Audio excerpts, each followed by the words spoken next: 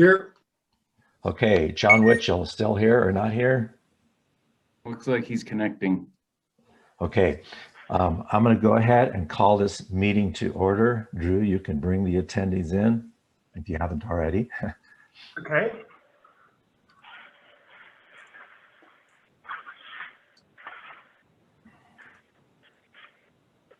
Hey, Britt, did you get my email about?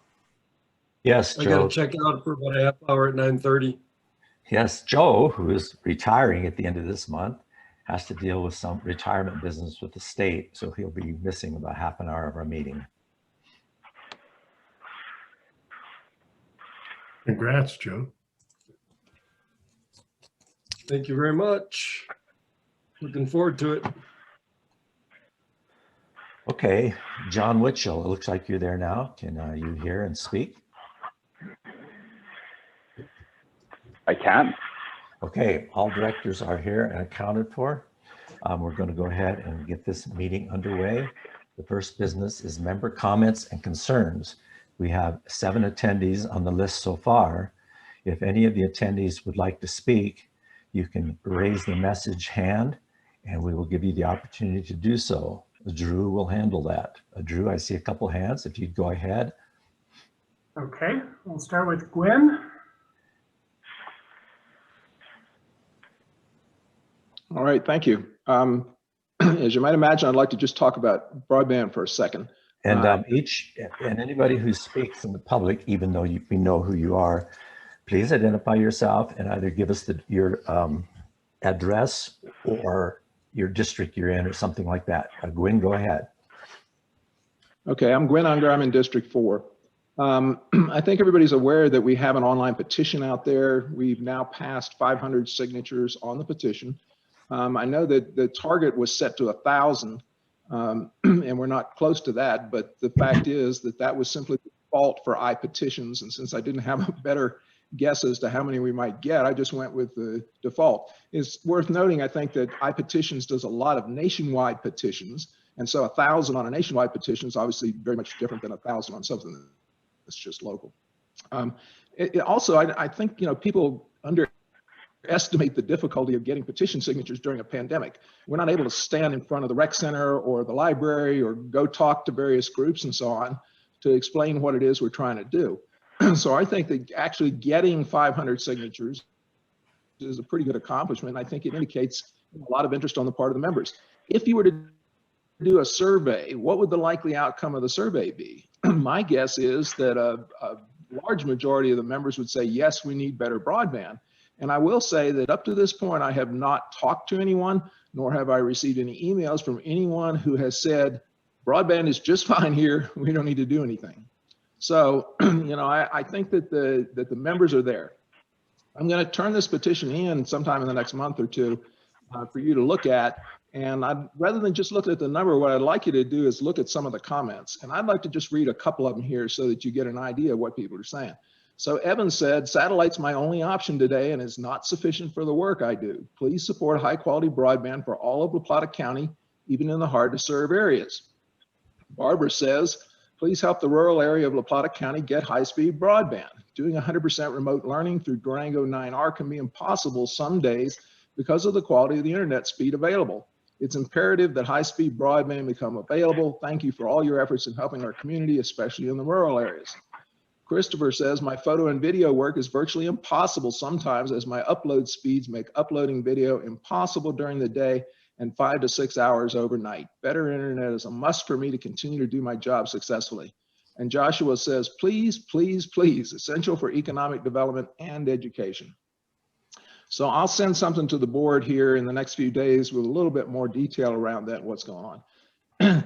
Then the question comes up of, does broadband make sense for LPEA? Isn't LPEA supposed to be an electric cooperative? Isn't that why it was formed? And clearly that's why it was formed. And obviously nobody in the 1930s and 40s anticipated that there would be a need for broadband in the 21st century. Did you know that there are roughly 658 telephone co-ops in the United States? So it's not just electric co-ops, there's also telephone co-ops, and they were formed for the same reason. The private market wasn't getting telephone service to people in the rural areas. So I think that, you know, this is something that that makes perfectly good sense in terms of serving LPEA's members.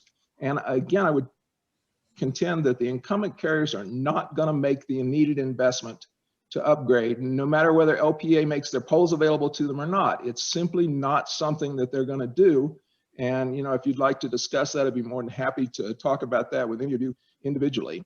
I think I made the case of Wilson, North Carolina. I think I told that story a little while ago. And the final thing is I've read a book recently called The Catalyst. And one of the things that the author talks about in there is the cost of doing nothing. And I apologize to people on the broadband committee, you've already heard this, but I thought it was worth saying to the board.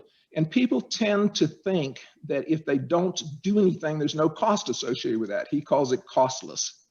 And so, you know, lots of times people say, well, I'm just not going to do something because, you know, I'm not sure about it and there's no cost to it. But there is, in fact, a big cost to this.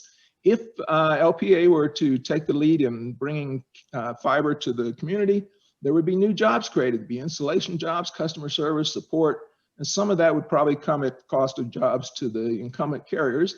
But still, I think there would be a net increase in jobs.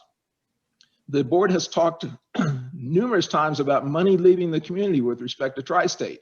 Well, the exact same thing is happening with broadband. That money that people are paying for broadband every month is leaving our community, whereas if LPEA were involved or Fast Track, it would stay here.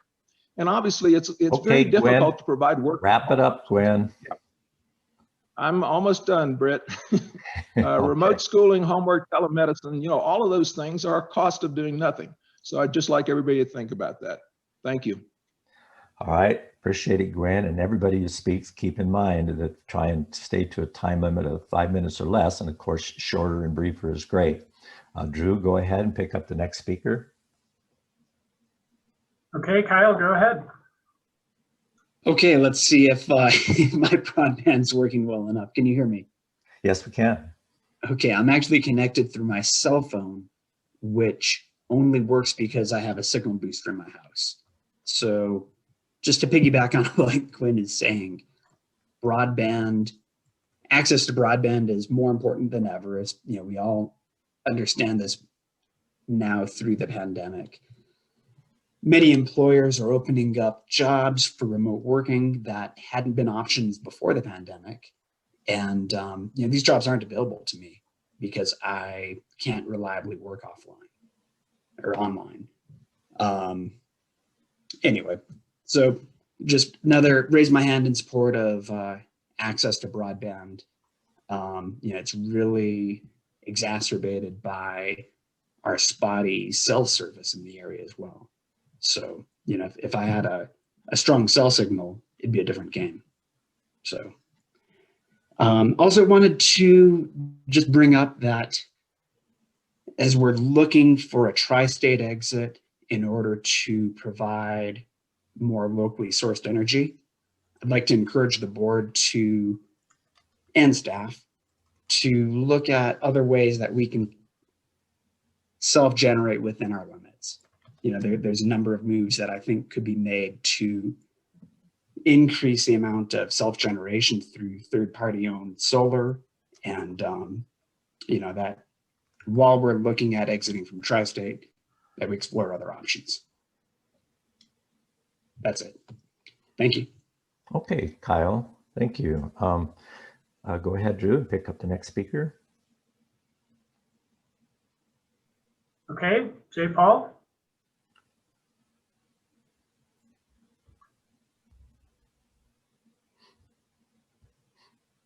We're not hearing Mr. Brown.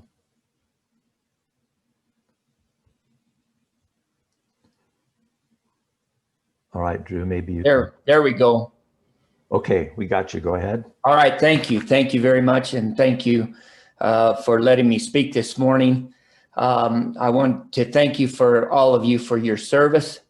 You know, you have a very, very important job. It's very, very important for us to have electricity. I am J. Paul Brown, served a little time in the Colorado legislature and as a county commissioner and school board member, but mainly I'm a rancher here in La Plata County, and electricity and affordable and reliable electricity is so important to us in agriculture. I have a letter here that I will read to you, and then I will bring copies of this to the office today so that it can be distributed. Dear La Plata Electric Association Board and Administration, I am writing this letter on behalf of the La Plata Archuleta County Farm Bureau Board of Directors and the majority of the 2,568 members of the La Plata and Archuleta County Farm Bureaus, which are also members and customers of La Plata Electric. Many of our members and their families have been here for generations prior to La Plata Electric and have provided easements for electric transmission lines at no cost to the company. As members, we are concerned with the current direction La Plata Electric is heading, leaving Tri-State and depending almost totally on so-called renewable energy. The power outages in California and Texas should open your eyes. Under Tri-State's contract, the La Plata Electric, with La Plata Electric, Tri-State has an obligation to provide 100% of the electricity needed for La Plata Electric. And for the past 30 years, Tri-State has provided excellent service at a reasonable price. Tri-State is taking a reasonable approach to include renewable energy at prices we don't think La Plata Electric can achieve. According to the Colorado Country Living magazine, July 2020, on May 4th, 2020, Tri-State provided an average of 46% renewable energy for the day, peaking at 58%. That is good and will get better. Based on what we know about the Kit Carson and Delta Montrose electric buyouts, they have been less than successful. According to Colorado Country Life, again, article February 2020, the average residential price for electricity in Colorado was 12.2 cents per kilowatt hour. For New Mexico, it was 12.7. For Kit Carson, the cost was 18.3 cents. That is a 50% increase over Colorado's rate. According to the Colorado Country Living magazine, again, January 2020, La Plata Electric was at 12.5 cents per kilowatt hour. Why do you want to take a chance of raising our costs like Kit Carson? Our members absolutely cannot afford that kind of increase. We are tired of the excuse that Kit Carson lost a large customer and that is the reason for their high rates. No, Kit Carson bought out Tri-State. That is the reason for the high rates. The Delta Montrose Electric bought out Tri-State because they wanted more renewable energy in their mix. According to Delta Montrose Electric employees, Delta Montrose is currently purchasing more coal energy than before. So much for more renewable energy. Delta Montrose has signed an open-ended short-term contract for buyouts that puts their members at risk. Right now, the risk for members of La Plata Electric is totally on Tri-State. Why in the world would you want to change that? Incidentally, I've had questions from many of our members. Why did La Plata Electric Board take Colorado Country Living magazine away from the members? I'd like to know that. We would like to know that. Another concern is the amount of time and money spent evaluating a Tri-State buyout when the board and management continue to say a decision has been made. We demand a full accounting of what— Okay, Paul, wrap it up. You have 6 minutes. Go ahead. We demand a full accounting of what was spent in 2017, 18, 19, and 20. The La Plata Electric Board is financially overextending the association, we feel, in the buyout of Tri-State, which might be upwards of $100 million. Based on past information, you know, Tri-State owes the membership $70 million, and we think that you're putting the entire co-op in jeopardy. Our members are genuinely concerned about the future of affordable and dependable electricity here in La Plata and Archuleta counties. We in agriculture are totally dependent on affordable and dependable electricity for food production. Decisions that you make today may not affect us as much as it will affect our children, grandchildren, and generations to come. Please put aside politics, put aside state, national, and international goals. Tri-State is on the right path to those goals. Think about our future. Is it really worth it to spend the hundreds of millions of dollars to move from dependable source of electricity to something that is a huge risk? Each of you will be held accountable for those decisions. Remember that. Sincerely, J. Paul Brown. Thank you very much for listening to me. All right. Coincidentally, I received email and was asked to read it related to what J. Paul spoke about this morning. So that was a kind of a good segue. This is from Luis Reyes, the Chief Executive Officer from Kit Carson. He asked me to read this. Good morning, all. Hope everyone is well. Kit Carson will hit our 100% solar goal by December 2nd, 2021, 225 days until 100% daytime solar. This project also has missed 15 megawatts of storage.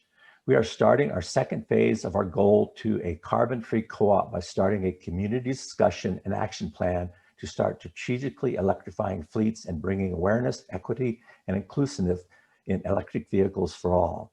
We start April 28th with a community meeting, and finally we are 15 months from paying off our exit fee, and then we will be able to substantially lower rates. That should happen June 30th, 2022. When we exited Tri-State, many thought we wouldn't make it happen or it could be impossible, but it could not be possible. Almost 5 years later, with Guzman's assistance, we are on our way to being the greenest, most affordable cooperative in the region. Hope this update helps pass on the good news. And I think at some point in the future, we probably ought to have a Kit Carson representative speak to us just so we can get more of the story for that. Okay, Drew, if you'd pick up the next speaker. And J. Paul, we will answer your letter when we receive it. We'll make sure eventually those answers get posted if they've not been answered already on our website, but we do have a place where there's frequently asked questions, but we will certainly answer your letter in detail. Thank you. Go ahead. Okay, Deborah.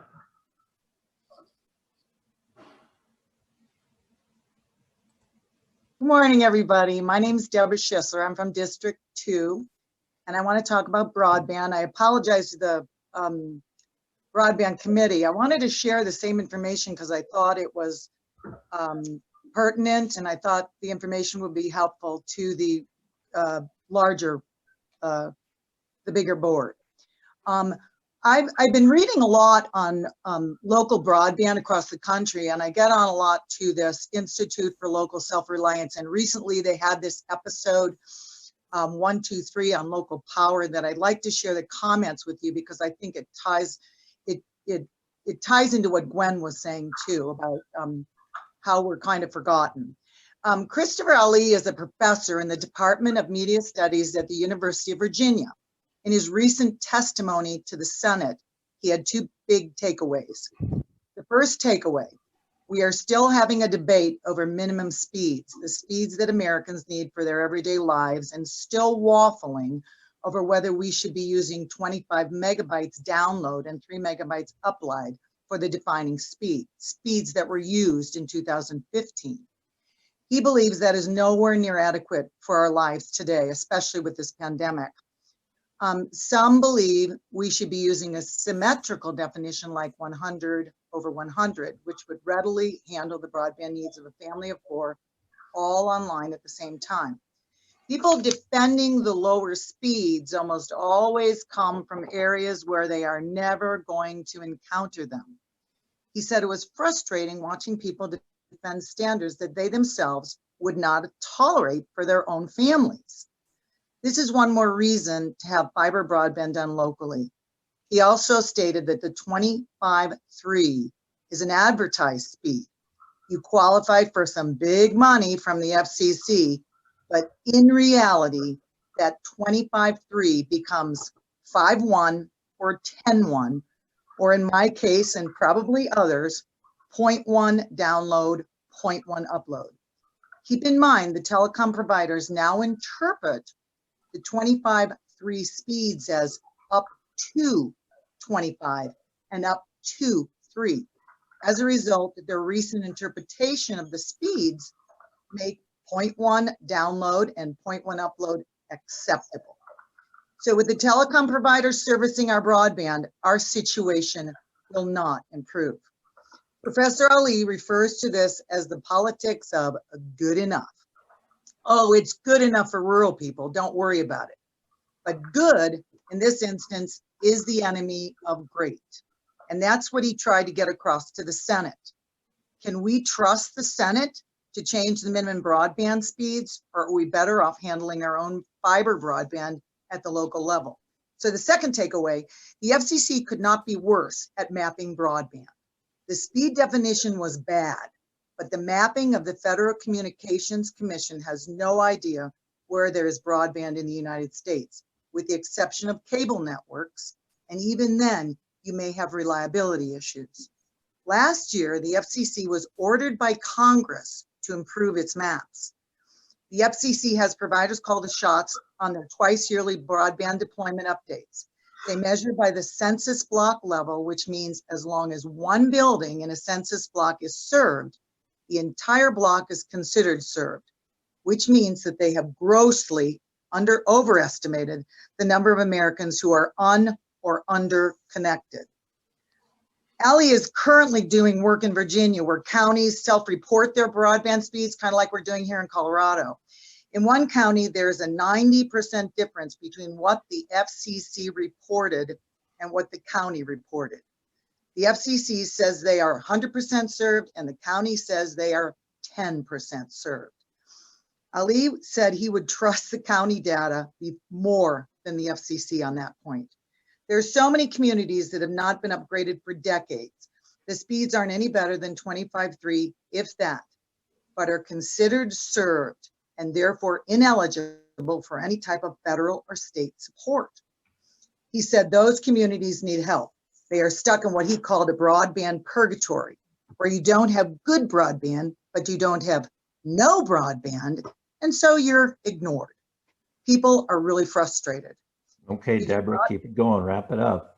Okay, if you've got a big provider, you don't know the owner of that network and you don't know who to contact for concerns or issues. If you have a local cooperative or a municipal broadband provider, the problems get resolved. And I'll go on to say, he just quotes that there's, the way they look at it is more, less a commodity, but more as a utility. And that's why he said, you'll hear me say over and over, it's the best, local broadband is the best. I did want to say that he stated that Congress is finally serious about funding broadband. In addition to the irregulators' money, there are 3 more funding opportunities available now, and I forwarded that information to the Broadband Committee. And also, due to awareness of their inadequate FCC and the inadequate FCC broadband mapping, communities are actually having success acquiring funding after they've been denied through appeal, because they're aware of what a mess the broadband mapping is being done on part of the FCC. So I think that's pretty helpful, and I think it really just piggybacks on what Gwen was sharing this morning, and that other gentleman, I think his name was Kevin maybe. So thank you so much for listening, you guys. I see you have a long day and I hope it goes well for you. Okay, thanks, Deborah. As you're aware, broadband certainly has come up a ton here recently, and it's something we'll continue to work on. Drew, go ahead. We've got another hand up. Okay, Elizabeth, go ahead. Hi, my name is Betsy Romier. I live in District 4. Pardon me, the new District 2, the part of District 4 that was moved to District 2. I want to speak in regard to broadband. I totally support what everybody else has said, but the one thing I haven't heard that is near and dear to me, because I am a retired nurse, is the quality of medical care that is not available in this part of the world. And the lack of reliable broadband makes it, for many of us, very, very difficult to get even medical care over the internet, because you can't have the reliable broadband to sit and have a face-to-face conversation with a physician or some medical care professional that perhaps practices in a different area, maybe Denver or Albuquerque or whatever. I feel sorry for the kiddos that, you know, have had to, and not just kiddos, you know, college students have had to get their educations over the internet. And that's just been very difficult for a lot of people. But at my age, living where I live, the medical part of it is weighing heavy on me. So if LPEA could see their way to getting involved in this, I for one, supported 1,000%. And I know there are a lot of other people that do too. That's all. Thank you for listening. Thank you, Betsy. I see Kirsten was paying pretty close attention to that. And I think the point you make about the medical help over such broadband is important. And I'll ask Kirsten to make sure she adds that to her list of things as points in favor of it. She thumbs up, so she's got it. Okay, anybody else?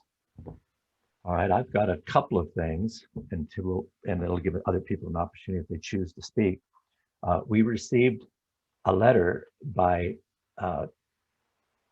Gary Lewin and Jude Terry that they asked me to read. I'm not going to read the whole thing. It was pretty long. I'll summarize it. We passed it on to the board, and we've since responded. But it was interesting because they had a couple problems that were going for them that both hit them. And I have a compromise solution I want to pass on to the board regarding that. First was their net metering. Last year in a compromise, the board decided that we were going to reduce what we pay for those who overgenerate from their own home use. But part of that compromise is then that we would then allow new installations to be up to 150% of the size, knowing what our strategic goal is for trying to add local renewable where we can under the 5%. That doesn't hit the 5%. The net metering is one place we could do that. That was part of that. But anyhow, they have a system that's been in for years and they've overgenerate, so then they were hit by that. In addition, they're opt-out customers from our smart metering program. And last year, we chose to create a new tariff to capture that rather than just doing it in our regulations. One thing we missed in that new tariff is that it's now being charged per meter. Before, they were paying per site, and they have 4 meters in all in 2 sites. So in a sense, they got doubled. So they got hit 2 ways and weren't happy about it. What I propose that we do, because the opt-out program does cost LPEA some money, you know, it's small in the total realm of things, but nonetheless, there's a cost there. And when we have to drive out and read their meters, and we don't make them completely pay for that cost, because it would be hard on a lot of them. We read those meters 4 times a year. This program has been in a successful program, the opt-out program, for several years now. I propose that we switch to reading the meters twice a year. That'll cut LPEA's losses in half, and it'll cut the costs for people like Lewins and Terry in half as well. Now, to accomplish that, I'll ask Brown, make sure that Tim makes a note of this. That'll be on the Finance and Audit Committee agenda. And I'll ask that Dan Huntington makes a note so that eventually it may be something that would be in our opt-out policy, that this would get addressed. I don't want it to get dropped. Are there any questions on that? Comments on that? Britt, is this public comment or what's happening? Yeah, this was member comment. Member asked to read a letter and asked for a response during the member stuff. We don't always do that, but in this case, I thought since they had It had been actually quite an ordeal to get this letter answered and to go back and forth with them. I wanted to address it during the member comment period. Okay. And finally, a member comment that is a bit personal, but I wanted to read it out anyway. 7 of my relatives, spanning 3 generations, live on our family ranch near Ignacio. Vaccinations have been widely available in Ignacio for a couple of months. 2 on the ranch chose to get vaccinated. Over the last 2 weeks, all of those who did not get vaccinated caught COVID. 2 are feeling better this week and are getting their auto body shop reopened after the significant financial hit of having to close it for 2 weeks, as they and most of their employees were sick. My niece, the youngest, went to urgent care yesterday afternoon for medical help. The oldest, my mother, died Sunday night. This pandemic has been long and we are all tired of it. With the vaccinations, we are finally seeing the light at the end of the tunnel, but we are still in the tunnel. Please continue to take care and please get a vaccination.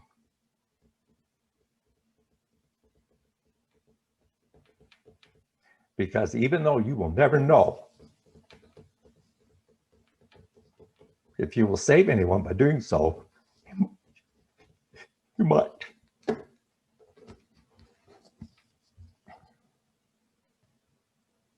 Thank you. Okay, any more questions? No more public comment. Let's move on. Britt, this is Graham. I believe we did have a oversight of voting on the agenda at the beginning. I think we should circle back to that. All right, I appreciate that. We have all received the agenda. I haven't heard that there were any changes to be made to it, but on the agenda, we have a specific time limit that we're going to have an executive meeting with our auditors at 10:30. And then we have another executive meeting when we talk with our attorney about what's going on with all the lawsuits at 1 p.m. Are there any other changes to the agenda that somebody would like to make? All right, I'm looking for a motion to approve the agenda. So moved by Kohler. Moved by Kohler, is there a second? I'll second this, Tim. Okay, any further discussion? All in favor of approving the agenda, please unmute and say aye at this time. Aye. Aye. Thanks. Any opposed or abstentions? No, agenda is approved. The next part that we do. Brett, Yes. just a quick comment on that, because I know just following up on the retreat, we'll have a retreat update later during report time, but just want to make a note here that we haven't had our debrief yet, but many of the comments regarding agendas and things we'll be sure to take into account. We just kind of, we're maybe 1 month staggered on that. So just want to make sure that's put in there. Thank you. Okay. Sue McWilliams, one of our new board members, has completed her NRECA Gold certification. So we need to acknowledge that, say thank you for the effort, Sue, and we'll look forward to you contributing to the board with what you have learned in that. Okay, yay. Thank you. You're welcome. Next, the consent board items. We have the approval of the board minutes, accepting new members, capital credit payment to estates, and monthly write-offs. We'll gather these together, and at this time, I'll look for a motion to approve the consent board items. So moved. Moved by Rachel. Kirsten, Seconded by Kirsten. Is there any discussion of the consent board items or any change noticed to the minutes? Nothing heard. All in favor of approving the motion, please unmute and say aye at this time. Aye. Aye. Any opposed? Abstain. Okay, the motion to approve the consent board items passed unanimously. We're now going on to CEO and staff reports. The first part of this is the division dashboard. I show that on page 29. Jessica, if you would go ahead and take over. Sure. Thank you, Brett. And Brett, staff and myself just wanted to send our thoughts and prayers and condolences to you and your family. We would like to do something for you. So just know that you're in our thoughts, and this is a really tough time, and all of us have been impacted personally. and we're all ready for it to be ending. But we appreciate you sharing this with us. Thank you. So, okay, I'm going to share my screen so the public can see our dashboard. And I will walk through this. Now, can everyone see this? Yes? Okay. Yep. Great. Okay, so this is our March 2021 dashboard and update. So I will move to the key performance indicators. The biggest item is we have green checks, all green checks. So we are good to go on this. Carl will give a financial in-depth review later, but we have met all of our year-to-date goals and year-to-date actuals on all items. Any questions on this page? And someone may have to tell me if there's a hand up because my computer screen doesn't show everybody. Okay. Moving down to March highlights. As we've discussed before, this is the North Star that we align our activities towards, that the board has helped us set. I'll move into executive report. We've had a really busy spring, so it was really hard to kind of pick some top items, but these really were the top items for March in regards to my work and the efforts that I'm taking. One of them is solar innovation. So as Britt mentioned, there's a lot of interest in solar from our members. We'd like to relook at our solar offering and our program to make sure that we're making it even and fair to all members, but also encouraging solar development in a positive way. So I was selected to participate in the Solar Energy Innovation Symposium with 100 people across the United States. So it was a very small group. It included think tanks like LPEA and NREL and Department of Energy, but it also included a lot of utilities, and in particular, a lot of co-ops. We're pretty lucky because Kit Carson is one of those innovative co-ops in the United States that's working on some great solar innovation with universities.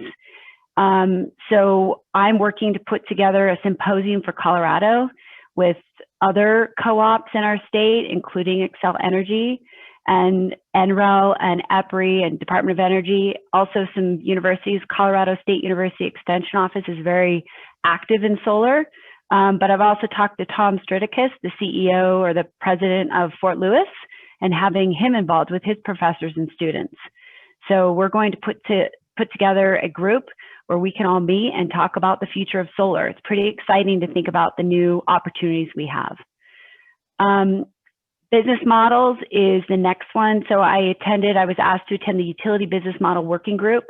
And that's also a small group of folks from EPRI. Grid Forward is a new consortium out of the West Coast. They're mostly Washington, Oregon, Idaho, Montana.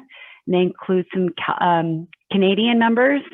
And this is a group of technical people that come together to think about distributed energy resources, so DERs, how better we can manage our grids with energy storage, even in hot water heaters, electric vehicles, and most importantly, how do we keep a grid that is stable, but also reduce carbon? So there's a lot of people working on this, and we're just using this as a think tank to gain information and knowledge and make connections. So that's really promising. Dan Harms and Dominic are involved as well in Grid Forward and some of these other groups. And again, the importance of making these connections and getting good ideas for how do we create a better business model going forward.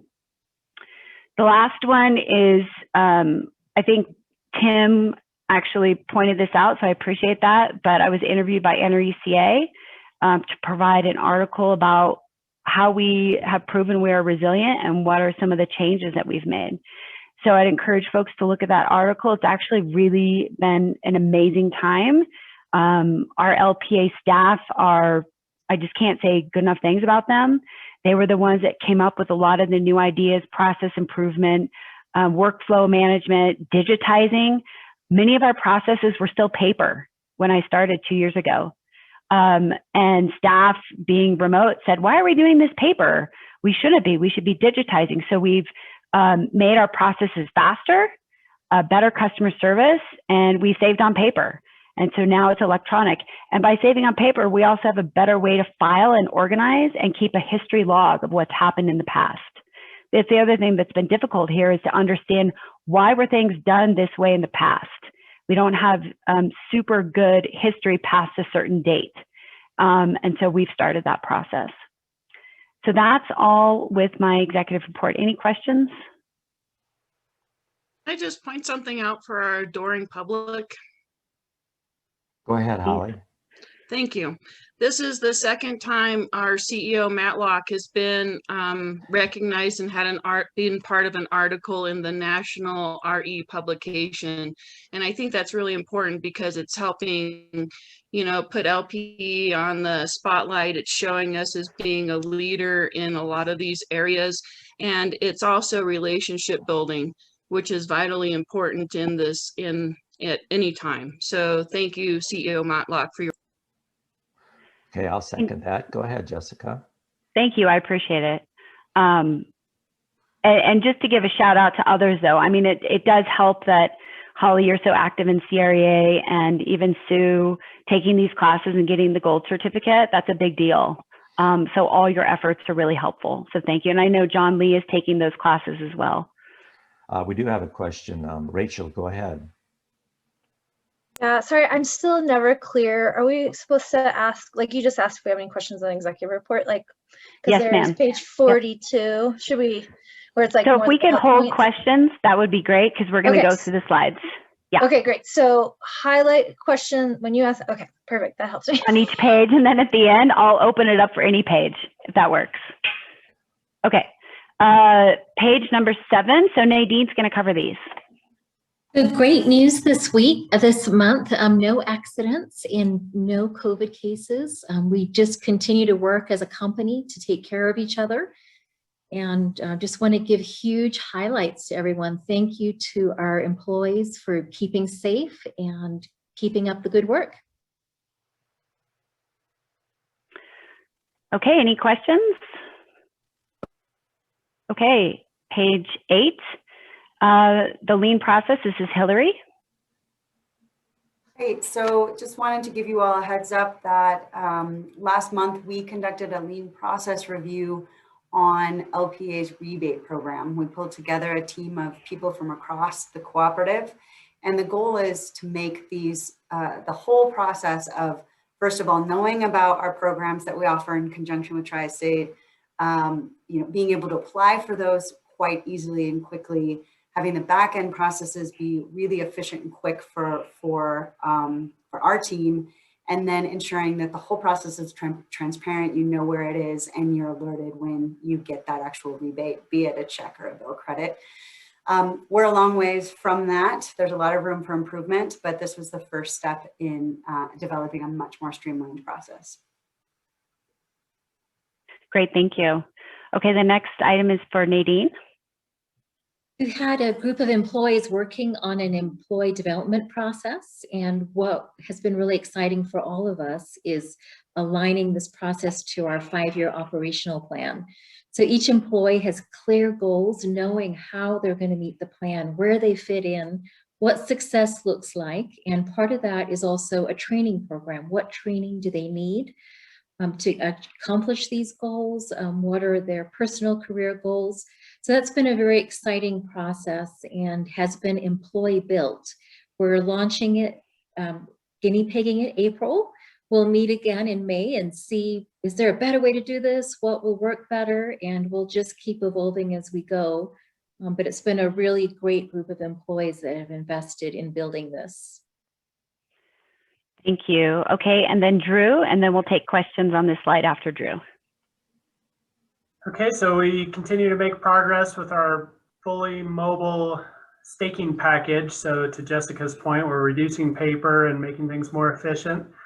Brad from our IT department got together with some of the staking engineers, and they went over this new field worker software on site to get some practical experience. So they were able to work together to kind of learn some tips and tricks. Also identified a few issues with the software because it is new software that needs you know, to be tweaked for our practices. And so we'll take that information and get back with GeoDigital and continue improving that software. So exciting stuff that's working out well.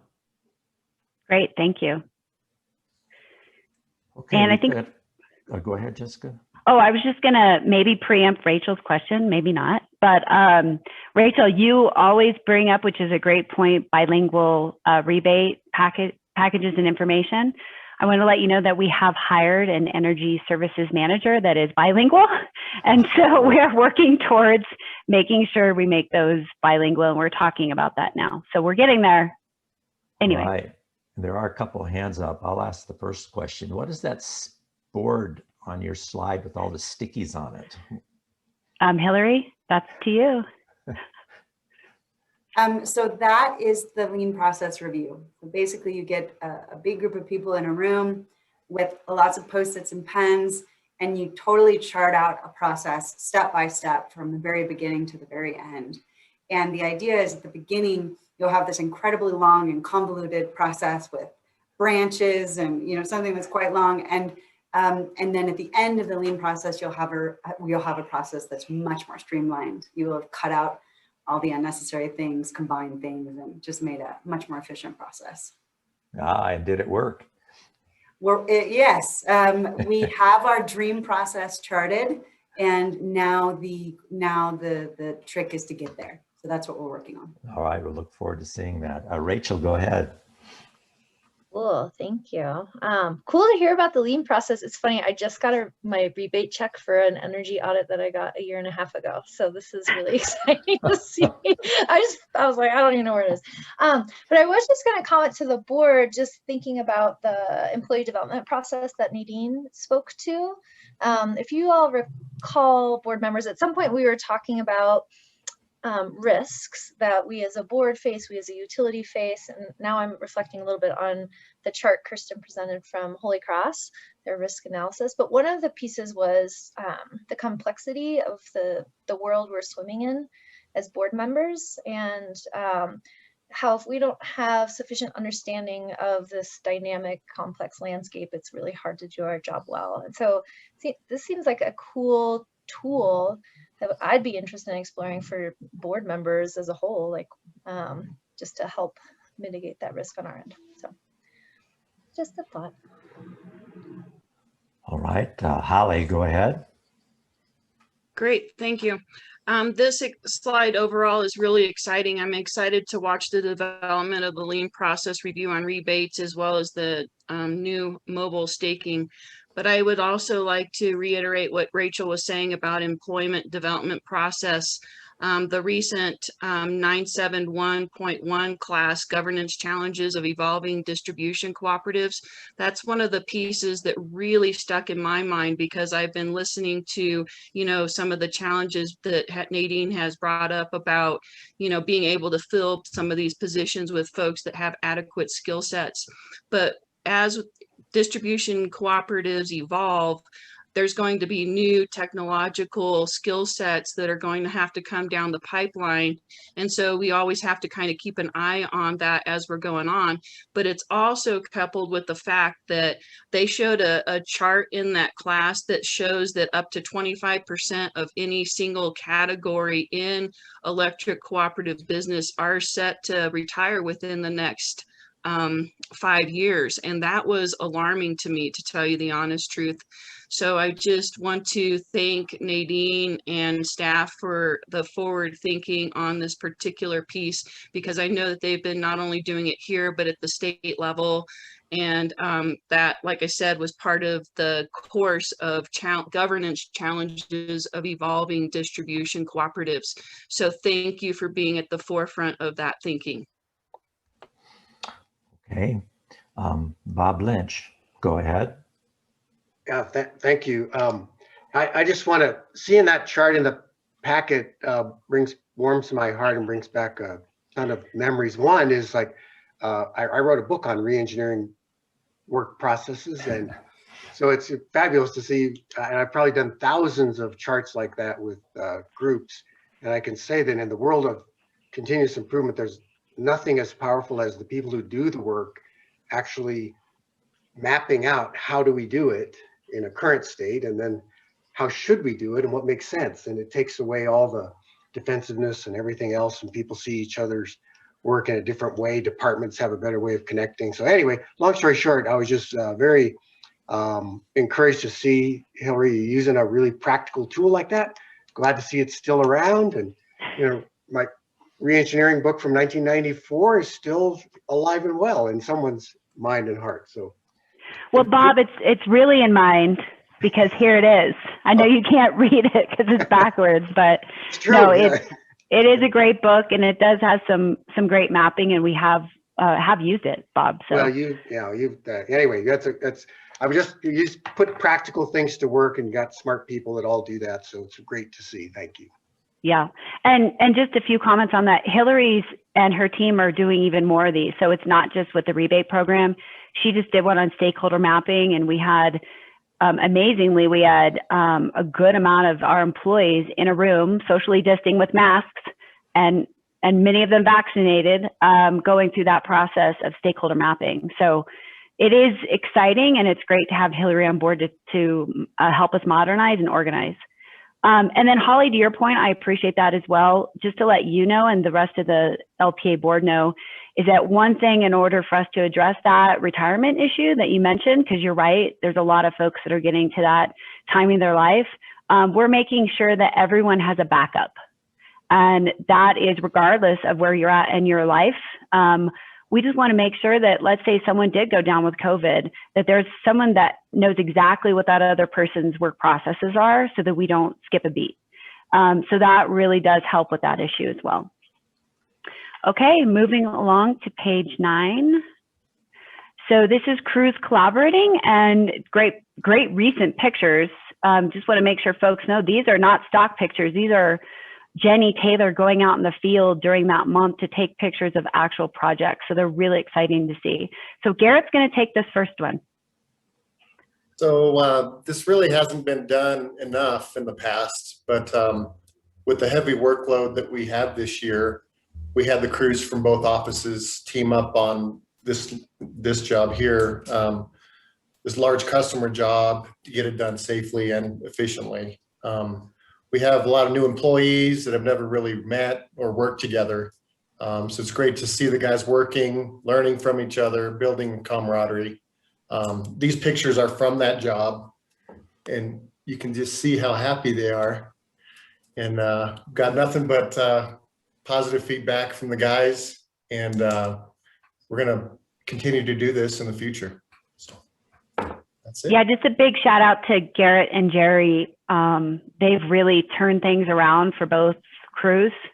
Like they said, some of them, I think I heard someone tell me they've been at the company for 20 years and have never met some of the folks in Pagosa. So we're bringing the guys together, and the camaraderie and partnership, and they do things differently. So it's even learning how each other does things. So really want to thank Jerry and Garrett. They're doing amazing. Okay, so then the last one on that item is Jerry. So a big part of our code of excellence is transparency. And with Hillary and her group on board, they have helped us reach that level of transparency when it comes to communication to the public. We're trying to inform them and have better information about our big capital work projects. And with her and her team, we've started a spot on our website with updates for these major projects. And I believe the more transparent we're going to be, then the better trust we're going to have between us and the consumers. So a huge shout out to Hillary and her group.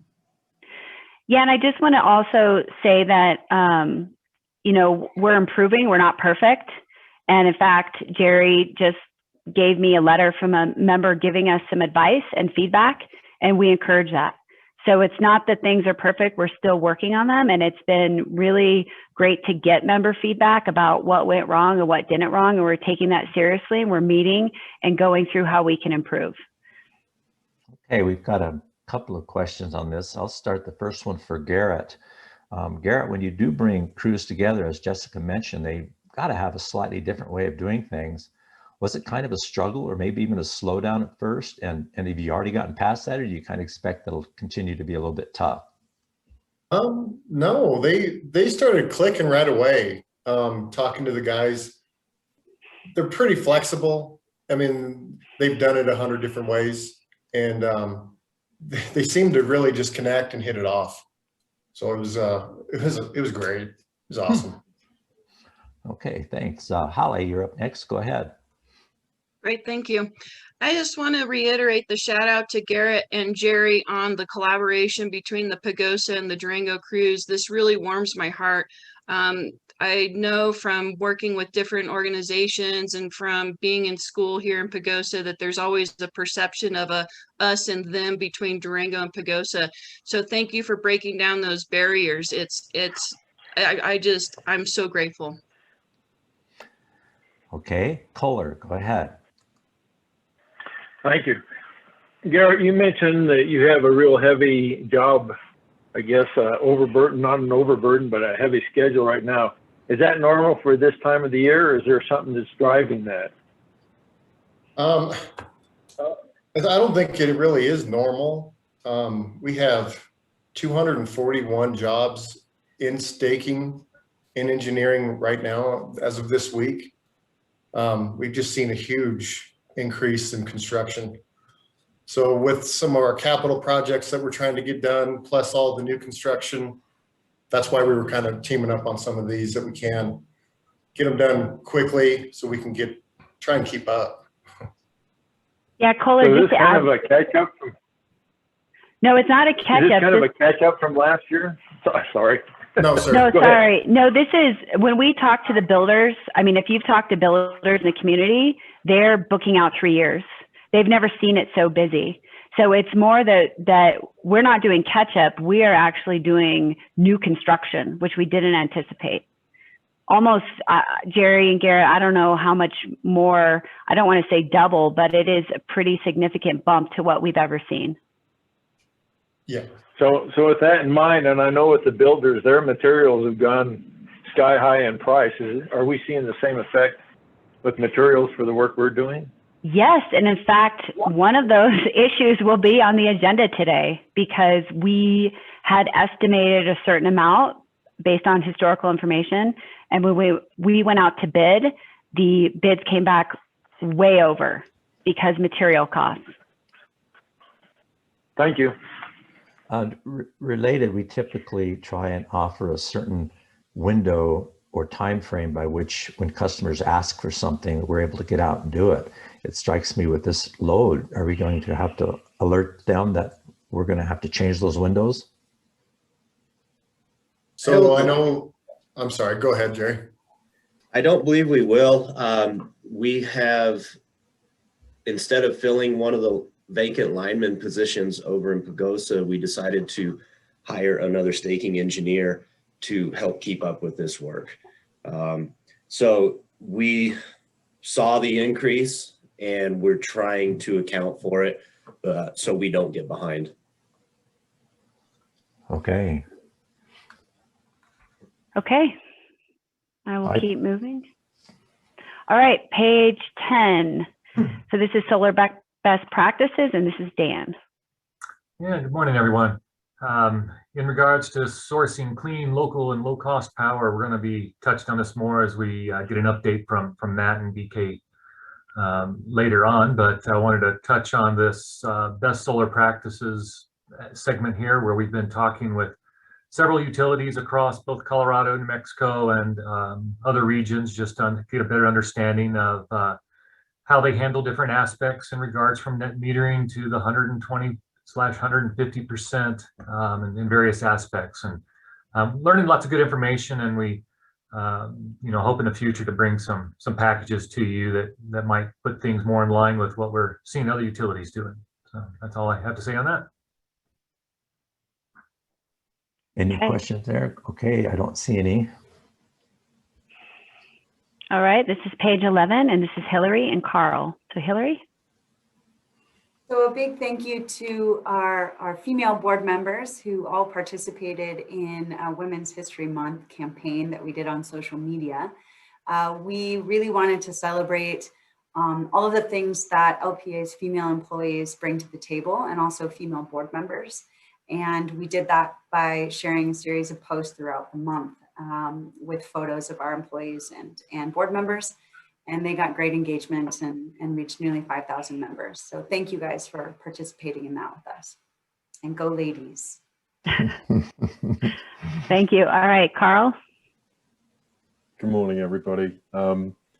As you know, you guys voted on the allocation of the reacquired capital credits. Those are capital credits which were retired and sent out in 2017, but 4 years later have not been claimed. So we apportion those to the scholarships, to Roundup, and as you know, we made the $50,000 donation to CERF, SURF, and I saw that is being utilized to help out members in both La Plata and Archuleta counties. So just really an update that what you voted on has happened, and those funds have been allocated, and in some cases have been sent to where they are meant to go.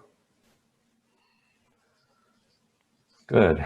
Always good to see the money move around when it's not claimed. And Carl, do you happen to have off the top of your head a rough estimate for what percentage of our capital credits do go unclaimed? Does it vary a great deal each year, or is it usually about the same? It's fairly consistent, somewhere around 8 or 9%. Okay, thank you. I'm not seeing any more questions on this page. All right, this is page 12, and we'll start off with Hillary again.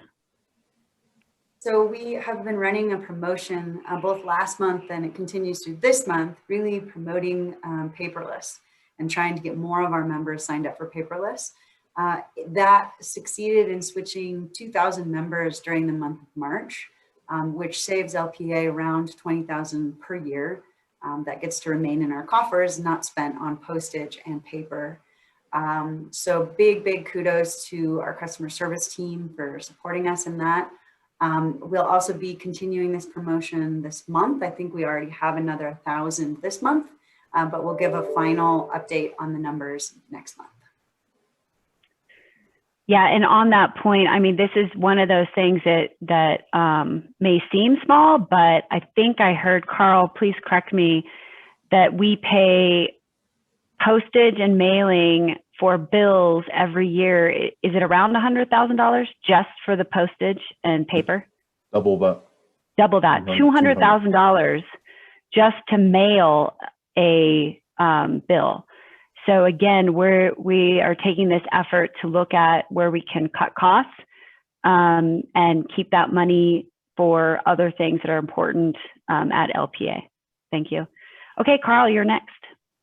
Yeah, you'll see later in the meeting, we have a resolution for you guys. It's basically one that CFC put together because everything they do needs a resolution, but that's fine. We are looking at increasing our credit card security. As you know, we as managers and some of our other staff members also have corporate credit cards, and we want to make sure that they're only used when they should be and that we are not vulnerable to any fraud. So we have looked into some various options, and there is one which is actually administered by a US bank, but CFC provide the kind of credit backing to it. And it's a really great system in that every time someone uses their LPEA credit card, they will get an alert on their phone saying this was spent. And obviously that ensures that if you see something, well, I didn't do that, you can get on it straight away rather than waiting to see a statement or receiving a letter, which is what currently happens. You're notified straight away. The other element to that is that person will then say, yes, this is what it was for, add the bookkeeping element to it in terms of, yes, this was training, this was travel, etc. and it automates the processing. So this will enable us to, it enhances security and also enhances the efficiency of our processing. So please Okay. pass the resolution. I'm not seeing any questions here, so you can move on. Okay, page 13, and we'll start with Drew.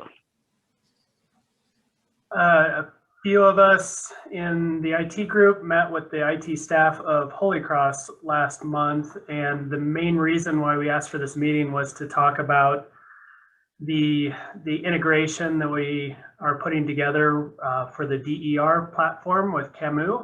They're a little bit further down the road than we are, and so we wanted to talk to them about how things are going and you know what maybe gotchas and best practices they're putting together. And it was a really great conversation, and we kind of geeked out on some other IT stuff and talked about getting together periodically to share our success stories and just kind of help each other grow with that platform and other things. So great partnership. All right, thank you, Drew. And the next two are Dan's. Yeah, a couple of exciting bits of information to pass along here. First, the EV readiness plan that LPEA has been partnering with the city of Durango to complete over the last several months is complete at this point. We'll be reviewing that with LPEA staff coming up here in early May, and maybe have some exciting bullet points to share with you. That'll be a lot of that plan will be made public, and we'll be able to look at that and reap the benefits. Very good actionable items that came out of this that we'll be looking at that are aimed directly at us and the community as well. So this is a good plan that we're looking forward to working with. Then second part is the beneficial electrification team here at LaPlata Electric applied for a $50,000 beneficial electrification grant. There's a group outfit called the Beneficial Electrification League that we are a part of, and that's what the group that's proposing this grant. I hope our odds are good on this, but we're proposing to retrofit some income qualified homes with heat pump water heaters and heat pump space heating, reducing their energy bills. And this will really help us as well to determine the expense that goes into putting in an installation such as this, and what kind of rebates we can put out there to offset those costs to make it a no-brainer for our members to move forward with. So those are my two highlights there. Okay, we've got a few questions on these, and I'll lead it off for Drew. Drew, are there any other tri-state co-ops that you're aware of that are using that DER platform? There are. Dan, do you know who else is using that? Dan, you're muted. There's another co-op that used to be a tri-state member that's using this platform. Kit Carson. Okay, so I think it's great how you reach out and share that, and whether they're tri-state members or not, and anybody to continue doing that and advise us if when you have those meetings. I love it when the co-ops can work together, because it, I think, always eliminates some problems that would happen otherwise. So I appreciate that effort. And the other question I had was on that, Dan, on the beneficial electrification grant. Is there any time frame by which you would be notified? Oh, there is. I don't recall it off the top of my head. I'd have to ping Dominic on that one. He's Dominic and John are leading that up. So I can ask them and find out for you. Okay, thanks. Tim, go ahead. Thanks, Dan. Two questions. One, the DER implementation, right, would potentially result in sort of perhaps a peak load shaving and things like that, as well as other potential economic benefits to the co-op. I'm just wondering if, kind of following up on Britt's question, has Tri-State formulated a policy to claw back money from us yet on that? Or No, I don't have anything like that. I mean, we've been doing it for decades with time of use ETS. controlling electric vehicles already. We just haven't had a software platform to help us with it. All right, that's good news. The EV readiness plan, I think it would be, my understanding is that's a draft that's been completed. It's not a final thing until the people who are involved with that are signed off on it. Is that correct, or do you think it's? It's very, very close. I know we've submitted, final comments on that, but it is very near completion there. All right, but it is still a draft at this point. I believe so. All right, thanks. Okay, Kohler, go ahead. Thank you. This morning when I went to the gym, I pulled up and there was one of the tri-state beneficial electrification Teslas that they loan out to the co-ops. And when I went in the gym, I talked to one of the linemen, and he was, boy, I tell you, he was so excited about that car. I think he could have sold probably 15 of them on the spot to different people. And I asked him, is it available to the members? I know some co-ops let members come out and try that, and I think that's been a pretty successful program. Is LPEA considering doing that for beneficial electrification as far as letting the members use some of these Tesla loaners? Yeah. So Kohler, I'll jump in here. We limited it to employees only because of COVID concerns. So cannot do that right now, but I already talked to Tri-State just to commend them on that program and stay participating. So they're actually thinking about buying a EV truck. And so that would be the next iteration. So once we reduce concerns with COVID, then we can open it up to the membership. But what we've talked about in the past is more of a EV drive. What is it? Ride and drive, Dan? Ride and drive. Where we coordinate with the county and the city and Core and the different groups who build these EVs to bring them in and have a bigger event. So yes, that's definitely in the works. Thank you. Okay, And there Hallie. are local ride and drive events, I should just mention, on May 15th and on June 2nd that we are participating in. So there are already some ride and drive events scheduled. Mm-hmm. Okay, Hallie, go ahead. Great, thank you. On this slide, all three of these points, the DER, the EV readiness, and beneficial electrification were all points made in that 971 governance challenges of evolving distribution cooperatives. So I know I've mentioned this before, that's a great course, but it also comes down to thank you staff for being forward thinking about what we need to do to prepare for the future. Super excited about that. And I just want to thank staff as well they had a beneficial electrification webinar last night. And I'm not sure what the numbers are that attended that, but I enjoyed watching it from the outside, and I really appreciate that you guys came out on a Tuesday night to do that. So thank you so much. Sue McWilliams, go ahead. Thanks. I'm having issues with my computer today after my Microsoft update. So hopefully it'll work today. But my question was with the grant that we've applied for, will we be working in conjunction with another entity if we get that grant? And if so, who would that be? Yeah, I mentioned the Beneficial Electrification League would be the offerer of that grant, but once the grant's approved, it would be us responsible for the implementation. We're looking at it. I think the proposal is to go in. I mean, we aren't going to be physically installing the equipment, so we'll work with contractors to go in there, do a one-touch type of thing, do an audit, and the implementation of the measures, in one fell swoop there. Thank you. Rachel, go ahead. Yeah, I guess kind of along the lines of what Sue was just asking. I'm curious if there are any community partners you'd be working on to ensure like program delivery in a way that matches client needs.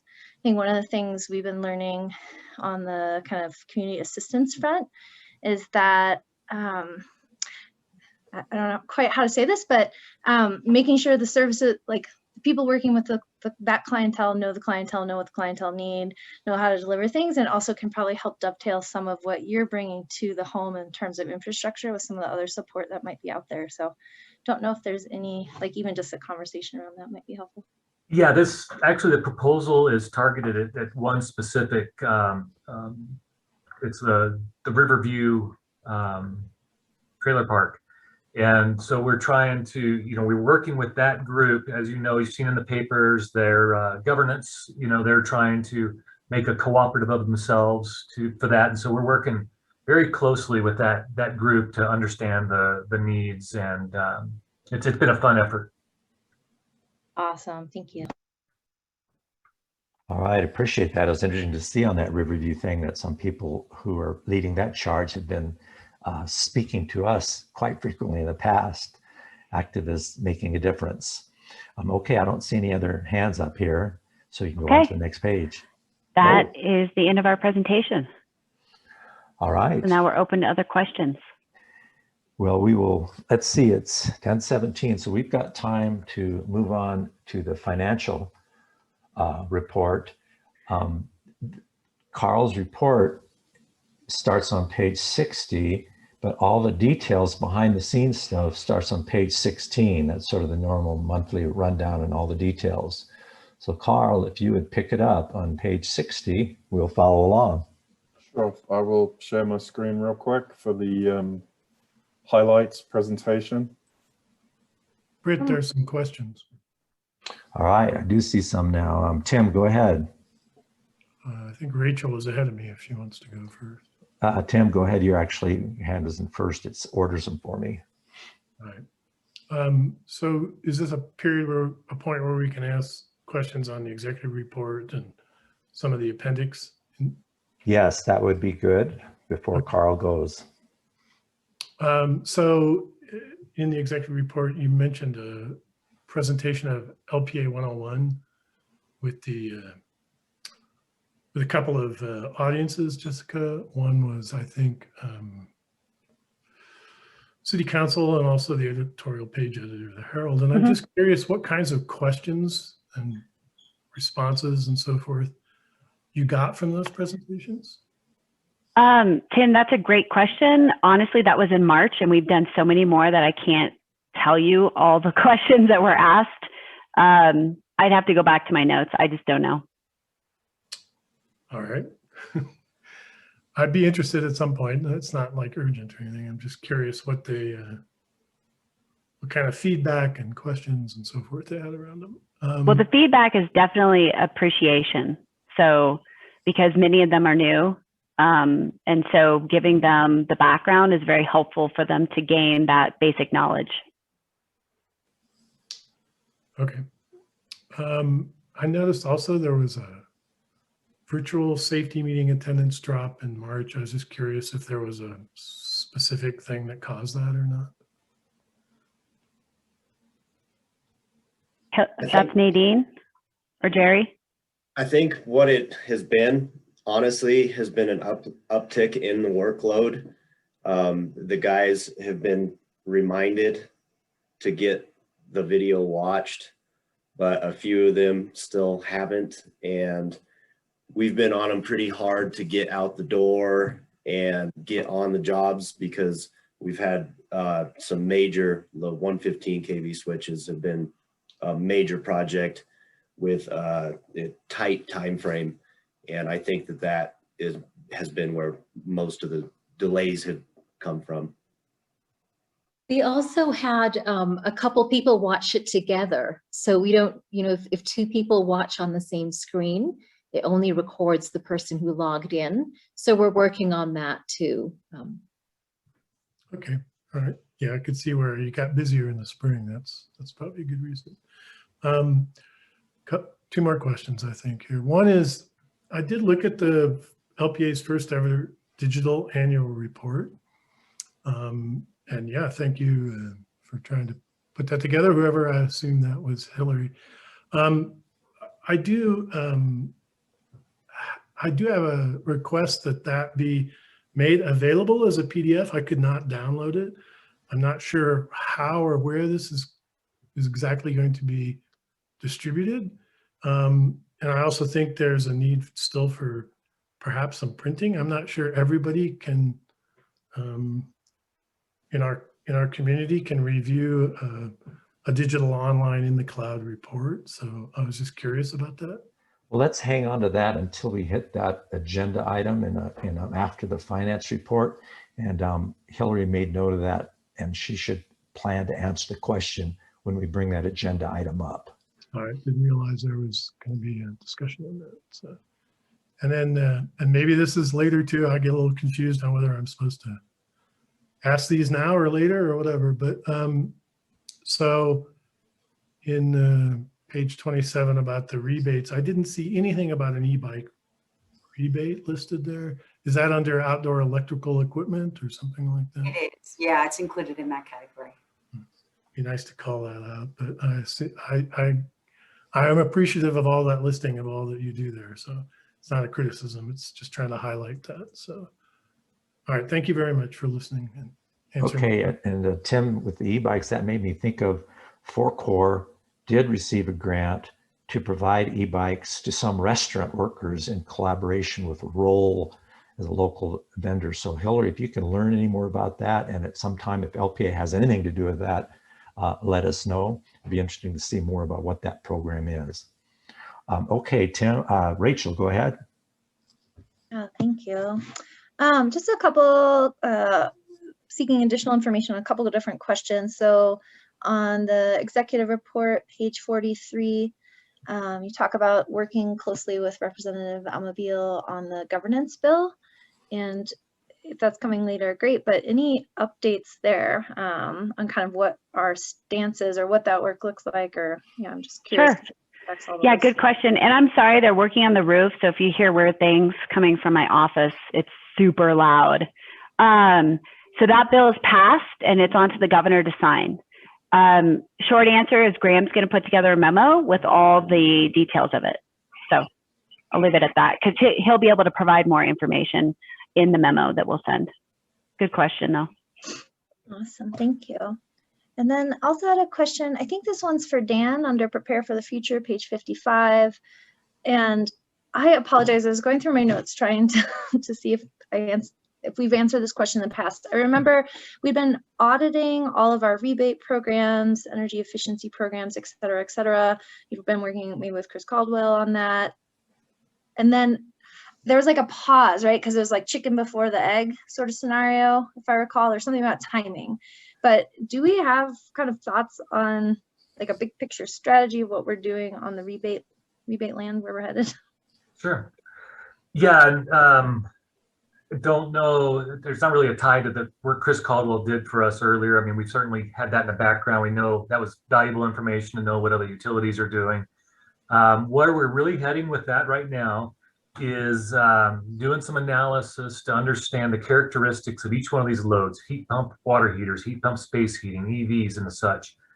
Determining how much that adds to LPA's gross margin. Okay, so those beneficial electrification efforts bolster our margins by X amount. And then determining what kind of rebate can we offer so that LPA still comes out, maybe pays off that rebate in a relatively short term. And hopefully that rebate then is something that makes it like that no-brainer decision for a member to go forward with that. And I'm hoping that we get that kind of crossover. So we have some meetings coming up. I've got a couple of staff members working diligently on that and trying to make all that add up. And I suppose will that be something we see once you guys kind of package it up? Absolutely. Awesome, thank you. And then one last one, again, just similar vein of just making sure I don't lose track of things. Hillary, because I saw it really exciting, you all picked the pollster you're working with for the employee survey. Can you remind me when, or if it's on the radar yet, for doing a deep membership dive and building out that survey instrument? Yes, so I am in the process right now of talking with 3 different vendors. All of them are very familiar and embedded in the cooperative sphere, so they will be able to have access to all of the comparative data that we need. We've used NRECA in the past. They're one of the vendors we're speaking with, but I really want to see what else is out there as well. The idea is that we'll be going to a biannual survey, so we'll do one this year and then again in 2023 and again in 25 as a cap to our 5-year plan. There are certain questions that we absolutely need to ask so that we have that baseline data, but we'll be working with whoever we choose to develop a robust survey that doesn't overwhelm our members at the same time. Awesome. And I'm just also curious in that process, I know the board has expressed interest, Sue's said this, brought this forward a lot. Just from the strategic side of member relations, if there'll be a chance to input, not wordsmithing or something like that, but just here are some of the things we'd be really interested to know, so you can kind of weave that into the grand vision of where that fits, if it can be captured in the survey, if we need to get it somewhere else. Yeah, and I had a note because I know that that's come up several times in the past, and Sue's expressed interest in being involved in that. So I'll have a conversation with Jessica about how best to get you guys involved in that process. Okay, we need to take a schedule check here, and I've got Sue and Joe and Holly with questions, but we're going to have to hold your questions until after break.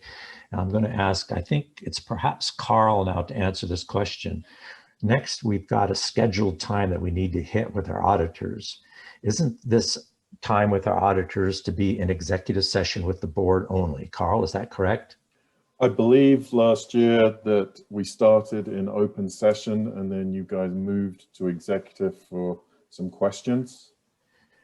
So that's kind of what I have prepped Tammy for, who I can see has just joined us. So.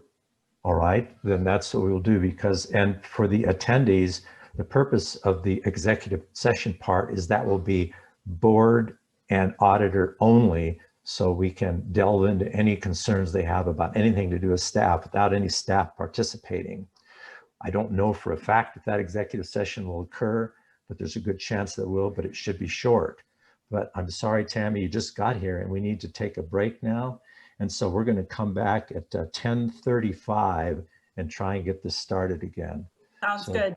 Drew, if you would put us on a break, we'll be back in about 7 or 8 minutes. Thank you.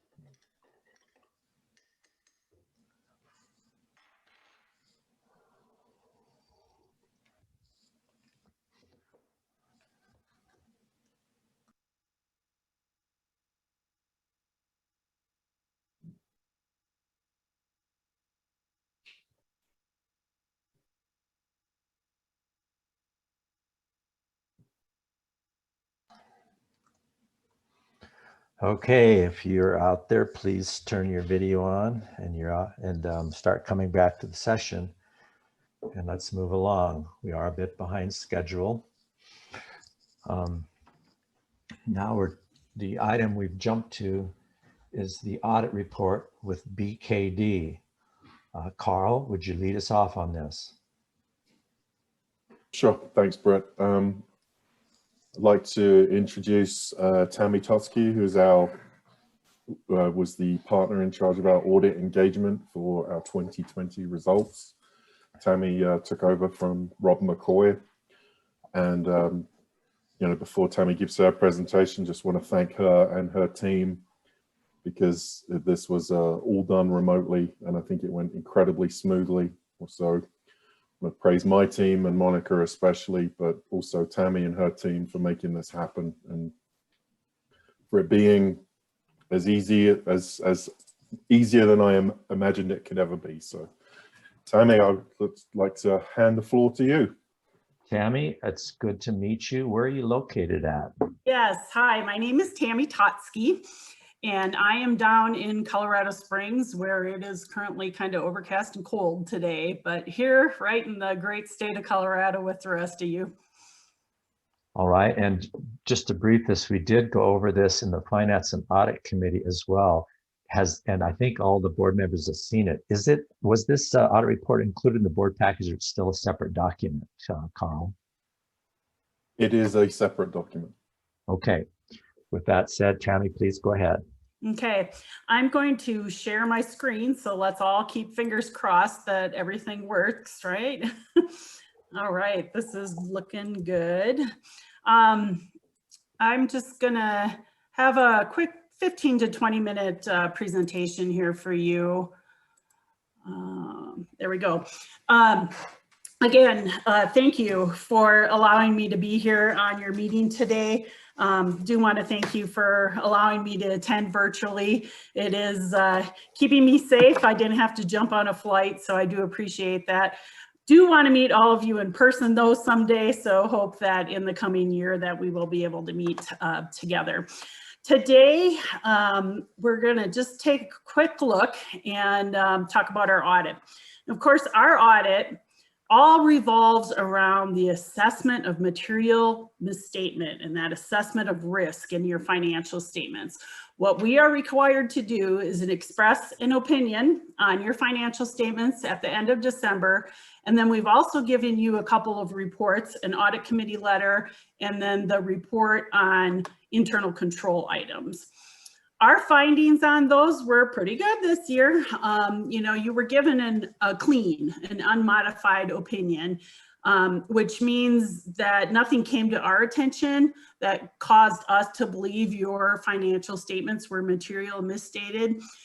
When you look at that report, you'll see a paragraph in there that does say we rely on another auditor for your investments in Fast Track, and they separately do that audit. So that's a normal paragraph when we're relying on someone else's work, but in no way does that hinder, your clean opinion. We also had no findings in that internal control letter that needs to be brought to the attention of those charged with governance, the board of directors. A lot of times we look in there for things, and we have to space this with the size of your company. I know on a lot of smaller companies, you could see findings such as segregation of duties. And what I mean by that is, we're all operating in a smaller area than some Fortune 500 entity. And so maybe we don't have that one person that goes and picks up the mail, and then somebody else opens it, and somebody else counts the cash, and somebody else records the cash. But in your instances, we saw that there were direct lines of segregation within your firm. And so, those are items that we thought were working well. From our audit standpoint, in your records, nothing really came to our attention that caused an audit adjustment required and prompted by us. We did include some client true-ups that were prepared along the way. And what I mean by that is, we started our audit at the end of January. We finished around the end of March, early April. Within that time frame, estimates can change. And a good example of that is Tri-State. You know, we never have that final adjustment for capital credits from them, you know, right at the end of the year. So there were some true ups such as that prepared by Monica and Carl that we evaluated and posted to the financial statements for the year end. There also weren't any past adjustments. And what I mean by that is, you know, say I see something and it's small. Let's just call it a $5,000 change. You know, that's not material to your financial statements, but it is something that we would discuss and, you know, bring to everyone's attention. We didn't run into any kind of matters that way that needed to be posted as a past adjustment either. So for the remainder of my presentation, I just want to give you some highlights on, you know, what I call the big 5 or 6 items that are always included in your audit report. And then I do have a slide for just some areas of discussion for you to ponder and think about. Here's your cash position. You know, I think you'll see that it varies from year to year, but still really strong positions. I think our lowest year was in 2017 when we had about 10.9 million. And in 2019, we had over 15 million, but, you know, just a real strong cash and cash equivalent position. Plant additions seem to kind of be almost on just a straight line. We have a little bit of up and down. 17, we only had 8 million that we put in, and the year before was probably the highest in 2016. But if you look at this bubble, you know, the averages come out to be about 10.8 million that you're putting back into plant every year. So that's a hefty price tag. It's something that you should be proud of. You know, to me, that means you're investing in your cooperative and you're trying to bring the best and greatest services to the members of your community. So a lot of money going there. Debt, that's another one that people look at. And I think when you look at a cooperative in the utilities industry, a lot of people tend to think, geez, we got a lot of debt. But it's just part of the business. And you can see from this slide that it is continually decreasing. We didn't draw down any new debt this year. We are expecting that the estimated payments for probably the next 5 years are going to hover right around that $5.5 million. So, you know, we would expect this to continue to decline, but, you know, that's part of the reason we have to have that cash balance that we have, is because there are some expected payments that are going to come due on these notes. Another one that I thought was kind of funny was this capital credit refunds. You know, we got peaks and valleys and they're up and down, but another proud point for La Plata, you know, you guys are giving back $3 million back to your customers, and that's no small number. It's something to be proud of. That's going to vary, of course, by what the board decides to allocate every year. It's going to be based partially on the revenues and expenses of the company, but, you know, you'll see what your approval of allocations does. Sometimes it's high, sometimes it's low, but, you know, still good, solid annual return of capital credits to your people. This is a revenues graph, and you know, when I pulled it up, I was like, good, continual decline. Oh my gosh, what happened in 2020? And I think 2.4% of that revenue was related to your electric revenue, and it did go down. If I have to be nitpicky and try to find a place where maybe COVID had an effect here, this is probably it. Your residential and irrigation revenues were up. That, you know, that makes sense. Maybe it's dry, warm summer. But then we had, you know, more people at home needing their lights on during all hours of the day and internet running because they were home with kids or trying to do school or trying to do work. And so that part of the revenue increased, but what decreased was your business and industry revenues, you know, and that has to be related partially to the shutdowns that occurred. So, you know, we're seeing that increase, but a little drop in 2020. Same is true of our expenses. Whoops, You'll see that they were increasing year to year, and then it did take a big drop in 2020. Of course, that all relates back directly to the cost of power. Cost of power was down about 5.8% for 2020, and that had a direct effect on your total operating expenses. So when I get to this screen where I show you net margins, holy cow, it looks like we're all over the place. But there's a lot of information in there and a lot of things that skew this graph. And I think my point here is for somebody that's just looking at that bottom line number, you know, they're going to say, oh, they went up, oh, they went down, oh, they're coming back up. But what you as board members and your people and readers need to be aware of is that there's a lot going on in there. In 2020, which we'll talk about on the next slide, we had a PPP loan that got forgiven, and it is included in your revenue for 2020. You know, that was 1.9 million. If I were to back that out, your net margins for 2020 would be about 5.8% instead of this, you know, 7 million that we're showing on this graph. So that increase from 19 to 20 might not have been as drastic. I think the other reasons we have these up and downs occurring in here can directly relate to your capital credit allocations that you get from other cooperatives such as Tri-State. You know, some days or some years they're high, $4 million. Some years they're low, only $1 million.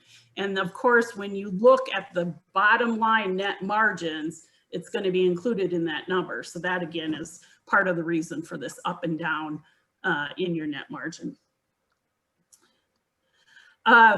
Just real briefly, you did get that Paycheck Protection Program loan, PPP loan. It's part of the CARES Act, the stimulus funding that was put in place to help with COVID. It provided loans for qualifying businesses, and you could get up to 2.5 times your average monthly payroll expenses. La Plata did qualify for a $1.9 million loan. It was granted in May of 2020. And you had the opportunity to get forgiveness for up to 24 weeks of payroll. And, you know, we assisted Carl and Monica looking at those options, and I'm happy to report that 100% of that loan was forgiven. So, you know, good job on keeping up with the times, really looking, you know, is this something that we need? Is this something that we want? And is it possible for us to get this money and then get it forgiven at the same time? One thing you should note is that they are cracking down and really reviewing people who have over $2 million. So awesome for staying under that number. One thing I also want to just touch on briefly, we have been talking about this for what seems to be 4 years. There is a new leasing standard coming out, and it is going to take effect for years after December 15th, 2021. And so for you, that means on my financial statements for December 31st, 2022 is when I'm going to see this new standard hit. And it's important that you think now, what are we leasing? What kind of agreements do we have with people? Because it's going to come down to written contracts that are more than a year with a fixed payment. And if those items are applicable to you, this is going to affect you. And we're seeing it in the utilities affect in various ways. And so let me give you the most basic example I can think of. If I lease a vehicle and it's a $500 a month payment and I'm not going to buy it at the end, and so it really is truly just some operating lease, I expense this $500 payment every year. What this new standard is saying is they're going to want you to put that $50,000 truck on your asset side of your balance sheet as an asset that you are using. And then the full amount of that payment, what I have to pay for that truck, is going to be recorded on your liabilities as a payable or, you know, a lease. And so it gets kind of like capital leasing standards that are in effect right now. But the reason I point it out is because if you have enough of those, it could tend to skew some ratios and debt covenants, and it's just something to be aware of. And so I think we do have the time to look at that stuff and get it in place now.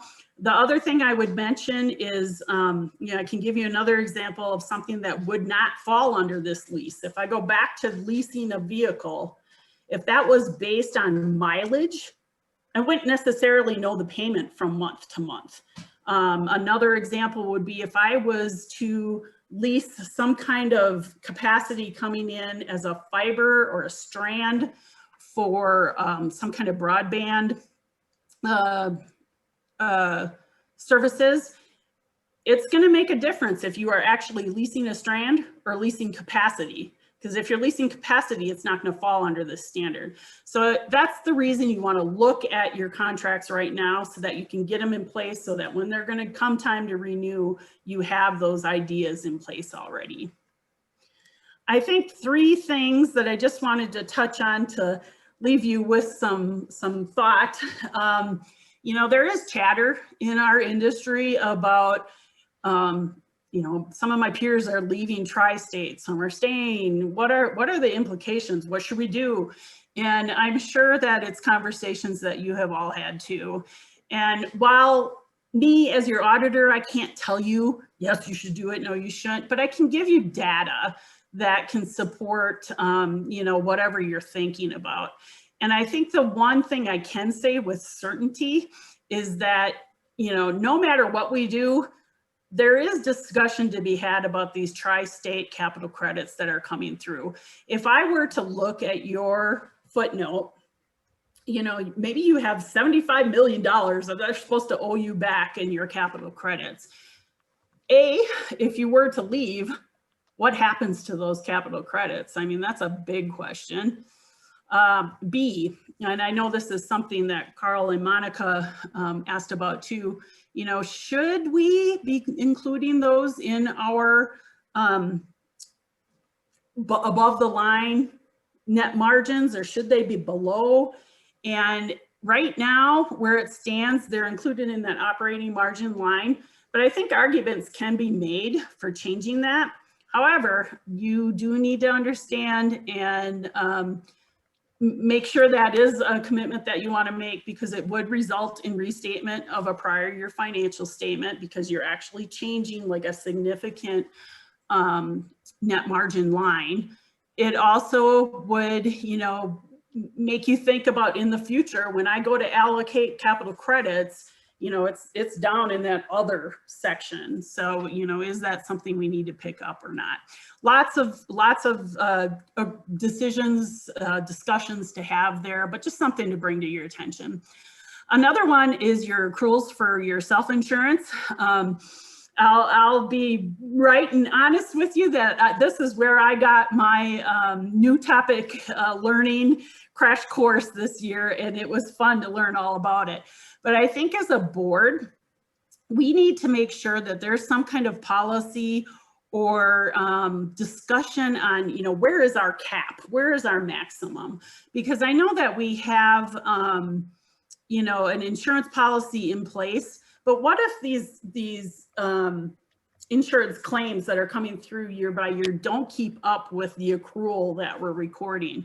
That means you're always adding to this figure. And so, is there a cap on how high we think that should be?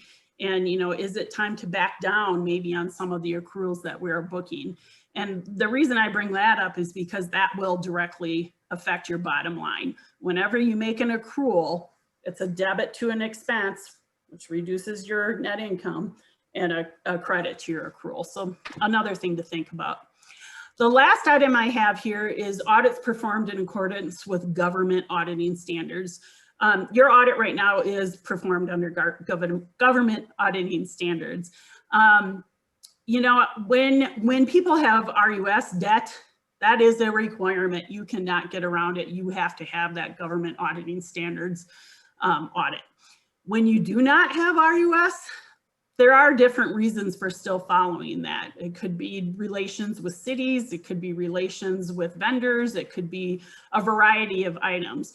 When I was looking, and this is me talking, when I was looking through your audit with fresh set of eyes, I started to wonder, is this something that we still need to be following? Because there is no RUS debt anymore. And it was just a question that I had right at the end of the audit. And it doesn't really change my auditing procedures at all. It doesn't change my reporting really at all. But that internal control letter that is at the end of your packet would be pulled out separately and just put into the audit communication if you were not a government auditing audit. So, I mean, that's just something to consider. You think about where your report goes to. Of course, it goes to your vendor, or I mean, sorry, lender. Are there other places we send it? Do they need that internal control letter? So, just closing thoughts, something to ponder and think about. It does not involve, really a change at all. It's just really pulling that one letter out and putting it separate. That was about all I had. Happy to answer any questions. This is my contact information if anybody needs to get a hold of me.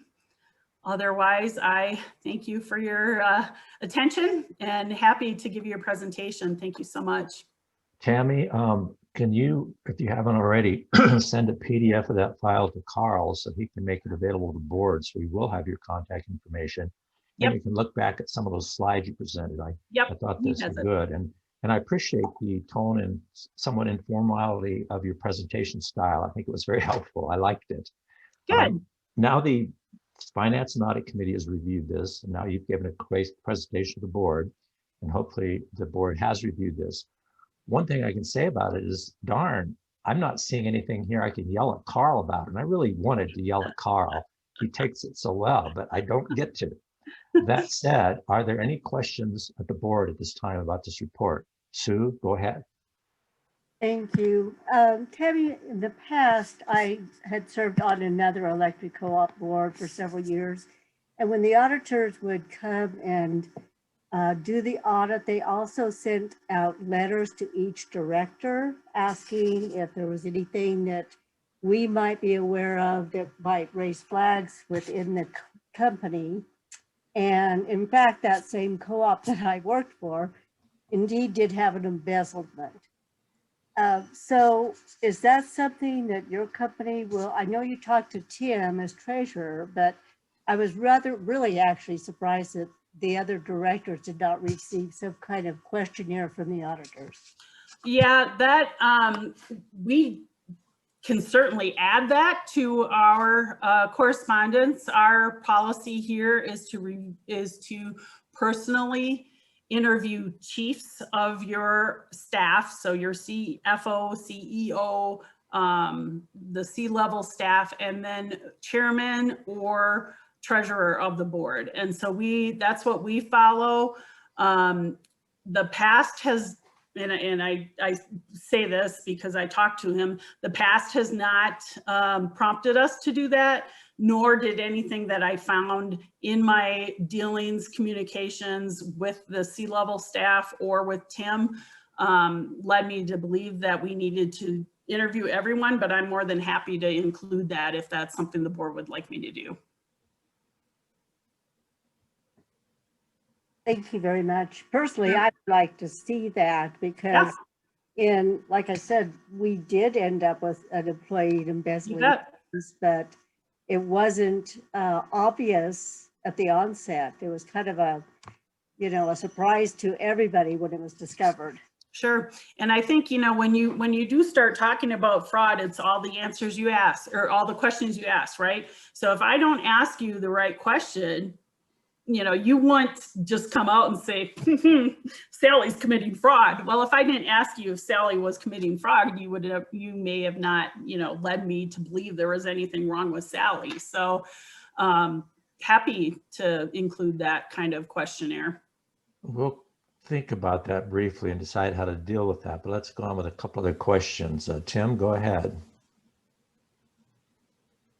Yeah, thanks. And so following up on Sue's suggestion, I mean, I don't have any problem with a letter or something going out to the board members, but I also don't, my understanding of the audit is that it's not necessarily designed to capture fraudulent activity. That's a different type of audit. This is an audit of our financials to make sure they're there. They do look at internal controls. So if there is a concern for capturing any kind of fraud or embezzlement or whatever in the corporation, that would be a different type of audit that we would maybe periodically engage in. I see you shaking your head, Tammy. Am I off base or correct on that? No, you're exactly 100% right. If you go and look at the packet and read it in more detail, there are specific, even in our engagement letter, specific responsibilities of us, specific responsibilities of the board, specific responsibilities together. And our responsibility is, are your financial statements materially misstated at all? Fraud is a totally different subject. If there is any suspicion of fraud, again, that would definitely fall under a different category and a separate audit engagement. You know, we do ask SAS 99 questions, but again, you know, our audit is from the material figures that are reported in your financial statement. Thank you. Then to follow up, there's two ways to think about this. One is when the board and Carl start working toward the audit next year, they should bring this up, whether they want these questions to be sent out and asked or not. So it'll be part of their job, so to speak. This year, it can still be done. I'm looking at the board now to see if there's others who would like a letter, or could it be done via email? I can ask that to be sent out to all board members asking some specific questions or asking for response. Tammy, has to be done via letter, or could it be done via email? I have even in the past set out like a survey, an online survey, where people could click yes, no, and answer questions with room for response.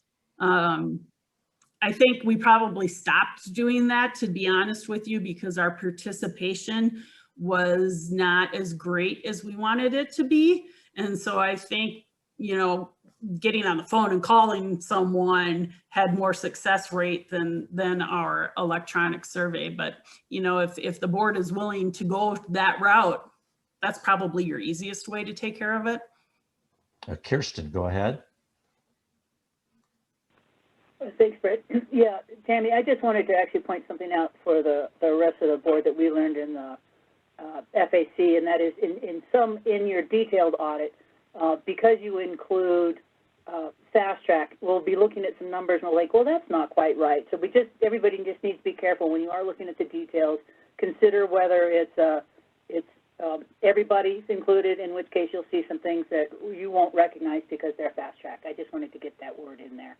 Sure. And in those back sections in your audit report, there is a columnar tabular spreadsheet that shows La Plata by itself, fast tracks, a combined total, eliminations, and then that last column ties back to the front of your audit report. And the numbers I gave, you're right, we're on a consolidated basis. Okay, if anybody on the board would like there to be some sort of questionnaire sent out at this time, we need to make that happen by taking some action by an individual on the board, and then we can go ahead and treat it as a normal motion amendment follow-up. Is there any such action requested? I'd like to make that motion, Brett, that the auditors do send out a questionnaire via email each year to the directors. Well, it would be this year. You should address it next year before the audit starts, so it could be clear, because it was skipped this year. But yeah. So a motion's been made to ask the auditor this year to send out a questionnaire to the directors via email.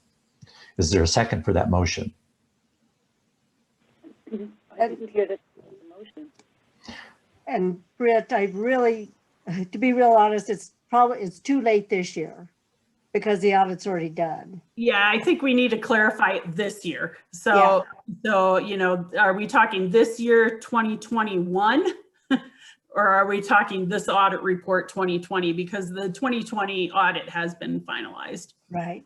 Yeah, so my motion would be that we receive that in 2021 before the audit starts. Okay, and isn't it process by which the board will meet to discuss at some future meeting to go ahead and kick the audit off. It's not being done right now. Is that correct, Carl? Yeah, I think that's correct. Right. Do you know when on our schedule, Jessica or Carl, that will happen for in future months? October. Carl would have that. I believe October, Brett.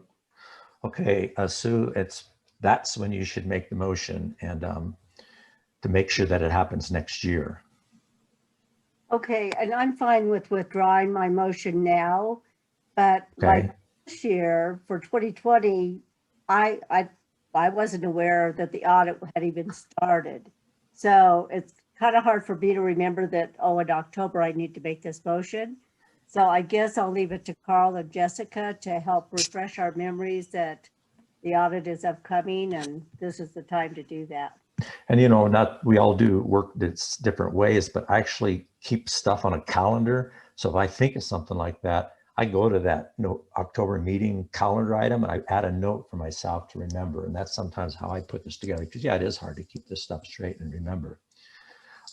The other thing that we've done in previous years is if the board wanted to go in executive session and kick all staff out to ask specific questions to Tammy, we can do that, but the board needs to initiate that activity and would have to have some concern or reason, you know, to do that. It doesn't just have to be done. It's not a formal step we need to take in my mind in any way. So that this would also be our opportunity to do that if there's any question like that on the board. Kirsten, your hand is up. Yeah, and my question is to Tammy. Tammy, do you have anything you need to share with us in executive session? Not from my standpoint, no, but I'm happy to answer any questions. All right, then I'll ask one more time and then we'll bid Tammy goodbye if it doesn't occur. Does anybody wish to have an executive session to kick staff out and talk with Tammy? All right, Tammy, I appreciate the report. And again, darn it, Carl, we can't yell at you, but we'll find some other reason to do that. Well, thank you all again for letting me be a part of this. And really, I do hope that in the future we can all meet together and see each other in person. So congratulations on a good year. Thank you. Hope you have a more successful meeting for the rest of the day. Thanks, Tammy. All right, great. Thanks, Tammy. We will go on now. We are running behind schedule. You know, we can certainly continue the way we are and ask all the questions that we have kind of queued up during the session. But we certainly, particularly at the reports that we've already gone through, we can ask things and copy other people via email. If it's something you think needs to be done during this board meetings, certainly let's do it. But things that perhaps are just more curiosities or of interest, please use email to do that so we can kind of get through the meeting. But now we're going to go ahead. We're going back to asking questions on the division dashboard. And I'm looking for hands up to ask questions on the division dashboard. Sue, go ahead. Thanks. And I'll make mine quick. On page 55, it talks about targets of installing 125 more miles of fiber added to the network. And I was curious as to what kind of fiber that is because we haven't decided on broadband. I can take that. That's operational fiber. So it's not necessarily a broadband effort. While that effort is going on, we can't ignore our own operational broadband needs. So we're still moving forward with fiber to substations and fiber to critical infrastructure. Okay, thank you, Dan. And Dan, is that multi-strand single mode fiber? It is single mode fiber. All the fiber we install is single mode unless you're inside the substation itself. So it's absolutely capable of expanding to a broadband network. Our typical standard is 72 or 144 count fibers. We don't need nearly that many, but it's future proofing it at a very, very, very low cost to install those additional fibers. Okay, thank you. Kirsten, go ahead. Sue, I just want to point out that in the 5-year plan, it's actually going to be 25 miles, I think, each year for the next 5 years. So it's just part of the operational growth on that. So you'll see this repeatedly. Holly, go ahead. Just real quick, Dan, when you were answering Rachel's question earlier about the efficacy of our rebate program and whatnot, I was curious if you were also doing a calculation on how it's reducing our carbon footprint. Yeah, the carbon footprint is a resulting factor. So the source of truth on that is our kilowatt hour sales at the end of the year. So we're looking at that. Plus, we're also taking credit for fuel switching. So we are tracking anytime we shouldn't be dinging ourselves for beneficial electrification, adding kilowatt hours when it's replacing a carbon fuel. So we do have a set per ton of heat pumps. It reduces this much additional carbon. Per electric vehicle converted, it's reducing this much carbon as well. Okay, great. Thank you. So that's kind of the answer to the BE question last night of how much, like $500 per ton. That's along the same lines because some of your rebates were tied to that. And then I had that question last night. The $500 per, maybe a little less clear on what that $500 per ton was. Well, I was just trying to figure out what your rebate, calculations were last night on your beneficial electrification. So yeah, so right now all those rebates are primarily passed through of tri-state rebates. We are evaluating what can we add to that ourselves to help us achieve all those goals and everything. We aren't necessarily putting a price tag on carbon reduction, as far as something to help our bottom line, but we're definitely looking at gross margin increases and taking that into consideration. Okay, any more questions on the division dashboards? All right, trying to move ahead at a rapid clip. Carl, the finance report, that again is page 60 in the board packet, but the details are on page 16. Okay. Okay, so hopefully everyone can see that. Slideshow from beginning, there we go. Just want to let you know that I have sent out Tammy's presentation in a PDF to the board, so you should have that now. So lots of ticks, as Jessica already touched on, going through the dashboards. Every target was met or exceeded. And really what I really want to touch on as the most relevant talking point for Q1 is if we go to our next slide, how are we doing? You can see that the orange actual bar for Q1 is substantially more than the budget line, to the tune of around $1.5 million. We discussed this at the FAC, but I really want to just give you, I think the pertinent talking point for today is to go through why is that happening. It's completely driven by expenses. Our gross margin, that is our sales less our cost of power, was almost exactly where we had budgeted it to be. The main factors on those expenses being $1.5 million less than we had budgeted. Some of them have already been mentioned, so I'm kind of happy that I got to talk after some of this has already been discussed. Tammy mentioned the medical accrual, that it was very high at the end of 2020. A few reasons for that, but the main one is elective procedures just didn't happen in 2020, as we all know, as a result of the pandemic. That was the main factor, and we've already talked at the Finance and Audit Committee that we are reducing that accrual each month. So we're reducing it by $140,000 a month. So that is $420,000 straight away of our $1.5 million. Other factors, payroll. We have spent $200,000 less on payroll in Q1 than we had budgeted.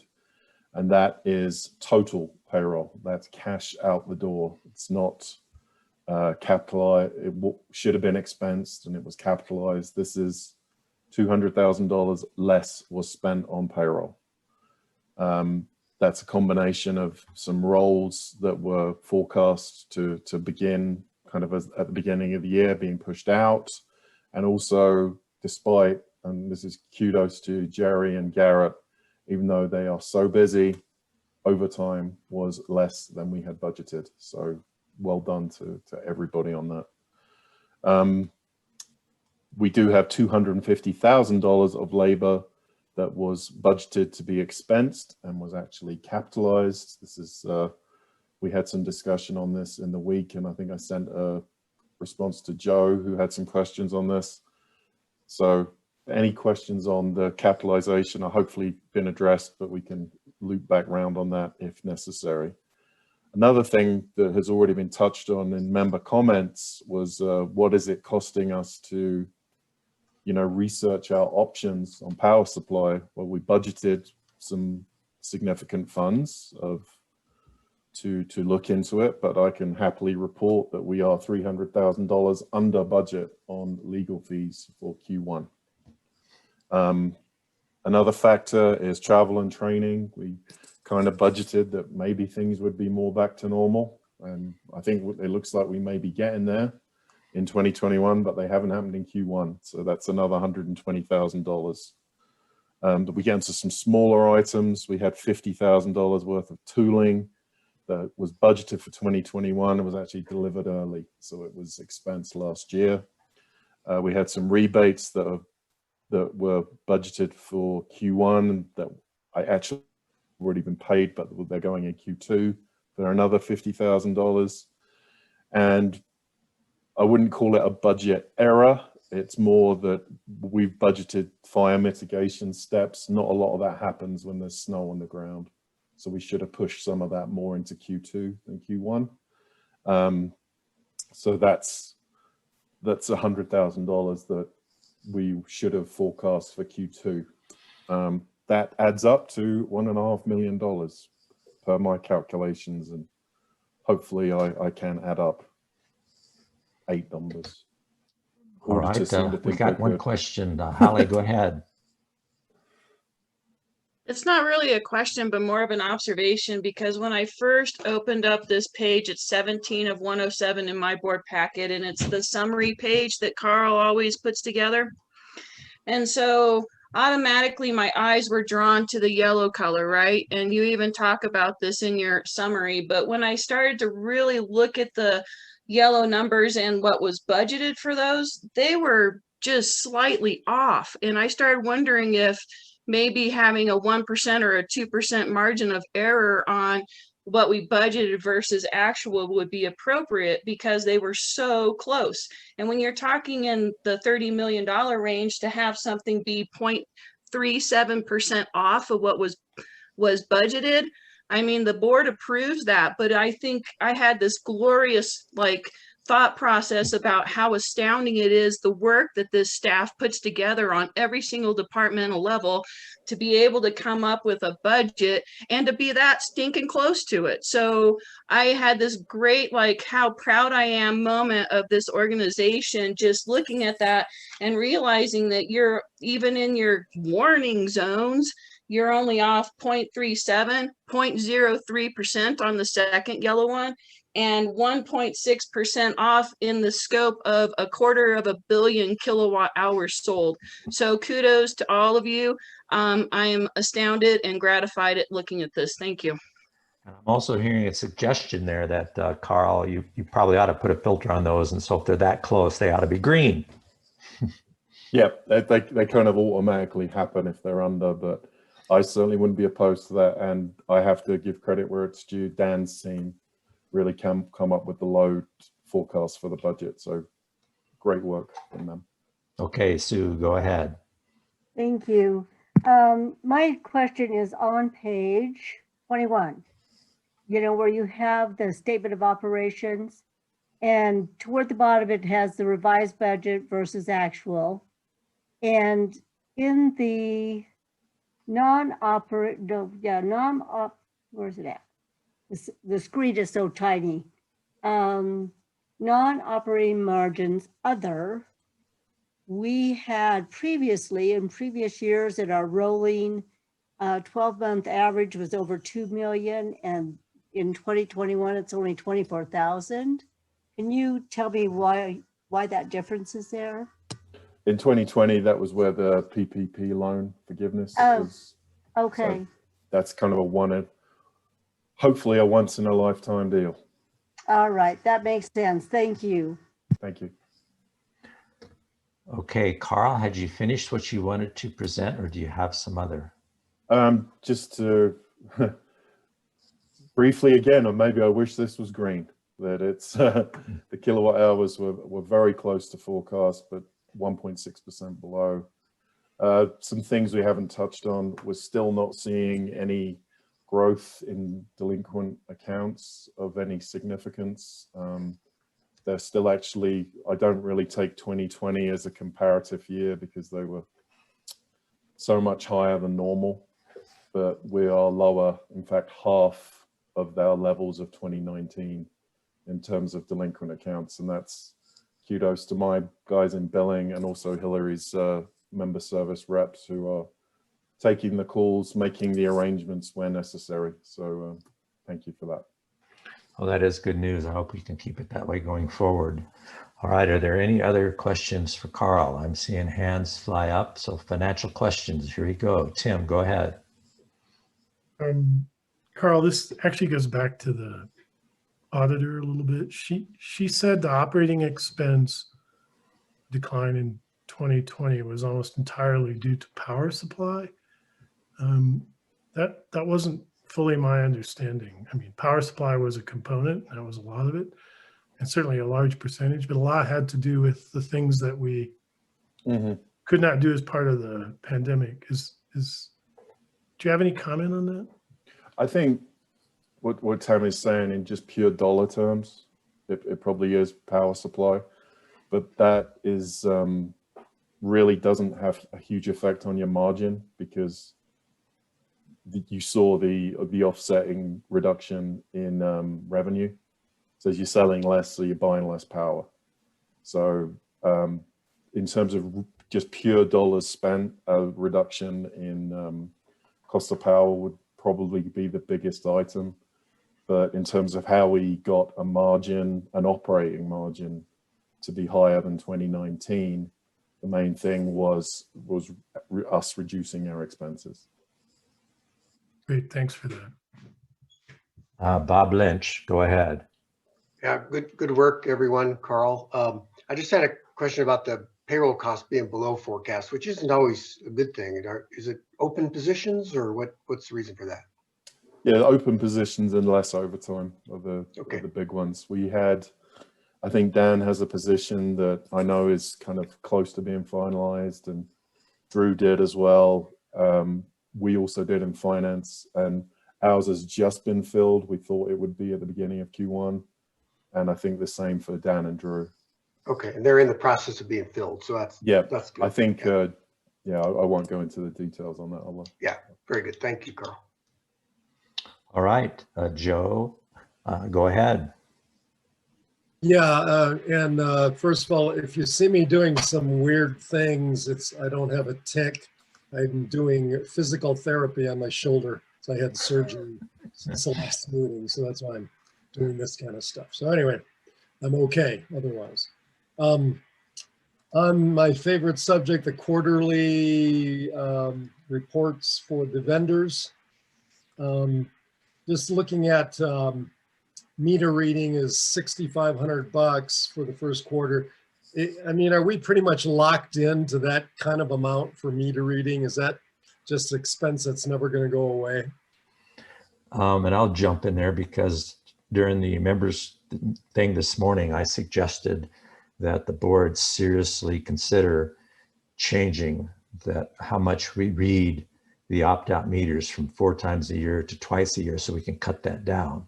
Now, who else would like to answer that question for Joe? Yeah, Joe, I think Dan has a great story on that one that he can respond to. Yeah, Joe, on that, a lot of that's been working with the contract meter readers that we've had. And as you've known, as we've been mentioning in previous bullet points in our board packet and the dashboards, we have eliminated those contracts. And actually, I think this is the last couple of days for the Pagosa one. It had ended, but it had a notification period. And so we will now officially stop getting billed a fixed fee of $2,000 a month for that going forward. And now that's completely in-house. And yeah. Great. And at the bottom, Montoya Cattle of Colorado, and there's nothing there. I guess I haven't seen. Joe, that came up in the Finance and Audit Committee, so I'll answer that real quickly. We're just trying to make sure we have all the vendor names here, and you'll see something there in one of the other quarters. So there's some quarters will be 0 and some that'll have something. Okay. And then last question, kind of getting to the, I guess the embezzlement question. When the city of Durango had their issue, it came out that it was a so-called vendor that the finance chief was shoveling some money to, and it was to her account. But is this where, Carl, do you know, I mean, is this kind of where you'd see that sort of like an embezzlement problem? Because I mean, stuff's got to show up somewhere when money's going out the door, right? There's got to be some kind of entry. And I'm just wondering, is this kind of a likely place, or are there many ways to do that? Yeah, Joe, I spent some time as a forensic auditor, which is, you know, taking on from what Tammy was talking about. That is where you go in and you find fraud.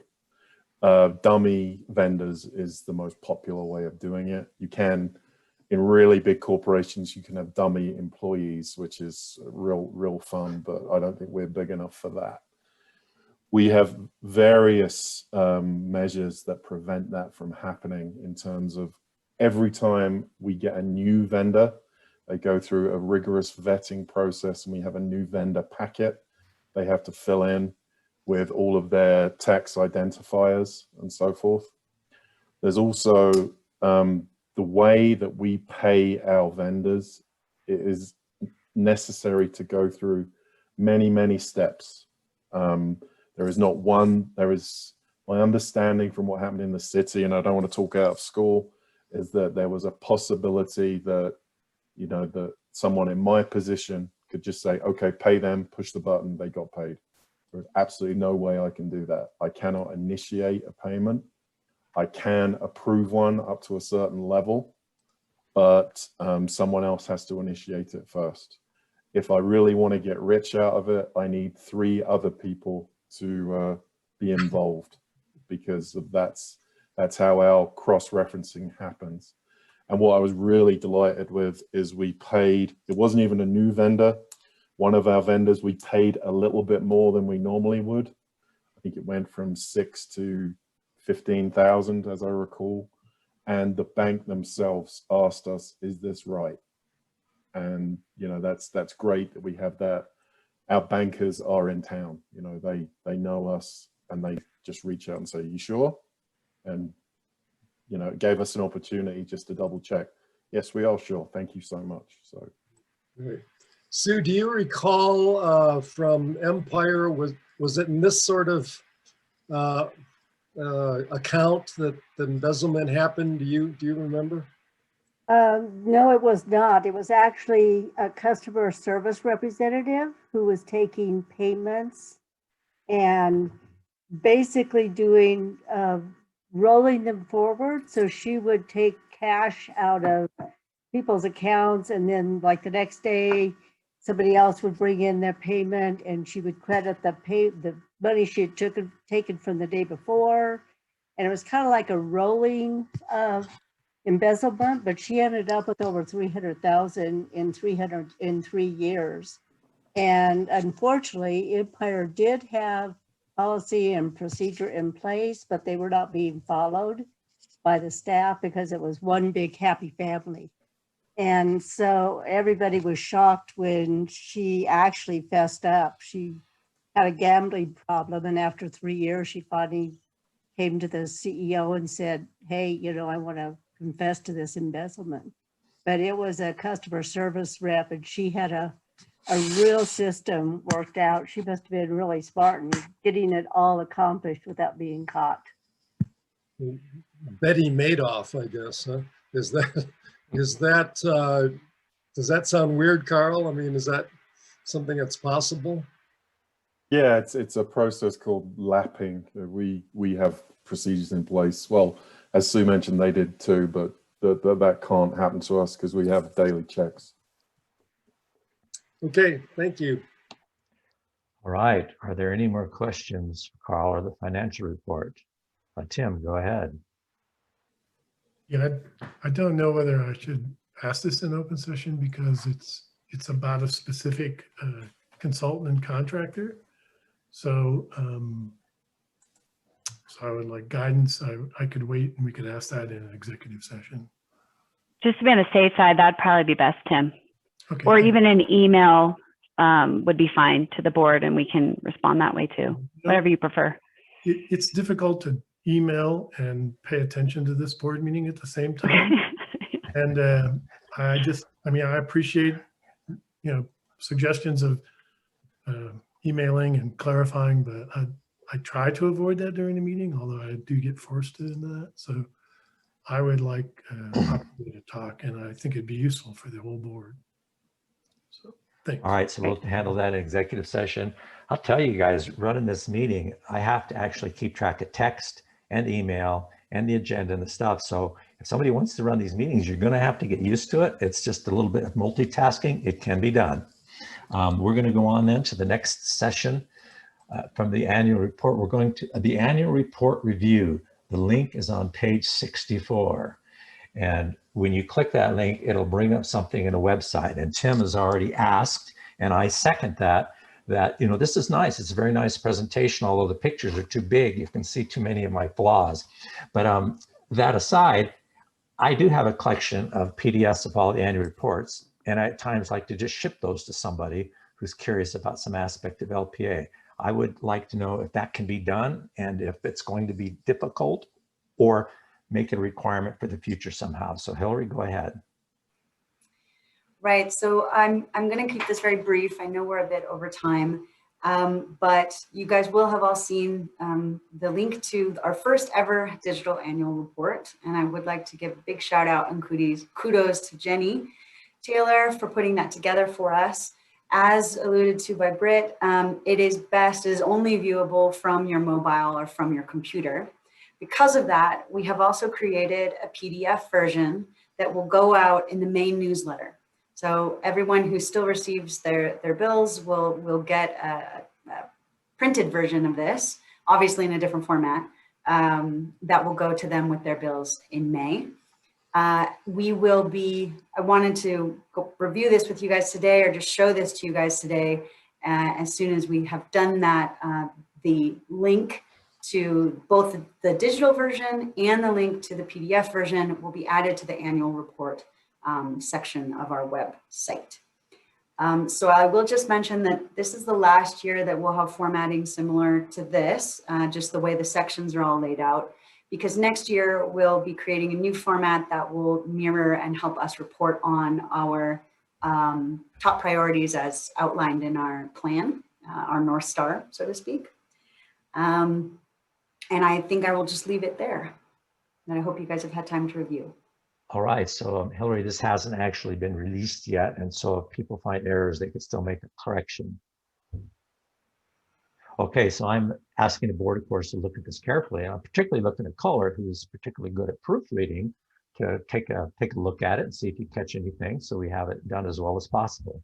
Does anybody at this time have more comments or questions regarding this annual report? All right, we will all be looking at it over the next few days. Let's see, 11:34. We're moving on. We've got that done. So now we are going to the board action agenda, which is mostly start with the committee meetings. First, Kirsten, will be the broadband committee update. I show that as page 65 in my board packet. So Kirsten, if you would go ahead. Great. So this is on page 65 in your board packet. In addition, there is a briefing of the executive session piece. I just want to highlight a few things that we can speak about that did not, let me see, make it onto this, and that is that we are, we've had some conversation with Connexon, who was the organizer around the RDOF campaign that won a lot of money for co-ops. We've been having some conversations. They have an interesting business model. They've been talking to us about it. We've been having those conversations in executive. So beyond the fact that we are in conversations with them, I can't go into too much detail. They do believe that fiber is the way to go. They believe that if anything less would make some of our members have different kind of coverage than others of our members, and they want all our members to have the same, and all of the members that they work with. So it's been very helpful. Any questions about my report here or the report that I referenced you guys in email last week? Kirsten, in general, do you have a time frame by which your committee expects to make some recommendation to the board? We have, our committee ends in August. We are right now looking, we might even be able to get something as early as July, but we're shooting for August still. You guys very generously gave us an extension to our time. All we right. do have, I'm sorry, the last report was that we had a feasibility study that we had an RFP on, and I believe, Jessica, we finalized that, and we're going to be sending, and so that feasibility study is starting. I'm not sure on the date. I need some help with that. That's correct. We're waiting on their date, but it should be pretty soon because we want to get this moving quickly.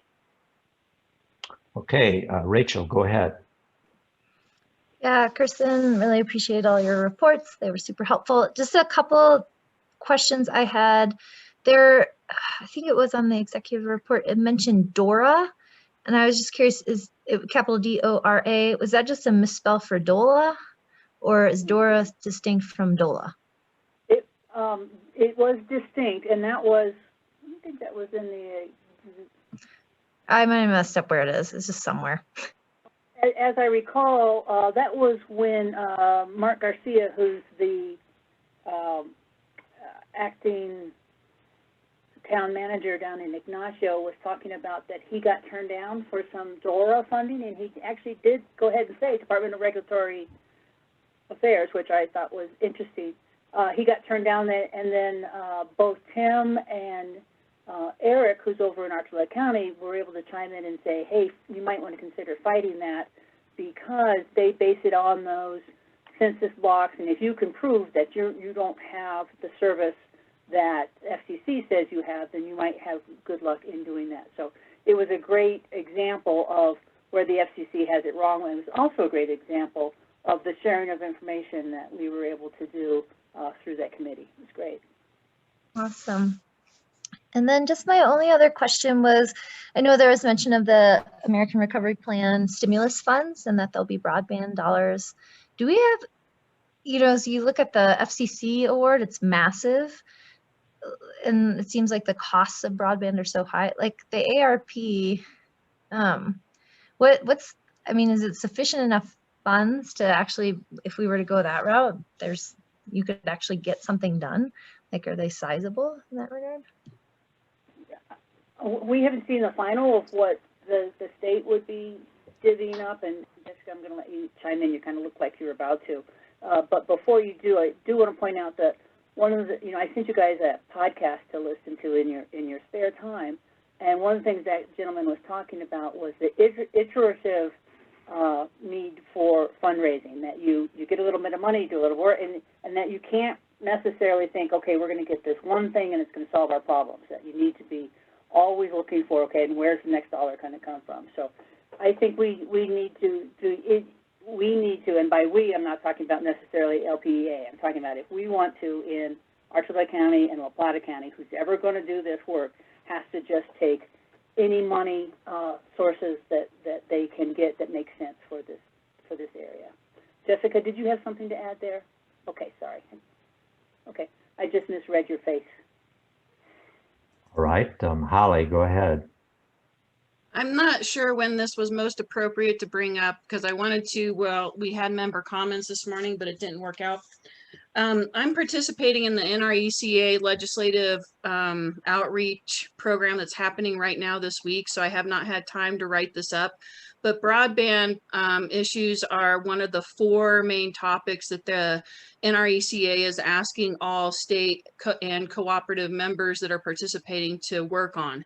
And so the specific asks related to that are that our federal legislators really take a good look at defining and figuring out how to properly finance rural and underserved communities and disadvantaged communities with broadband funding. So that's one of the big asks. Map accuracy. We're not the only ones that are struggling with the accuracy of our broadband maps in the state of Colorado. So that was another primary ask. And also they're asking our legislators to take a really good look at making sure that anybody who won RDOF funds are living up to that expectation of what they put in their grant application proposals. So to kind of speak to what Rachel was talking about a coordinated response and the American Rescue Plan, part of this legislative conference is to also talk to individual legislators. And yesterday in the meeting with Ed Perlmutter, he reiterated over and over and over again how that money is already sitting in the pot for broadband grants, but it's going to require a concerted effort on our part or the part of Colorado cooperatives to sit down and really make a big push and having our staffs be able to coordinate with Representative Perlmutter and his staff, because he basically said, hey, look, I want to sit down with you and talk about how to get this done for you. So I just wanted to throw that out as something that one of our legislators at least was reiterating over and over again as far as being able to acquire that money, but it's going to require effort on our parts as well. So I just wanted to bring that up. Thank you. Thanks, Holly. Hey, Kirsten, any response? No, sir. All right, any more questions on discussion on broadband? Tim, go ahead. So Holly, thanks for that info. Is Perlmutter a U.S. representative or a state representative? Sir, this was all geared towards our federal representative. So he is for the state of Colorado, however, at the federal level. Right. Thank you. Okay, we're going to move to the next item on the agenda, Tim. That's the Finance and Audit Committee update. I show that as page 69 in the board packet. So Tim, go ahead. Thank you. I mean, there isn't really a recommendation out of this, out of our committee meeting this month. I'll just remind everyone that we did not have a Finance and Audit Committee meeting in March. So we had one in February, none in March, and we met again here in April. It was rather a review of 2020, a lot of the financial information associated with 2020, the audit update, some tying up of some things that we had discussed earlier and said we revisit, most of which Carl has kindly covered already in his financial report. There was one thing added to the agenda around net meter aggregation, but I see that's also on your agenda for this board meeting, Britt. So I will just mention that we discussed this and it's really referring to a practice whereby meters on a member property are combined into one meter load for purposes of offsetting solar production on that property. It is something that's mandated by the Colorado PUC for investor-owned utilities, but not for our rural electric co-ops. And we discussed that a bit and, you know, listened to the request from Jessica for her staff to look at that and bring back something more specific to review at the May committee meeting. So discussion, no action, no recommendation. If anyone has questions on the report, I'm happy to try and answer them. Okay, do we have any questions for Tim on the Finance and Audit Committee? All right. Just thanks to the great finance staff that help us so much in these meetings. The next part is the aggregate net metering discussion. Tim's already mentioned what it was. Another good example is typically rural areas. A lot of slightly larger ranches will have a meter on their barn, a meter at their house, and maybe a meter on their shop. And there has been some requests to just put in one solar installation on their barn, but still offset the 3 meters, so long as it's all on contiguous property, all owned by the same person, and all under the same rate structure. So I have pushed staff to consider this, and I am now asking if the board wants to know any more about it or wants to take any action on it or wants to push in any way. The board could just say, do it. The board could say, well, we'll wait till staff comes back or whatever. Is there any more discussion on this? And I'll leave it at that. Okay, and last comment on it is, remember, our strategic plan is to do what we can to reduce carbon, and another part of it has local economic development. Such things as aggregate net metering could help these out, so it's something I hope we'll be serious about in the future. Okay, we'll go on to the next item. It's called on the agenda, contractor bid discussion and award. I'm not sure who will take that on. Jessica, will you lead or direct me? Graham is going to lead it off. Go ahead, Graham. Yeah, so if the board will recall, we had a resolution at the last meeting where you authorized Jessica to enter into a capital construction contract so that we could have a April 1st start date, just because of the timing of when the bid process closed versus when we needed to have that contract, or when we want to have that contract signed. That resolution authorized Jessica to enter into a contract up to the amount provided for the line items in the budget for those capital items, and unfortunately, none of the bids came in at that amount. So because of the nature of the resolution, we weren't able to sign that contract at the staff level. And so now it needs to go back to the board for approval. And I believe Jerry has more sort of understanding of where we are currently with the contract negotiations. So I'll kick it over to Jerry. So right now we had two bids come in.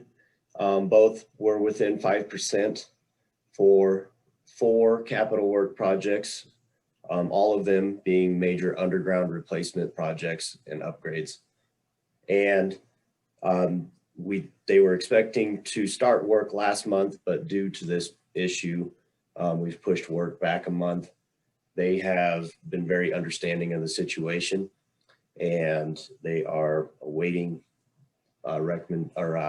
award. So whoever gets awarded the bid, we will let them know, and they'll begin work as soon as possible. Okay, does this mean there's some resolution I'm not seeing that we need to take action on? And could you direct me to where that is?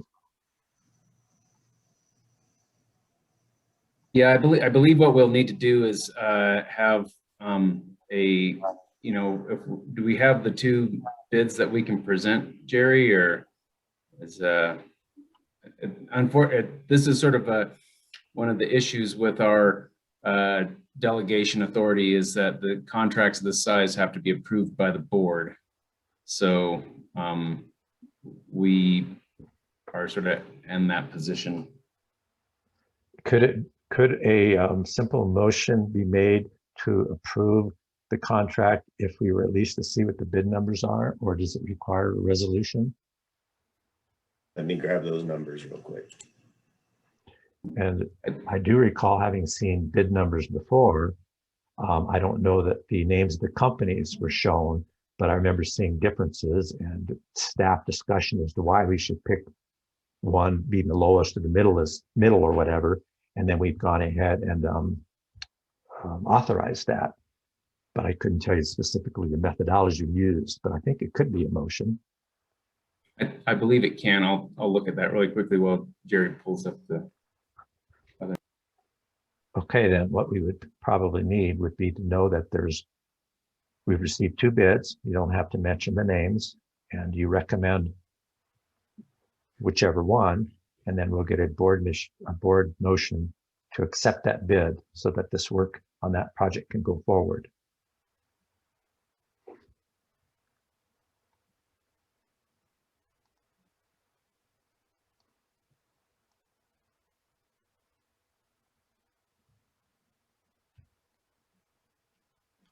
I can certainly move this to a later point in the agenda after the lunch break, if it would be more appropriate to prepare at that time. Let's do that, Britt. That's a good idea. Okay, I think it is too, because then you could perhaps, have a slide or information or something put together, and then we'd be better to take a formal action on that. Kohler, go ahead. Yeah, I was just going to ask if we could put it a little bit later so we could at least review the documents, because I don't even remember the resolution very clearly that we voted on last month. So yeah, if we could have a little time on that, it'd be appreciated. Yeah, and actually that would be helpful too. If you could find the previous resolution, we could look back on that and then be prepared for this. So we'll put that off until after lunch. And then when you're ready sometime after lunch, you will let me know. So I'll keep that as an item on the agenda still to be dealt with. Next is the Election Supervisory Committee member nomination and appointment. Is this the situation where Betsy got moved to another district, so we had to replace her, or something else? Go ahead, Graham. This is something else. We had our District 3 representative have a personal resignation that was unexpected, sort of after we'd finalized our election supervisory committee. And I believe I've reached out to the members of District 3, and we've coalesced around Mr. Ross Park as the nominee. So I think we just need one of the District 3 directors to nominate Mr. Park and have the entire board vote on it. Sorry to forget about that. So I would look for a motion to be made by one of the District 3 directors to nominate Ross Park, as all the District 3 directors already reviewed him and at Graham's recommendation decided we would go ahead with that. So may I have that motion now? Joe will move to nominate Mr. Ross Parks as the election committee. All right, and anybody can second that? Rachel, second. Rachel will second. All motions been made to accept Ross as election supervisory committee member. Is there any further discussion of this? Tim, go ahead. So it's Ross Park, right? Not Ross Parks. What's the right name? I believe it's Park with no S. Right. Okay, we've got that corrected. Thank you. Also, I think I know this fellow. I would, if it's the Ross Park I'm thinking of, he'd be an excellent addition on the ESC. And I just want to make that comment that this would be a really good addition. So thanks. Yes, it is the Ross Park we're thinking of. He's I've worked with him in the past and I agree with that. He's not as young as he used to be, but neither am I. Very conscientious person. Thank you. Yes. Any further discussion of this? Okay, all those who are in favor of this motion to put Ross Park in that committee, please unmute and say aye at this time. Aye. Aye. Any opposed? Any opposed or abstain? Please unmute and let me know. Okay. Okay, John Lee's abstained. So we have 11 to put him on committee and 1 abstention for our minutes. Thank you, John. Okay, we've got that done. It's 53, so we're going to go on to the board action agenda. And the next item would be any director who wants to do travel or do some training. We need to approve that. It'll be interesting to see when travel starts again to go to any of the various conferences or anything, but we have been having training right along. So at this time, do any directors have any travel or training requests? Holly, go ahead. There are 2 CREA offerings coming up, and I'm looking up what the names of them are. Sorry. Anyway, there's 2 classes coming up, and I would like to register for both of them, please. All right, so we've got Holly down for 2 One's CRA rate classes. making. Okay.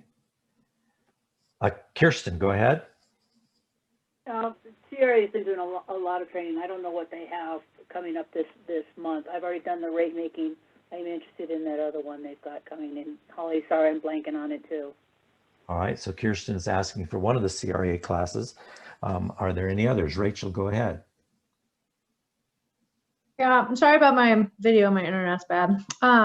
This is just a request. I was thinking about this because Karis used to bring forward some trainings and package them for us and send them in kind of one fell swoop. And I don't know if that was normal standing duties or she was going above and beyond.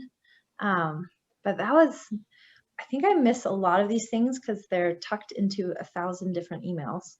So I don't know if that's something Janelle Yeah, that's purview or not. You're right, Rachel. That was probably had taken something on her own to do that. She had brought together some of the NRECA and the CRA things and annual meetings and anything she thought we would be interested in. And that list was put in the board packet. So that was a good idea, but it did take some help from the people who were on those different boards to work with her to do that. Holly, go ahead. Yeah, as the CREA rep, I did contact CREA to make sure they were sending all this information to you guys directly, and they did indicate to me they were. I also did forward that, so I will work harder to make sure it's in front of you, but I have been trying really hard to make sure that that's available. And also, just as an FYI, on May 11th and 12th, there's 974.1 rate making strategies.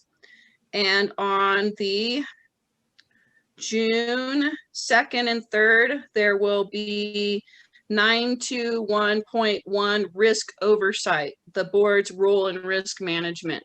Those are the 2 coming up. Okay, and I think what Rachel is getting to, which I think was a helpful idea, is I appreciate all the information you've been sending, Holly, but to get that tied up with other courses and other opportunities that are put in our board packet each month would be a useful service if they would have the dates on them. So if you could extract those specific things and send those to Janelle, and I don't know if Kirsten, or if you would run into any of those, or Kohler via Tri-State, if you would run into any of those. But if you do, if you could also take it upon yourselves to inform Janelle of opportunities that the rest of the board could see, or any other director for that matter, or staff, I think that would be a good service to the board. Okay, other questions? We've got Joe Lewandowski for travel or training requests. Joe, go ahead. Holly, what was the date on that second one, the one in June? The 2nd and 3rd, sir. Yeah, I'd also like to request on that rate making seminar. All right, we've got Joe requesting one of the CRA courses. John Lee, go ahead.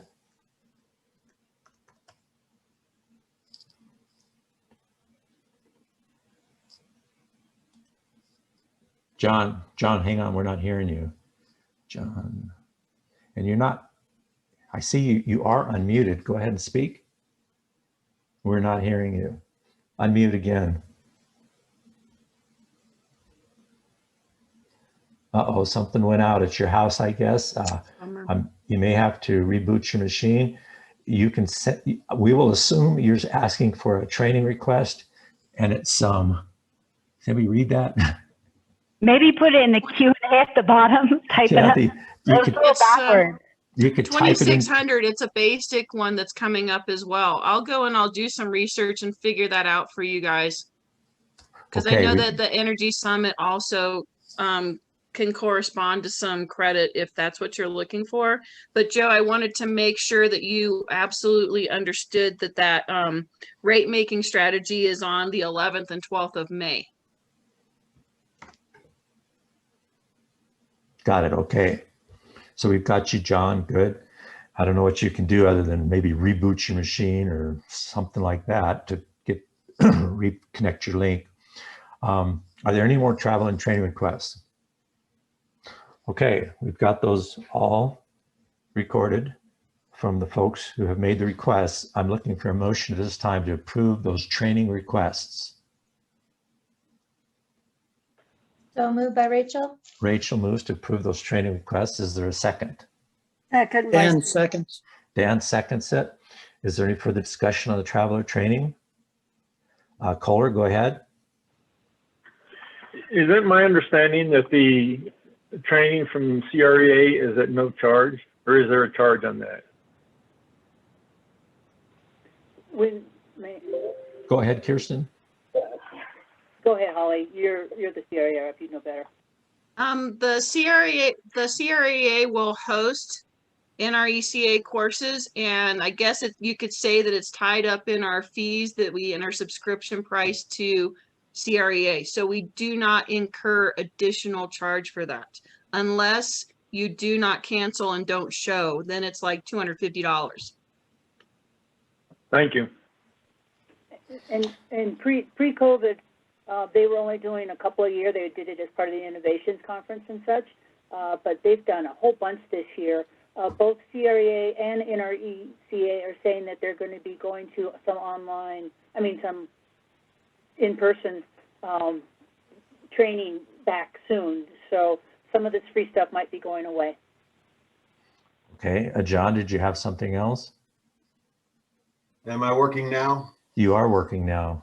All right. Mine was the 2600.1 in October. I wanted to be approved for that. Last month I had asked for the 2-3 June. That was already approved. So my only new one is in October. All right, that sounds good. Is there any further discussion of these training requests? All those in favor, please unmute and say aye at this time. Aye. Any who oppose or wish to abstain, please unmute and let me know. Okay, those training requests have passed unanimously. I think we can go ahead and take a break at this time for lunch. And after lunch, we will immediately jump into the meeting. We'll take care of what else we can on this agenda before 1 o'clock. So it's 12 o'clock now. Let's get the meeting started again at 12:30. We'll shoot for that. And Tim, we might be able to get to the what's the word? The costs. Expense reports. Expense report then. So if you have a chance to get ready for that over your lunchtime, that would be great. Okay. Hey, Britt, I show it's only 11:45, not 12. So do you want to take a 45-minute break or cut that I've got down? 12:02. Does anybody have something different? No, 12:02. Oh, Kohler, you're living in a different time zone. You'll have to catch up. I guess so. Okay. You must be in a vortex. Now that's All slow right. internet. Yeah. Woo! Well, that is slow internet. Thank you. Boy, we'll see everybody at 12:30. And Drew, if you could put up a break message now, I'd appreciate it. Thank you.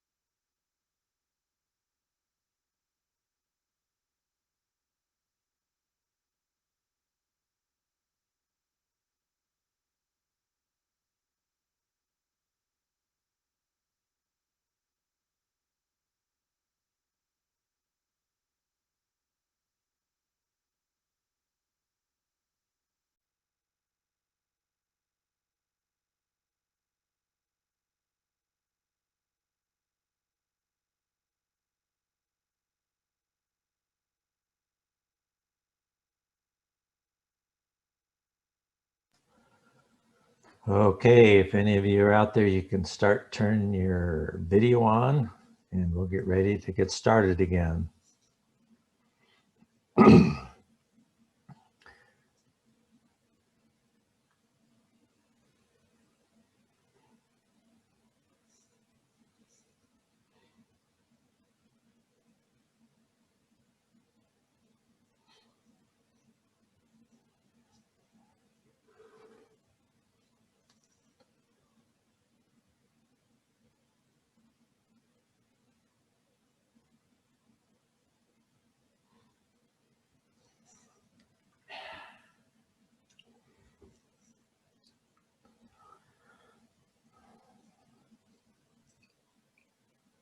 And Tim, if you're not quite ready, we can do the resolution on cancellation of uncontested director elections and the NRU CFC programs first. But if you're ready, we can go ahead with the director expense approval. What is your status, sir? Yeah, we can go ahead. Okay. Well, let's call this meeting back to order. We still have some attendees and it looks like most all of the board is back. Joe Lewandowski texted me that he was moving from wherever he was to his office, so he'd be a little bit late. I don't see him, but we'll go ahead and get started. So Tim, if you would. All right, so first, again, thanks to Janelle and the finance department for helping out with this. It's always a fun challenge to pull this together each month. So, so I'll go through the various sign-in sheets and so forth. So the monthly board meeting for this month has all of us here today at this point. So that's 12 monthly stipends and 12 per diems. We had the Finance and Audit Committee on the 15th. That's Director Bassett, Skihan, and Wheeler. Director Lynch was excused, so that's 3 half-day per diems. We had the Roundup Board meeting with Director Skihan, who, and I guess either Director Lewandowski was not there or else he's not claiming, so that's 1 half-day per diem. The CREA board meeting for Director Metzler looks like just 1 half day per diem. Being online cuts down on these, I guess. We had the broadband committee on the 13th. Was it the 13th of April? I guess it was. And that was Director Wheeler and Director Skihan. Director Metzler was absent, excused absence. So it's 2 half-day per diems. There was a board retreat committee to help organize our retreat on the 5th of April. We put out that sign-in sheet rather late. So I haven't seen whether Directors Landis and Director Witchell would want to claim the half-day per diem for that. I said I would. I think Director Landis does, but if either of them are here, could they confirm that at this point? I'm confirming. Thank you. Okay. I don't know if Director Witchell is there to answer. John, do you want to claim the half day for the retreat or the preparation for the retreat? That's fine. I see a negative, Tim. Go ahead. All right, so that's just 2 half-day per diems then. We won't include Director Witchell. Thank you, John. Then we had the board retreat itself, which is at this point 11 half-day per diem requests. We had one director ask for a full day. Director Lee, maybe you would like, I don't know that there were minutes taken. The retreat was scheduled from 11 to 3. And everyone who signed in did a half day. Director Lee is requesting a full day. I leave it to the pleasure of the board how you want to resolve that. There's another question around the retreat that Director Lee brought up, which is the time that we spent talking in preparation for that retreat, the time we spent talking to the consultants individually, that was claimed for a half day. Again, I would like to know what the board wants. At the moment, there's only one claim for a half day per diem on that. So, Well, if a person who attended the retreat had to take time and miss some other work and other things that would actually cost them in some way, it's appropriate that they would take a full day. If you're able to do it as just a half day of routine business, then it would be appropriate for a half day. So I would leave that up to the individual directors to claim unless somebody has a problem with that. John Lee, do you have any comment?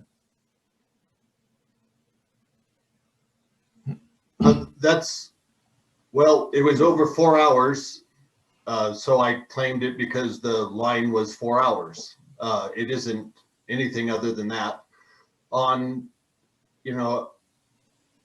I take time to do LPEA stuff and I have to take it off from work, because I can't charge that to taxpayers, then I, took that call.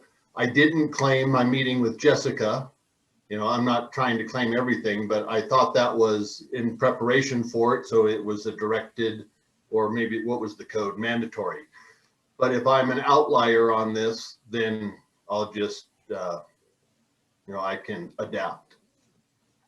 Yeah, we usually do kind of leave it up to the directors, particularly if it is affecting them in some other way.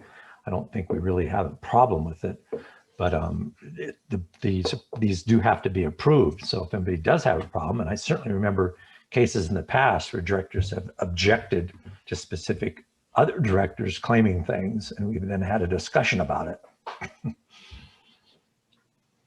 all right, so I'll leave that as the half day for the interview session.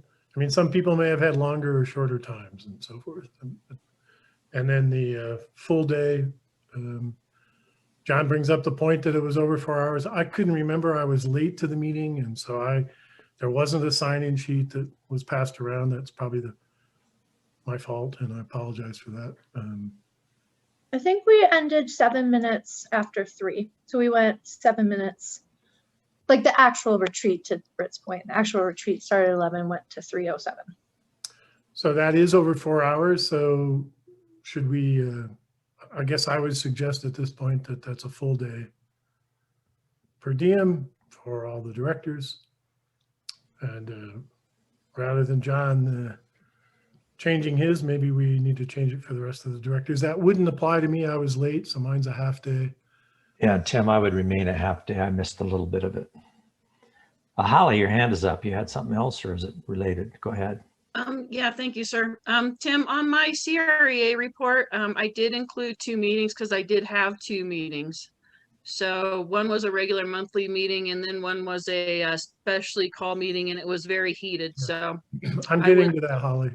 Okay, thank you, sir. I haven't gotten Appreciate it. But I appreciate the clarification. We did catch that. It's a long list today, so yeah, trying to get through it. All right, I'll leave it at half day for everyone who claimed it half day, and John will be a full. So that's 11 half days and 1 full day for the retreat. And then we have the specially called meeting that Holly just mentioned, which is a half day. That was the Friday the 16th. Legislators, I think you met with them, or you talked about legislation, I think. So, and then in terms of we're all classified under mandatory. Under the discretionary, we have Director Lee with 4 half-day CREA courses, or from they go back to the middle of March and up until the end of March. Director Skion has a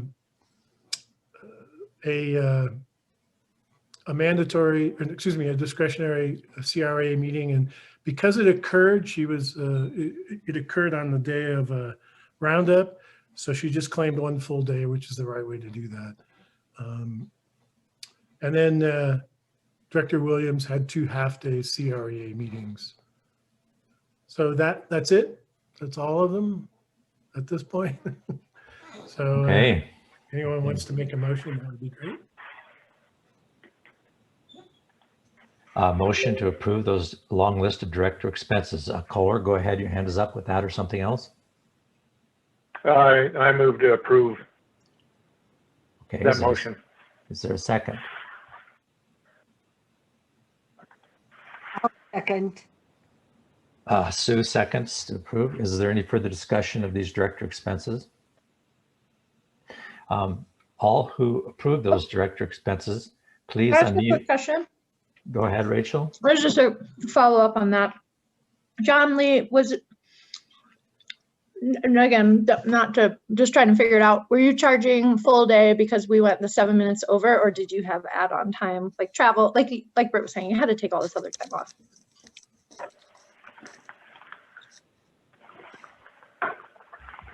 It was over 4 hours and it was in the middle of the day, not the morning, not the afternoon.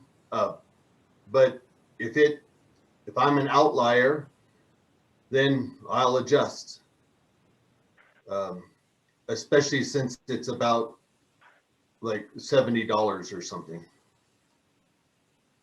Yes, I'm interpreting that as John Lee is adjusting, Tim. So would you make that change?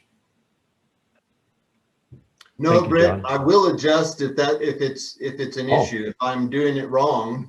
I think I had it correct. Our policy isn't over 4 hours, then, I did a CREA class that they asked us to do homework. It was one of my first ones. I did the homework, come to find out the next day, you don't really have to do the homework. And I thought, oh, well, there was a investment of time that I really missed. We'll keep it as it is. So I haven't done that since. We will keep it as it is. No other changes. Is there any further discussion? Okay, all in favor of approving the director expenses, please unmute and say aye at this time. Aye. Aye. And any who oppose or abstain, please unmute and let me know. Okay, those director expenses were unanimously approved. Thank you, everyone. Thanks you. for your cooperation and patience.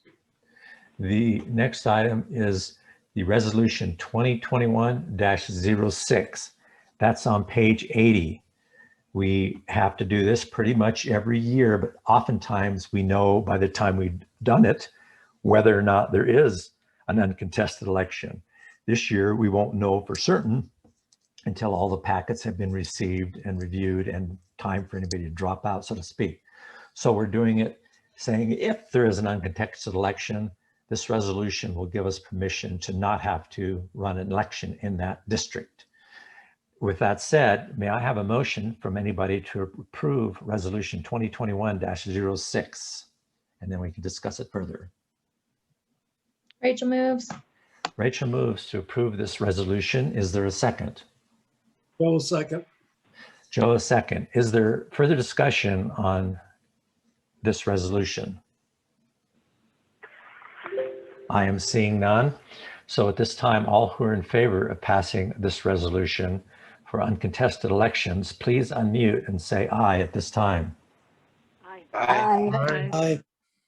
Any who are opposed or who wish to abstain, please unmute and let me know. All right, that resolution was passed unanimously. The next one is resolution 2021-07, the NRU CFC One Card Program. Carl mentioned a little bit about that. I'll ask him to briefly say another word or two about it before I'll ask for a motion. Carl, go ahead. Sure. So as we discussed earlier, this is a new credit card program for LPEA, enhancing our security and helping our processes be more efficient. As it's backed by CFC, they require a board resolution for us to enter into the contract with them as they supply the credit, although it's our policy to obviously pay our credit card bill as it becomes due, but technically you do have the credit for a few days. So this is a resolution where the wording is supplied by CFC. And really that as long as you guys are okay with that, then we can proceed with this, this new credit card program. All right, I'm looking for a motion to approve resolution 2021-07. So moved. Sue moves to approve it. I'm looking for a second. I'll second that, Bob. Bob seconds it. Thank you. Is there any further discussion? Tim, go ahead. So I just want to point out that in that resolution, there was a change to the, be it further resolved that it was changed from chief financial officer to chief executive officer, I think. So I don't know whether that showed up in the in your board packets. I always download this earlier, and so I don't check later to see. It is in there. I did see that email about that change that you caught. So it looks like it did get corrected. Okay, great. Kohler or Tim, anything else? That's nope. Kohler, go ahead. Yes, due to holdings I have in U.S. Bank, I'm going to abstain from discussion or voting on this resolution. And then if the resolution does pass, I will update my conflict of interest form. And just as a side note, I don't think we addressed our conflict of interest forms last year, so we do need to catch up on those. Thank you. All right, we'll make note of that. Dan Huntington, go ahead. I need a little clarification. The statement comes from CFC and we pay CFC and they pay US Bank. The statement comes from US Bank. They kind of do the administration on the program, but the kind of credit backing comes from CFC. Okay, thank you. All right, is there any further discussion or question on this resolution?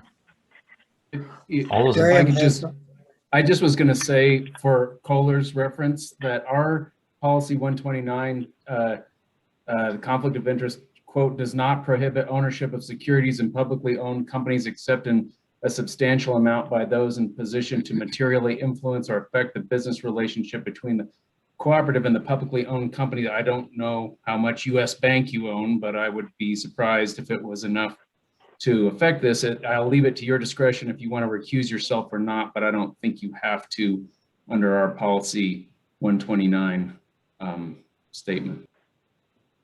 I think it's wise for me to recuse. Okay, will do. I'm gonna keep my position. Thank you. Any further discussion? All those in favor of approving resolution 2021-07, please unmute and say aye at this time. Aye. Aye. Aye. Aye. Any who oppose or wish to abstain? We've already got Kohler's abstaining. Anybody else? No, okay. That passed with 11 votes and 1 abstention.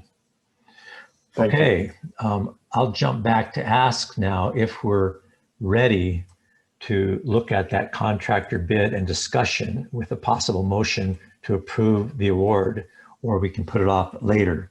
Who can address that? Yeah, we are ready to go. Sorry for the confusion. Graham's going to kick us off. Okay, thank you. Yeah, so just to sort of bring everyone up to speed, because this is of course spread over a couple months board meetings.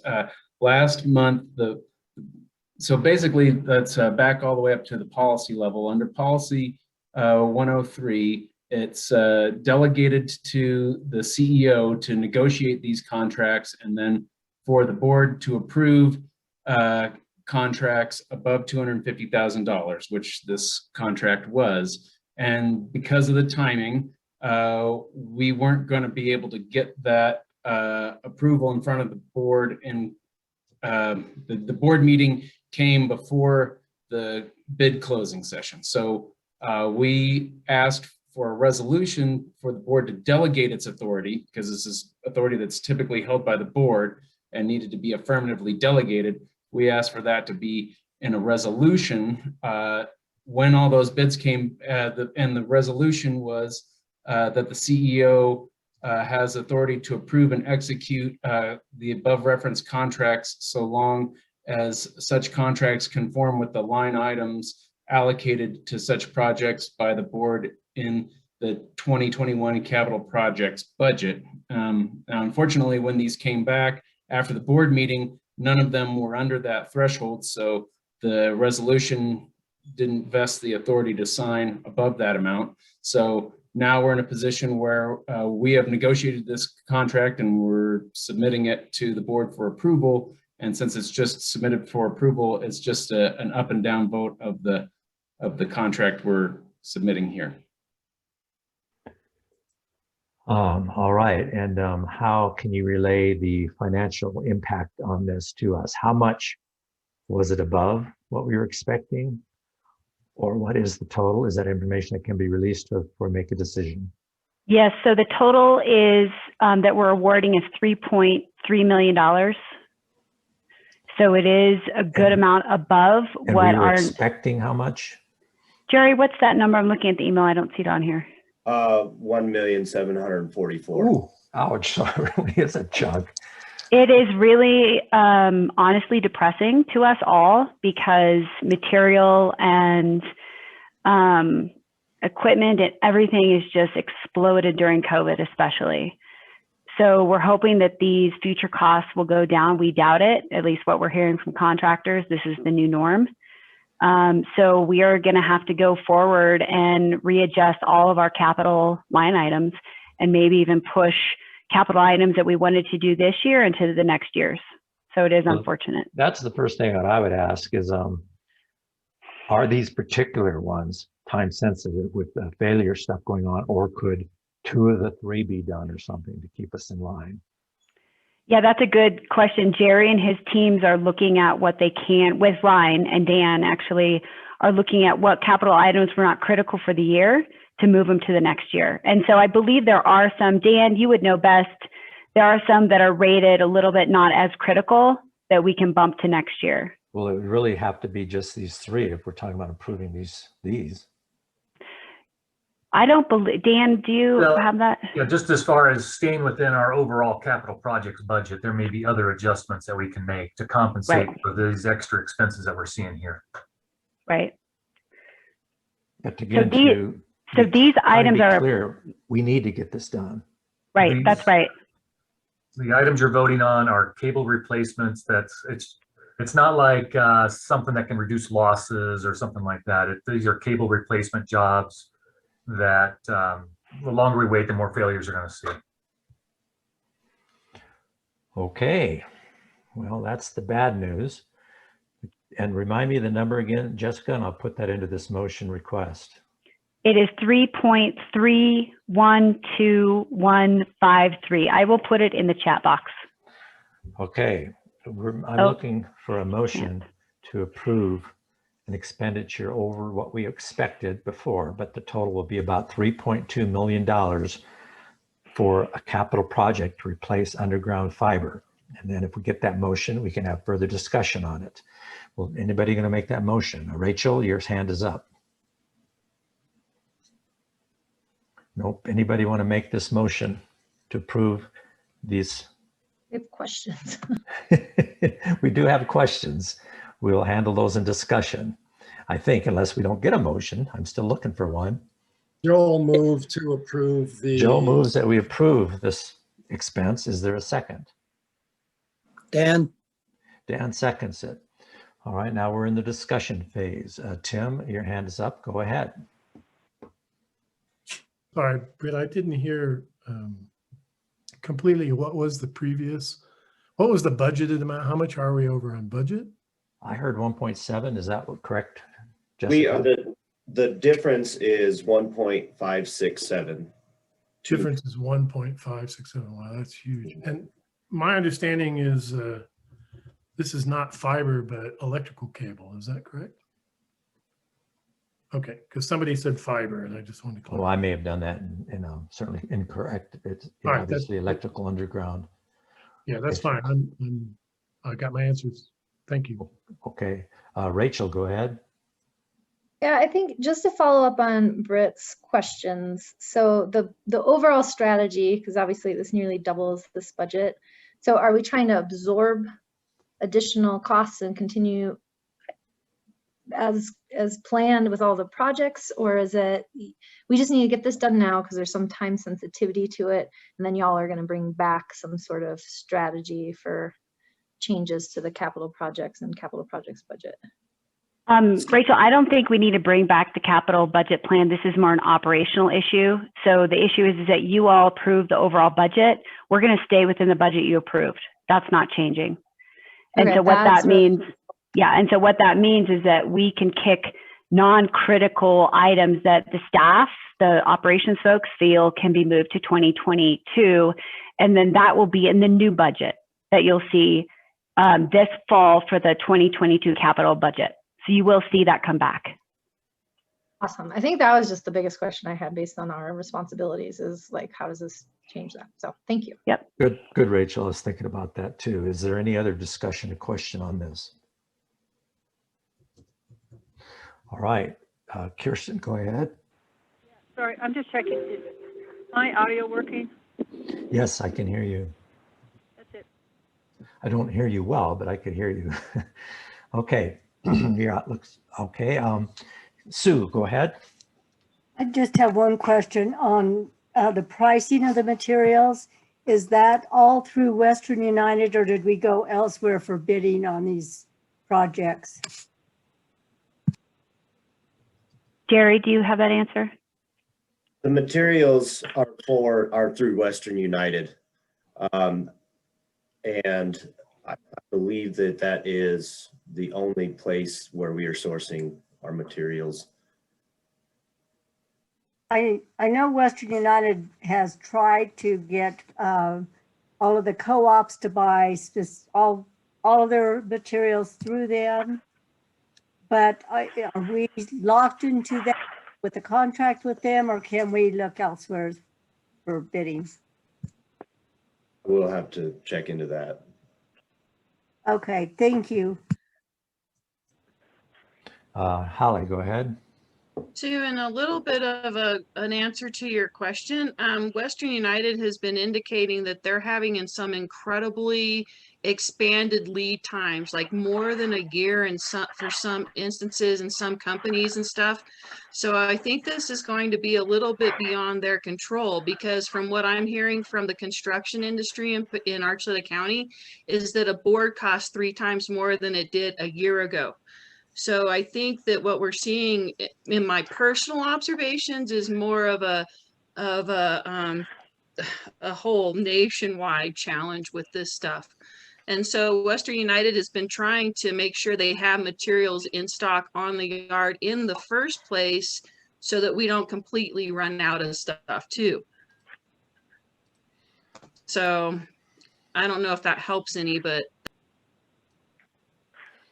I know Okay. that keep it in stock and precipitate what the future demand might be. I just didn't know if we had looked elsewhere for pricing as well. John Lee, go ahead.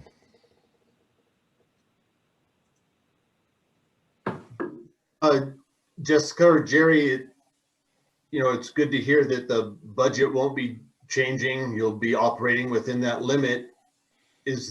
Are we addressing this, 50% shift in expense or 50% increase? Or I guess it's almost 100% increase. Have you already, so that I stay strategic on this and not get operational, is this prioritized, or is it just the first one coming up? So we still want to do this regardless of the cost increase because of the priority, and you'll kick lower priorities down or out years? Is that where we are with this? Yeah, that's a great question, John. Yeah, these are prioritized. And if we felt that it was extremely important to actually keep the full slate of projects for this year, and the budget's just gone up that much, we would come back to you and say that. And then we would ask for a revised capital planning budget for this year. And I'll be honest, John, we may have to still do that, because if we're going down the pipe with the additional projects that we're looking at and they're just as high, and we're saying, oh my gosh, we're on our 3rd big project, we really need to get to 4 this year, but we're over budget, we will come back to you and request that money. and tell you why and the reasons for safety and reliability are impacted. And we need that project to be done this year. Okay, any more questions or discussion on this? All right, there's a motion on the floor to approve around 3.2 million for these underground cable replacements with no overall impact yet to the capital budget. All those in favor of this motion, please unmute and say aye at this time. Aye. Aye. Aye. Aye. Aye. Any who are opposed or wish to abstain, please unmute and let me know. All right, that motion did pass unanimously. Brett? Graham, go ahead. I just was noticing Director McWilliams' lips moving, but we weren't hearing her, so I didn't know if she was objecting or abstaining. Abstaining, please. Okay, I certainly didn't hear that. Thank you. We've got that for the record that Sue abstained from that motion. There was no one else, I believe. Okay, the next item, we should be on schedule for our 1 o'clock meeting with Matt Larson. Is Matt there? And Jessica, do you have any information about if he will be here, or we'll move on until he shows up? He's supposed to be here, so I will text him. Drew, I don't know if you see him in the participants list. Okay, I'll text him now. Yeah, I don't see him there. He should have an invitation, but you can reach out to him if you don't hear back. Okay.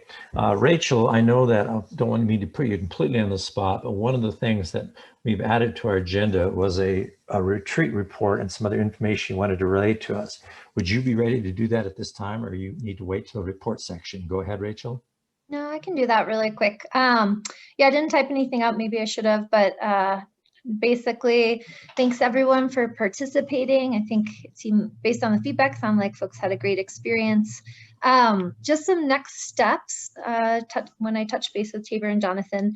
So they will send out notes and kind of some of those supporting documents once they've got them all prepared. And I think the other big thing is the planning team is having a debrief coming up on the 29th. And one of the things that we'll be discussing in that is kind of what our next steps are based on what came out of our convening. And so one of the questions that Tabor and Jonathan had to help inform our discussion on the 29th is, we'd love your input on what you found helpful about our last gathering, what was not helpful.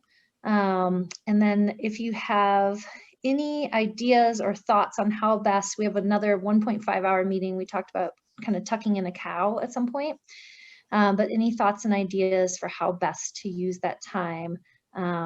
We'll be focusing on that decision-making matrix that was put together. So I'm going to send those questions to you all in email form, and you can respond. I don't know if we have time here, Britt, for people to just verbally communicate. Well, if there's anything, hot that, or if it's right on top of your mind, if you've got it regarding the retreat now, that would be great.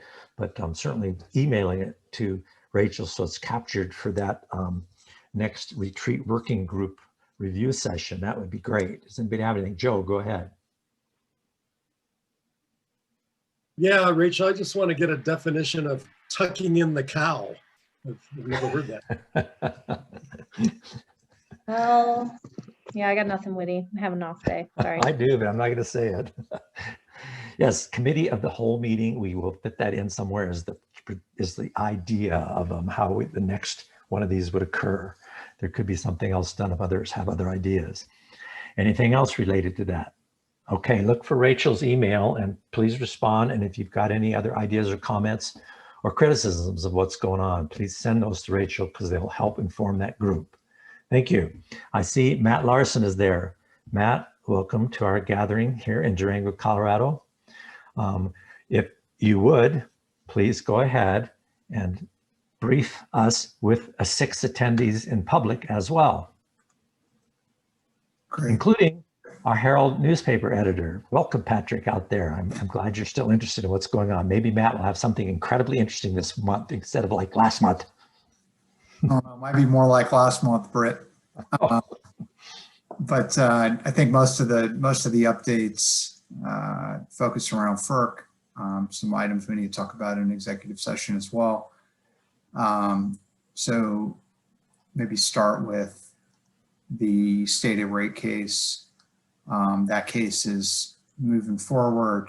I anticipate the potential for a resolution here in fairly short order.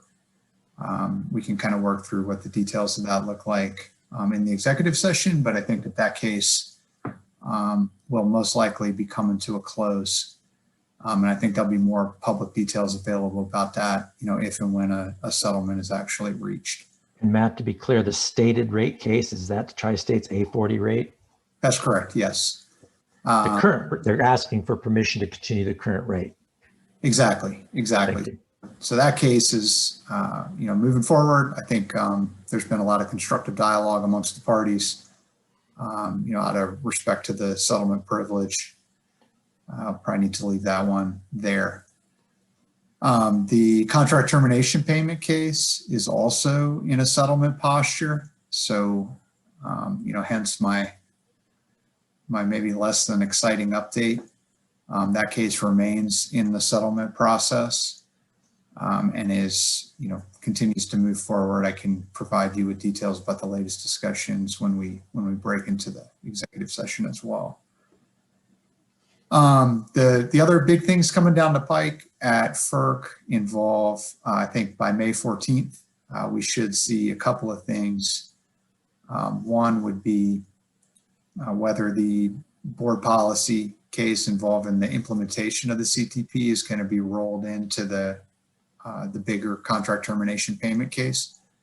And it is also possible that we will get a decision around that time on LPEA and several other members' joint complaint that's seeking a contract termination payment calculation from Tri-State. So that is fully briefed. Complaint was filed, Tri-State answered, the group responded. So it's, at issue in front of FERC and we could get a decision on that. So I think that could be the biggest biggest thing on the horizon here is, the potential for an order from FERC requiring Tri-State to calculate the contract termination payments. To date, we still have not received a contract termination payment calculation. And if they're ordered to do so, then, we would take it from there. But those are the biggest items that are hanging out there. There's really no update from Adams County. There's been no decisions with regard to amending the complaint. So that one remains with no update there. So apologies for the lack of fireworks, but unfortunately, that's the nature of regulatory sometimes.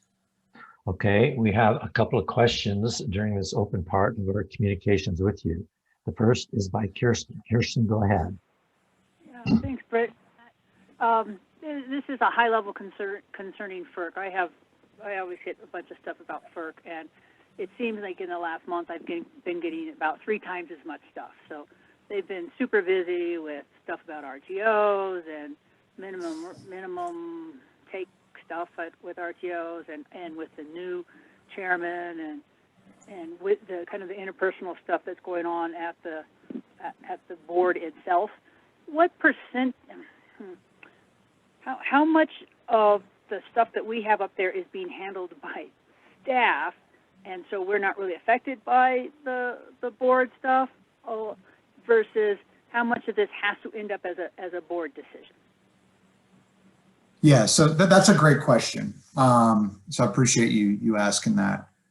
The vast majority of the Tri-State cases are being handled at the administrative law judge level, the staff level. I think it's and this is just kind of my opinion from a public policy perspective, the G&T related issues have yet to kind of rise to the level of the FERC commissioners, the chairman and the respective commissioners really taking a hard look at these issues. I know that some of them are aware of them, but unfortunately, and again, my opinion that it's unfortunate, but it is unfortunate that I think that some of these G&T issues are not kind of reaching that level. I do think it's possible in the future as more and more of these, and it becomes apparent that it's, not just a Colorado or a tri-state issue, that's going to start to draw the attention of the full bench, as opposed to kind of the more administrative litigation side of the agency. Thanks, Matt. Thanks. Okay, Joe Lewandowski, you're up next. Go ahead. Matt, on the contract termination case, if FERC rules in our favor, it's pretty much a given that Tri-State's going to appeal that. Is that correct? I don't know. So if they just simply get ordered to provide you with a calculation, which is what the complaint is about. I mean, taking a step back, the fact that we're sitting here with a full complaint that you all as a member of the GNT had to bring in order to get a number calculated for you, that kind of tells you everything that you need to know about what the situation is at the moment. If they do get ordered to do that, I don't know whether they would pursue that on an appeal. I would like to think that if a federal agency that they voluntarily subjected themselves to the jurisdiction of, order them to produce a number for their own members, that they would do it. Okay, thanks. Rachel, go ahead. Yeah, Matt, or I guess, could you speak broadly just to I know there was in our notes something about we're sharing legal costs now. And I just think that'd be important for members that are listening to pay attention to, because I know that's been a concern. Yeah, there is a cost sharing arrangement in place for particular facets of the litigation. So that continues to be in effect. So we'll continue to, and we're going to continue to have that arrangement. So I think that the upside of that is that it's put downward pressure on legal costs. And I also think that just broader, legal costs are down some because of, we're not kind of in the active litigation that the state agencies involve. The federal agency litigation is, the good news of it is the intensity of it is lower, which, has a cost effect to it. The bad news is, as my update reflects, is that it's not the most expedient process on the planet. Related to that, Matt, how many members are in that contract termination payment request complaint at FERC in addition to us? I knew you were going to ask me that. And I think it's 7. We wanted to get that in the news if possible, and it may happen. 7 total or 7 in addition, because the number has changed. I believe it's 7 total, which I will work to confirm. Okay, interesting. Rachel, is there anything else? No, sir, that's all. Does anybody else have any questions for Matt in open session before we go into executive session? Okay, now our part with Matt in executive session probably won't be too long. We will do that first, and we'll have to excuse our tri-state representative, Kohler McInnes, from attending that part of the meeting. However, after that, we will have 2 other issues that we will need to bring Kohler back into. So I'm going to ask staff who remain in this meeting to please be responsible for letting Kohler know when we make that transition. The other options are, we had some months ago, we made the change to using a staff attorney as our board attorney, and the board decided they wanted to review that in executive session this month. And our Graham Smith, the staff attorney, has provided us some memos to provide background information on this. I hope you had a chance to look at. So that'll be the other part that's in executive session. So for those who are attendees, one can never predict these, but since there's 3 things there, I think a couple will be pretty short. The other will take probably half an hour. It's probably on the order of 45 minutes or an hour is what this is going to take. So therefore, at this point, I'm hoping that all of the board members and staff have their link ready to jump from this session over to the executive session. And I'm looking for a motion to go to executive session for further discussions with our legal counsel, an update on an employee issue, and the review of our staff attorney. May I have such a motion? So moved. Tim Wheeler has made the motion to go into executive session. Is there a second? Kirsten seconds. Kirsten seconds. Is there further discussion of this?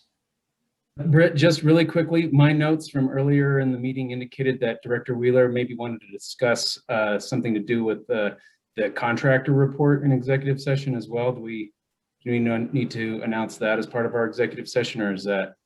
Thanks for the reminder. I think we should. Would that be okay to amend the motion to include that we're going to discuss something about a contract? Okay, it's all right with you. And the seconder, is that okay? Yes. Okay, so we've got 4 items to go there.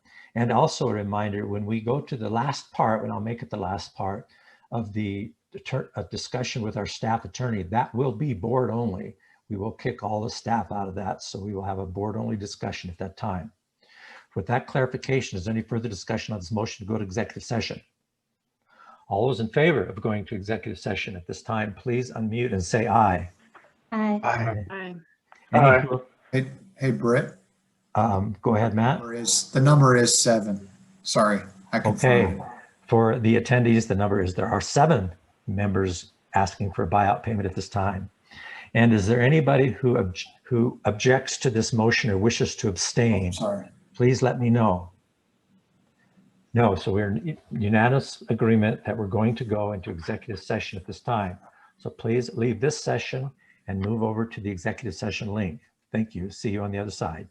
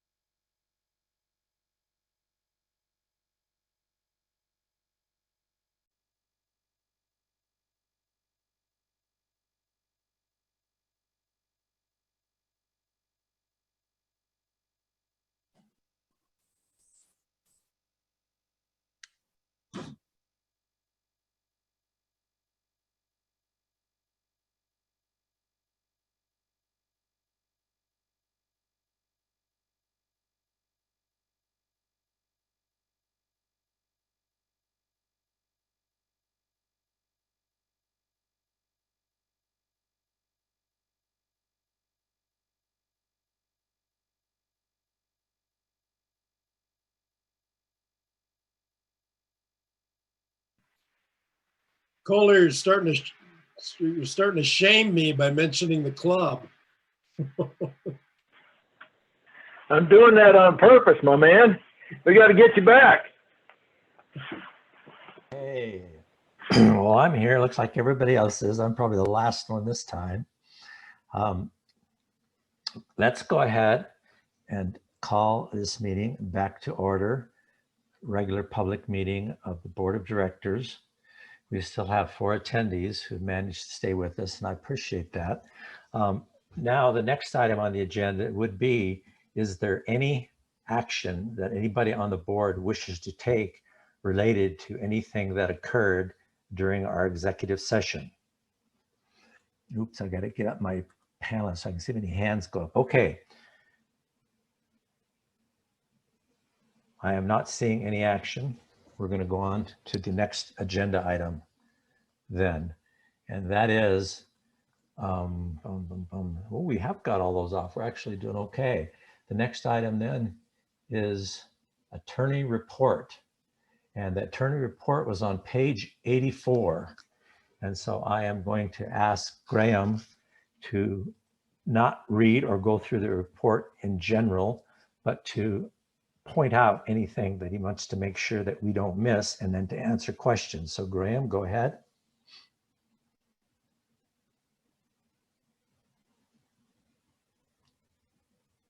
Graham, you'll have to unmute. Sorry, thanks. I was just pulling that up, but Director Point kicked me out. Let me jump back up. Page 84. Bullet items instead of paragraphs now. So you made a change here. Yeah, I wanted to sort of, and even then, these are sort of highlights. And so, you know, feel free to ask me about any depth of detail that you would like on these. And also, this is not an inclusive list of all the things I've done. These are mostly things that I felt would be of board interest, as opposed to sort of merely, you know, day-to-day staff questions. I see there's some hands up already, so I'll probably just go straight to questions if that's all right with you, Britt. Certainly. Sue, go ahead. Thank you. On the first bullet point there, Graham, is that one filed in our Google Drive document so that we can take a look at that? I think it is. We have I believe we have a response to member complaints. I'm going to pull up the Google Drive and see that. Was this related to the Lewin and Terry letter or another one? This is another one. This is a man who was out of town and had his freezer. He had electricity go out while he was out of town and had loss of his we know freezer. him, Dave Thompson, Ignacio. Dave. Yep. And so there is. Sue, if you go to Board of Directors, Member Correspondence, Policy 363 Complaints, the response is located there. Perfect. Thank you. Okay, Joe, go ahead. Yeah, in the participate with other DFNA, I believe we're in that dark fiber network agreement. Or okay, I'm just wondering what's Tri-State trying to make us pay for now. So there is a line that runs from Albuquerque to Grand Junction, and we have access. You know, all of the co-ops whose territory that lines go through have a certain amount of access on that. We give our access, and Empire gives their access to Fast Track under a separate side track agreement to that. You know, I'm trying to think of, you know, the layers of confidentiality with this are odd, because we're sort of now privy to, I believe, some confidential agreements that Tri-State has with other people who sort of are located somewhere along that line. And I'm not exactly sure how. I hadn't sort of thought about what exactly is public and what isn't public about this. And so I'd be happy to sort of put together a memo for the board and fill you in on the status of this, but it will probably be confidential at this time. Just because of it is sort of funny, because the people involved on the other end are private for-profit businesses in some senses, but then are also it's sort of, I don't want to sort of accidentally speak about something that's Graham, subject to is this ongoing so that there will be more information over the next month on it? There is. I'm actually meeting with Tri-State tomorrow morning. Could this be put on the agenda for next month in the executive session to get a more full explanation of this? I will make a note of that. And I guess I'll ask Janelle to also perhaps make a note of that. So when we're putting together next month's agenda, this will be on it for executive session. And That I'd should like to solve. hear about, what the fiscal impact is too. We're talking about tens of thousands or millions or hundreds, what? So, Right. Okay, that sounds And good. I can, yeah, okay. And I will know more tomorrow. All right, I think unless there's something really pressing about it, that should be fine for discussion next month. Tim, go ahead. So this particular one refers to an agreement that's called a dark fiber network agreement. My understanding is that because Tri-State has the relationship with the co-ops for that agreement, the execution and payment for that agreement gets passed on to who we assign that agreement obligation to, which in this case is to Fast Track. So, if Tri-State has different charges or costs change, those get passed on to Fast Track. LPA doesn't pay them. So Correct. I think the fiscal impact to LPA, notwithstanding its impact to its subsidiary, is pretty minimal or non-existent. It does raise the question of whether, those who execute the agreement or take care of those obligations have to, it gets to a point where it's too expensive, but I don't think it is at this point. So it's necessary for the, unless there is some sort of payment that for our own use of any of the fibers on that network. Otherwise, its fiscal impact is nil to LPA. Okay, anything else for Graham on his attorney report? All right, then we will go on to the director reports. Now, we already took care of the first one, which was Rachel's retreat report that I had on my list to go up. And now what we're looking for is I want any director who has made a report for the Roundup Foundation, Tri-State, Fast Track, CRA, Western United, or whatever, we will, I'll go through them one at a time to say, is there anything you want to point out? And then we'll do questions. So first up would be the Roundup Foundation, and that's Joe, I think, or who would that be? I missed the last meeting, so Kirsten. Kirsten, is there anything you'd like to point out around Roundup? And then we'll see if anybody has any questions about that. I'll just take any questions for that brief report that's in the package. Okay, appreciate that report and the highlight of who got it in the package. That's good. Is there any questions for Kirsten on the Roundup? Note in there also that she listed how many people have dropped out and how many people have joined, or whoever put that together. So it's nice to see that there's an increase in participation again. Okay, not seeing any questions. The next would be Kohler for Tri-State. Kohler, what would you like to point out to us? I think the report is pretty clear and pretty thorough. One of the things I would point out is it's a pretty ugly start to the year on the financials. Our position right now compared to budget is we're a negative $19 million. That's a pretty hard hit. That being said, though, the board did take a kind of a straw poll, and the board feels strong that we go forward with the 2% rate decrease for this year. So we'll just see what happens as we go along, but that's a pretty rough start. And as I recall, and of course, thinking about LPA's only seasonal range, normally you hope that the winter months, January, February, are pretty good months. Is that typically the case for Tri-State? I believe it is, and I think that the situation, the biggest part of that hit was the severe weather. So in that case, it was, and if you look at that report, as I reported last month, the Tri-State was looking at $7 to $10 million loss on that Valentine's Day weekend. The new figures have it at $12 million. And that was, like, again, from the balancing authority with Piesco. That was pretty much unexpected. And that's the biggest hit. But there's a couple other things, and one of the ones that obviously we participate in, and that is members' decrease in sales. And what hasn't come back yet is oil and gas, and I get a big hit on the sales. Okay, Cole, anything else before I go to questions for you? We've got a couple of hands. No, I'm ready for questions, I think. John Witchell, go ahead. Yeah, we usually have tough ones. Hey, Kohler. Yeah.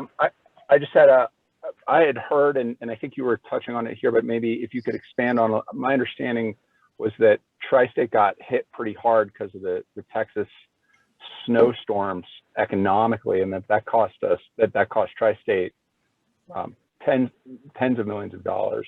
Do you have any visibility into that, or anything you can comment on? Well, the hit right now is about $12 million.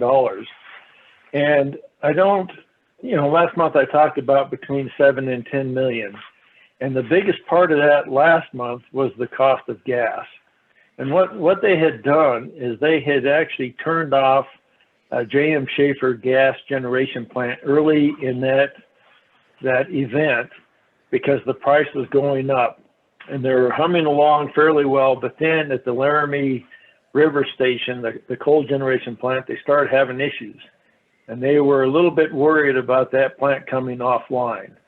So what they did is they had to buy gas for J.M. Schaefer at a higher price. And that was a big hit because gas at that time was really, really large.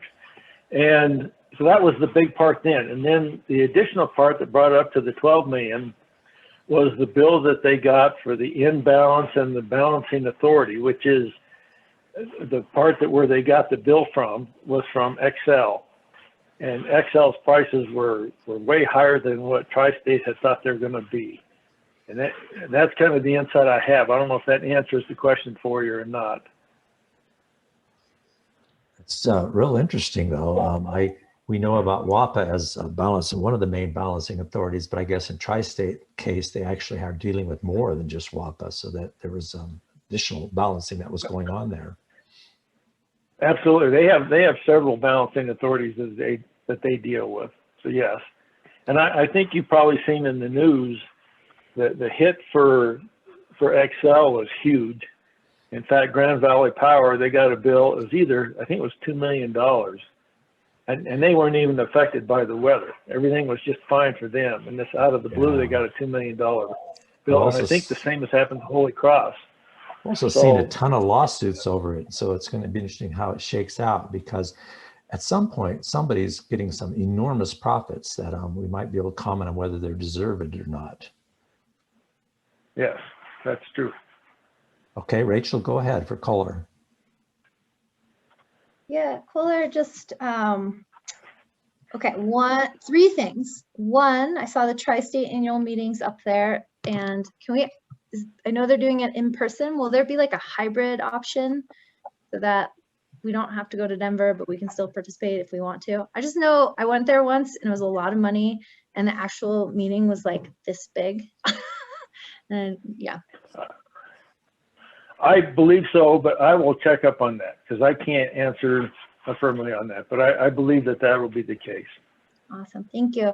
Okay, next one's just a point of clarification. Then I actually have a very real question. Point of clarification. So on the organized market, it says as of April, approximately 80% of Tri-State's load is included in organized market. So does that mean all of us that have our wholesale contracts with them, it's not as though they have like the chunk of energy they're producing for us pulled aside and set aside? It's 80% of that is now just open market, and they're kind of brokering it. Like they throw all their energy on that market, or 80% of it, and then we're just getting pulled from there as well. You know, I can't answer that for you. I'd ask Dan Harms if he might have a little more insight than I can on that, because I am fully confused on the different markets that Tri-State is in, and they're still trying to go to a full RTO. Mm-hmm. So I can't answer that. I got probably the same question you do. And maybe, Dan, if you're willing and able, could you maybe help us out with that, please? Yeah, I can shed a little bit of light on that. Essentially, there's, Tri-State has all their generators that they run, and if things are going as expected, I think they have the generation that covers the members' load. And typically, they also have off-system sales that they also cover and are obligated to serve, I should say. But if their generators are down, then they have to go out on the markets and look for different pricing. Now, I don't think they buy from, you know, we don't have a regional, an RTO here. So they do bilateral trades. And when we went on a field trip with Tim, and I can't remember who else was with us when we went to WAPA, you know, you could be on the trading. Oh, Britt was there too. Yeah. They're on the trading floor, and they're calling every 15, 30 minutes saying, hey, I've got this extra, or I need this much. How much do you have? What are you willing to pay? Those kind of things. So it's not a like the stock market or anything like uniformly priced. It's sort of a bilateral wheel and deal kind of thing, is my understanding. Maybe Tim or Britt can shed some light on that as well. Well, if not, I will. So Rachel, with the RTO, you got to remember the name of it, Regional Transmission Organization. So it's a lot more about transmission and actually the flow of power. And so it's the full package of they join the SPP so that they can more efficiently move energy around the Southwest Power Pool grid, so that when they're load deficient, they can actually get power in different areas, and they get transmission as well. So they are obligated through those contracts that you mentioned, our contracts with them, to supply that power. They don't just throw that energy on the Southwest Power Pool as kind of a 80%, here you go. They're still obligated, but it allows them for more pathways to meet demand. So if they have excess power somewhere, they can go ahead and dump it in the RTO or the Southwest Power Pool, and they can get, they're supposedly, how it's supposed to work is that then they look at the geographic map and say, okay, here's a generating resource, and there's actually like a stock market. They actually do have like a trading floor where you can go in and look at the purchase price and the clearing numbers, and you can go ahead and pick and choose what resource you want, because it could be cheaper to go ahead and swap resources depending on where the need of the load is. So it is a bit complicated. And then there's the whole thing about an energy imbalance market, and that's a whole different market. Okay, I think that captures that last piece. Helped a lot. Thank you, Jessica. Thanks all. I'll keep doing my homework. And then the real question I had was about, so in May, it sounds like y'all are voting 2 proposals on the bylaw amendments, one of which is whether or not partial buyouts have, or see if at least 50% of your power, would we or would we not have a seat at the board? So do you have any kind of insights on that? Is there anything we should be doing in anticipation of that vote? Well, I'm in favor of having it at 50%. And that was the suggestion from staff, is to have it at 50% that you still retain a board seat. So when this came up to, we did kind of, again, a straw vote in a board meeting before it went to the special meeting to where it was up for the members. And at that time, it was close, but they voted that 50% was okay. Then when it came to the special membership meeting and they had the vote, there are some people that really don't want you to have a board seat if you aren't doing your full 95% with Tri-State. So there are a few that are against this. And that discussion started. And what happened is there was an amendment for the 65%. And what happened then is some of the directors felt that if they didn't vote for the 65%, then it would eliminate the motion completely, and you wouldn't have any representation at all. Because the way the bylaws were written, there was no representation unless you were a full member of Tri-State. And they didn't want to take that chance. They wanted the 50%, but they didn't want to have the choice of 50 or nothing. So that discussion happened in the boardroom afterwards. And so they want to come back and do it again. Another push was from, and I won't mention the name, but one of the larger co-ops. And they did a thing, because they're looking at the partial requirements, and they're looking at a Mars project. And if they do their full allotment on that, the difference in their payment to Tri-State is roughly 11%. Now they're going to do a whole program or presentation for us. I think it'll be in May. And they've been asked to do that presentation at the annual meeting. Because it's pretty important, because if they go forward with that, they will, even if they do their full allotment, they will still be in the same position as far as their sale or their purchases from Tri-State. They'll still remain in the top 5 above, the majority of of other ones, and they want their board seat. Hopefully that'll help you as far as some of the background on that. Yeah, that's helpful because you're just setting the bylaw right at this next meeting. I'm just kind of curious if there's any whipping or anything that we need to do on our side in anticipation of this board meeting to get folks one way or the other. I guess I would put that to Jessica, because if there's whipping, it's going to be whoever represents the member. It's not going to be the board. This is again a vote of the membership, and she might have a better idea of who they're going to send there for their representatives. I will say that most co-ops do have their tri-state director be their member representative at the annual meeting. I don't think that's a good thing for us. Isn't that up to the board to choose? Yes, it is. I just think Jessica might have a little bit better insight of what some of the other co-ops are doing. I don't. I don't know what they're doing as far as electing their representative. But yes, I believe it's up to the board. That's always the way we've done it. Yes. Go ahead, Jessica. Yeah, that's my understanding, Kohler, is that it's up to the board. So in regards to whipping to 50%, yeah, Rachel, all the folks that have submitted comments on this policy, because again, this policy actually went to FERC to get approval, and many of us intervened there to say we didn't agree with it. And so now this is yet another change that then goes back to Tri-State. I think they have to revise that policy. Is it 125, Kohler? I'm not exactly sure on the number. And then it goes back. Oh no, that's a different policy. I'm getting them confused. Yeah, policy 125 is the CTP. That's right. So, but it has a direct correlation at least with this 50%, right? So there are other co-ops that are working, but honestly, Rachel, we just don't have the majority that believe that it should be this way. Because remember, there's only 7 that are applying, at least for the full buyout and partial. I've heard that Dwayne has said this in open session, there's about 6 to 7 other co-ops interested in applying for the partial. That's still a minority to get us to 50, to get this policy that Kohler mentioned. So it's actually a bylaw change, not a policy. But I would also say that when this was put through the election at that special board meeting, it only lost by 1 vote. So I'm not too sure that we don't have the majority. I think this time it could pass. And one other clarification related to that, does FERC have to approve Tri-State's bylaws? Grant, that one's for you. I don't think so. I don't think so, but I'll have to look into that.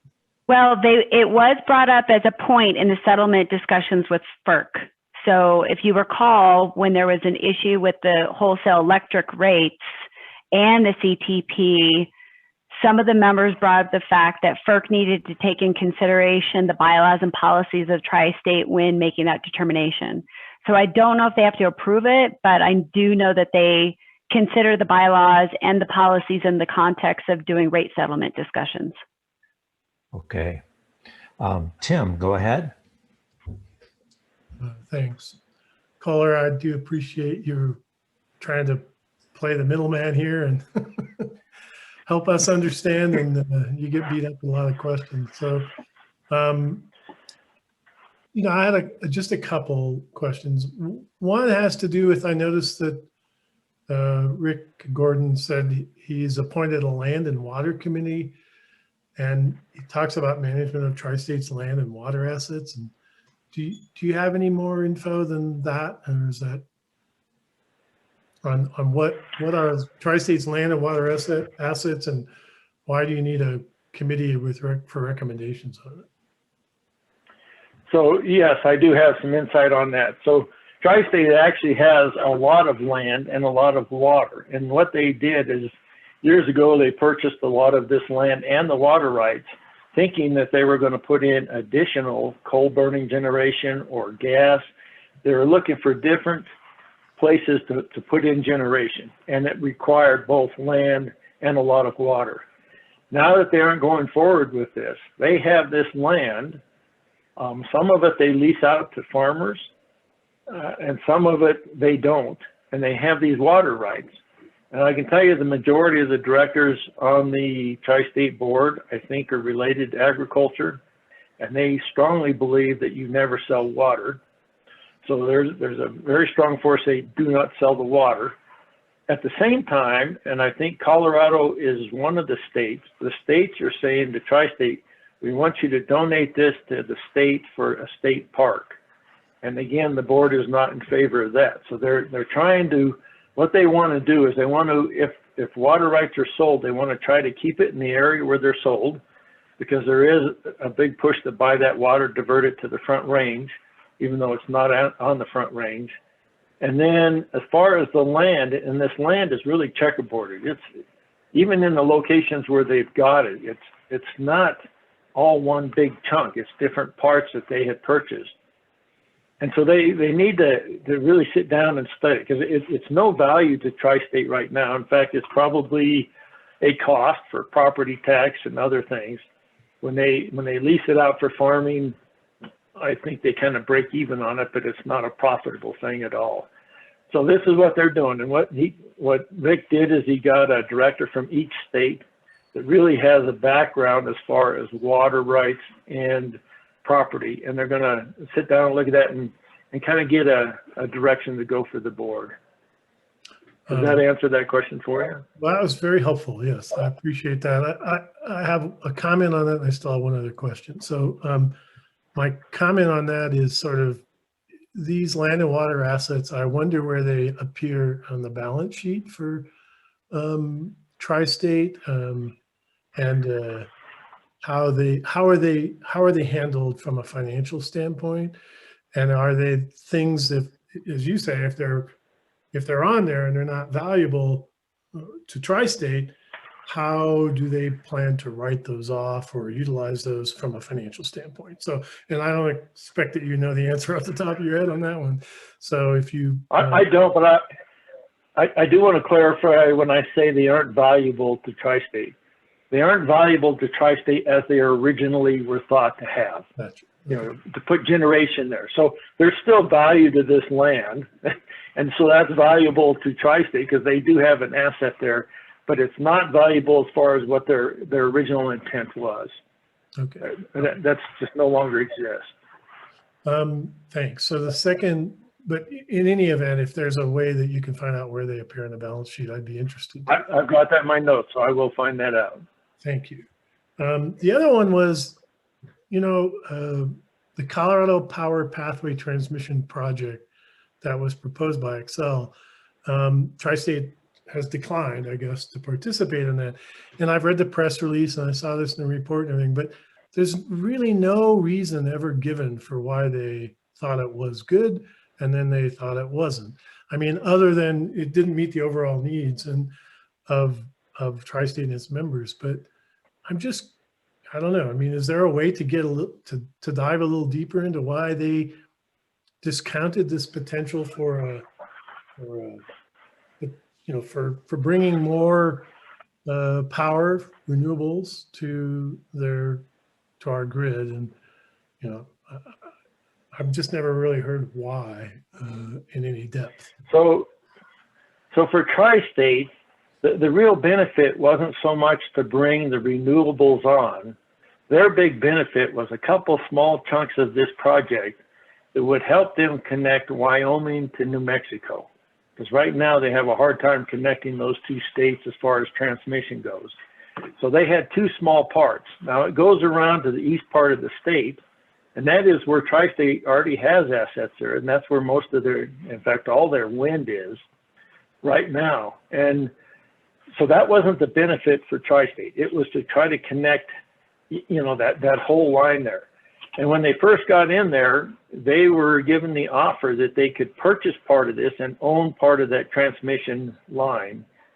And then after the approval, Excel changed it and said, no, you can no longer have ownership. And here's kind of what we're looking at as far as what it will cost you to participate. And it was way out of line for what Tri-State, you know, could do. They could do better on their own than they could with Excel. And that's why they stepped back. I do not believe that this will affect their push for renewables. They've already got that plan in other projects. All right, so it was a cost for a small piece to connect two states. That was prohibitive. Several small pieces, but yes, that's right. Okay, thank you very much. That was very helpful. Okay, Bob Lynch, go ahead. No, thank you. I just wanted to clarify, Kohler, on that whole thing about what percent of your power you have to buy from Tri-State. I was the rep for us at the meeting. It was the December 8th special meeting where those votes occurred. I can resend my report I sent out there, and I think you said this, but just to clarify, right now a bylaw was changed that requires you to buy at least 65% of your power from Tri-State in order to remain a member. Is that what you're saying? Remain a board seat. You'd still be a member. Right. No, I'm sorry, not a member. To retain your board seat, you have to purchase 65% of your power. That is correct. Yeah. And that was narrowly passed 22 to 21. In fact, many members had advocated that you had to buy 75% of your power. That narrowly failed. So it is still stuck at that 65% level. So are you saying that's coming back up for a membership vote again to reconsider that power purchase level in order to retain a board seat? Yes. Well, the board has to approve it to put it in front of the membership. But yes, and that's what we've been discussing is, shall we put this in front? Because I do believe there is a majority that want to get that back down to the 50% from the 65. And I think there's misunderstanding when the vote happened of what the consequences were of not voting for it the way it was. And then I think, again, this other big co-op is going to do this presentation, and it's key for them. So I think they're going to be putting some pressure on some of the other ones too, and saying, hey, look, there's not the damage you think there is from us going partial requirements. And they did make that presentation at the December 8th meeting where, as you said, even if they buy only 50% of their power, it only reduces the total revenue that comes to Tri-State by about 11%. So, but this would have to come back before the membership again to change this bylaw back to the 50% level. That's correct. So that would happen at the annual meeting this year if the board approves to put it in front of the membership, which I think they will. Okay, that's good. Thank you. Appreciate that, Kohler. You bet. Yeah, and that'll clearly come up if when the opportunity for a partial buy for us eventually comes up. If we take advantage of that, we'll be looking at this closely. So it's important to understand it. I appreciate that. Are there any other questions for Kohler now? Okay, Kohler, you're off the hot seat for a little bit. Thank you. Next, Tim, is there anything in the fast track that you would like to point out or take questions on after that? Yeah, I mean, it's in the report, but and I'm certainly open to the kind of questions. But I'll point out two things just to remind folks that and it was brought up earlier. I think it was when we were talking about the broadband committee, and somebody mentioned Mark Garcia, the town manager for Ignacio, talked about a DORA grant. That grant was the grant that he talked about was the one which Fast Track and Ignacio had collaborated on and put in to provide fiber to the home in Ignacio. That grant was not won by them. There was a little less money in that account or in that fund than was originally anticipated, but primarily it was not won because the broadband office wanted to ensure that the speeds that were noted in the grant request were actually validated and verified, right? So in a sense, they were saying, well, the data we have says you should have these kinds of speeds. You're saying you don't, you need to provide us more evidence. That's my understanding. And, it comes back to the importance of these maps. And I think similarly to what some of the people who attend the broadband committee and some of the member comments earlier today around, the data that is utilized by these grant making agencies is often highly inaccurate. And so you get highly inaccurate grant funding. Fast Track will try again. I suggested that they also talk to the county commissioners, because there was a law passed in Colorado which allowed a county commissioners or county government to dispute the findings or the I should say the decline of or rejection of a grant fund request on the basis of not having the right speed test or something. So maybe they'll do something with that. Otherwise, they believe there'll be another opening in July, and they may try that again. And then there was a board member for Fast Track who passed away, named Bill Bauer, who was a director on Empire Electric's board and a representative Fast Track. He was there since I've been on this Fast Track board, and I think he's on there a long time. He was fairly knowledgeable, kind of a quiet guy, at least on the Fast Track board. And he was a good Fast Track board member. Anyone that knew him, I just want to make sure you're aware of that. His replacement is another person named Bill Mollenkopf, who is not on the Empire Electric board. He had been previously, and so he applied for that and was appointed, and we met him at this meeting. Was the first meeting where he came in. So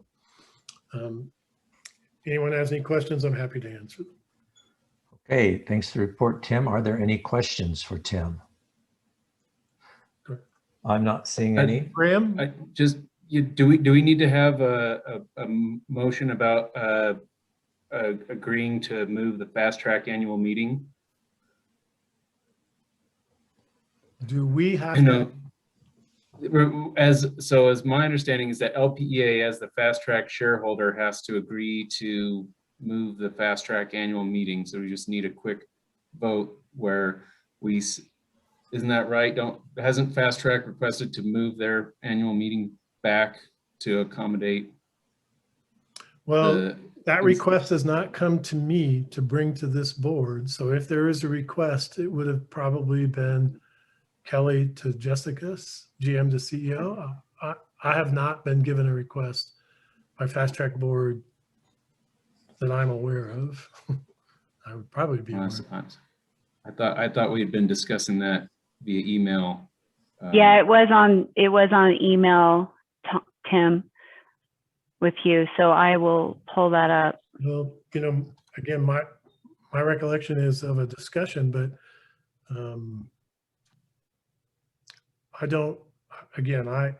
I have never brought a request for approval of a date for the Fast Track board to this board. That has come administratively in the past. So if I made an error on this, I apologize, but I think we have time.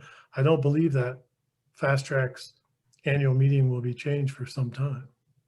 I mean, it's being changed to much later in the year. So we do have time, I think. Yeah, it's not on our agenda, but if it ought to be on the agenda and it could be done next month, that would be the appropriate time to do it. So maybe I misunderstood something, Graham. I apologize if that's the case, but that just hasn't been the method in the past. And so I wasn't prepared for that. No, that's not how we've done it in the past. Sure, it's been fine in the past. I said, if it's not how we've done it in the past, I'm sure it's been fine in the past. So. Well, it was new to me. Again, Graham and Jessica, and Tim, if this needs to be done, and it sounds like it probably does, but it sounds like there's time because the meeting wouldn't be until after our annual election, that it should be done in next month's board meeting as an agenda item. And if it can simply be done as a motion, fine, or if it needs to be resolution, that should be prepared. So I will ask you guys to make a note of that. and take care of it then. Is that appropriate? That works. Okay, So- good. So are you assigning an action to me, just to be clear, so I don't have I'm assigning, yes, to you, Jessica, and Graham to make sure that you coordinate to make sure that this occurs. All right, thanks. Okay, and after fast track then is CREA, and that's Holly, and we've got your report in the page. Holly, is there anything you'd like to point out before we take questions? Well, Western United will be easier because there was not a meeting in between the last one and now. So I am a little bit alarmed at the price that that project went up though. So if staff or anybody has any suggestions on whether or how I should approach Western United on that question, I am amiable to suggestions or a discussion on that. Anybody? All right.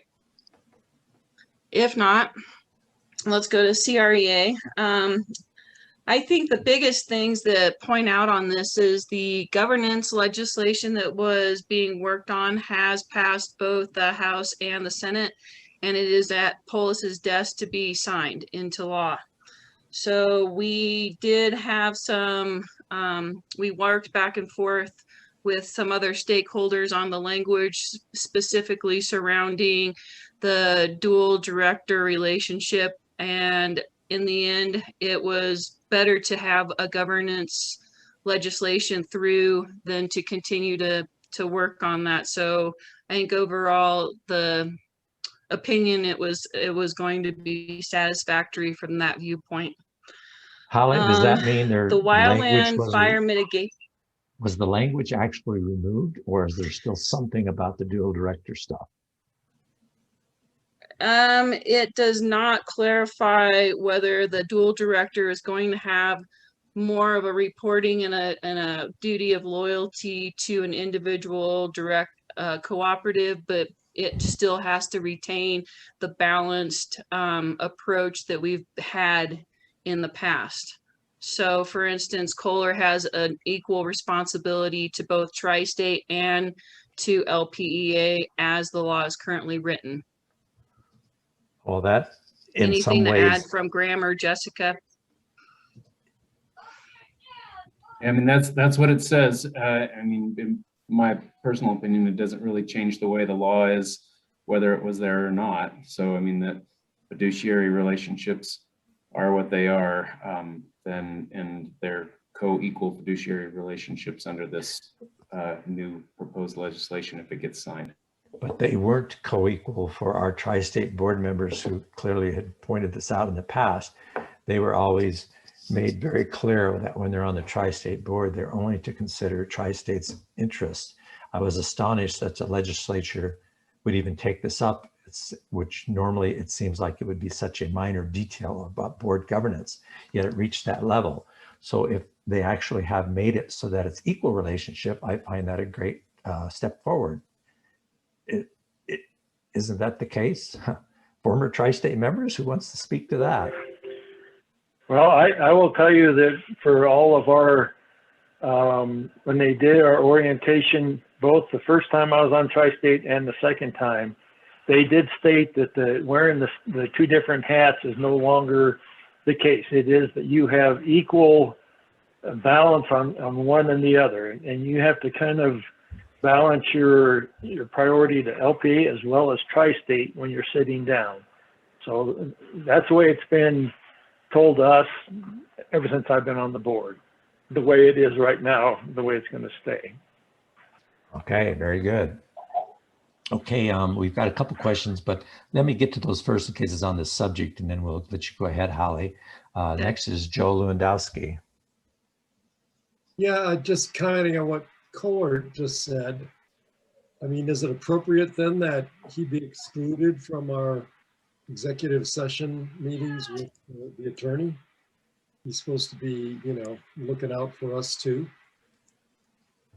Yeah, I mean, the point of that is that when he finds confidential information about our strategy with Tri-State, he has a co-equal fiduciary duty to disclose that to Tri-State, and it puts him in an untenable position. So, I mean, it's in Kohler's best interest to recuse himself as he does in that, because it puts him from not, I mean, has an equal duty to maintain our confidence and to disclose it to Tri-State simultaneously, and that just can't work.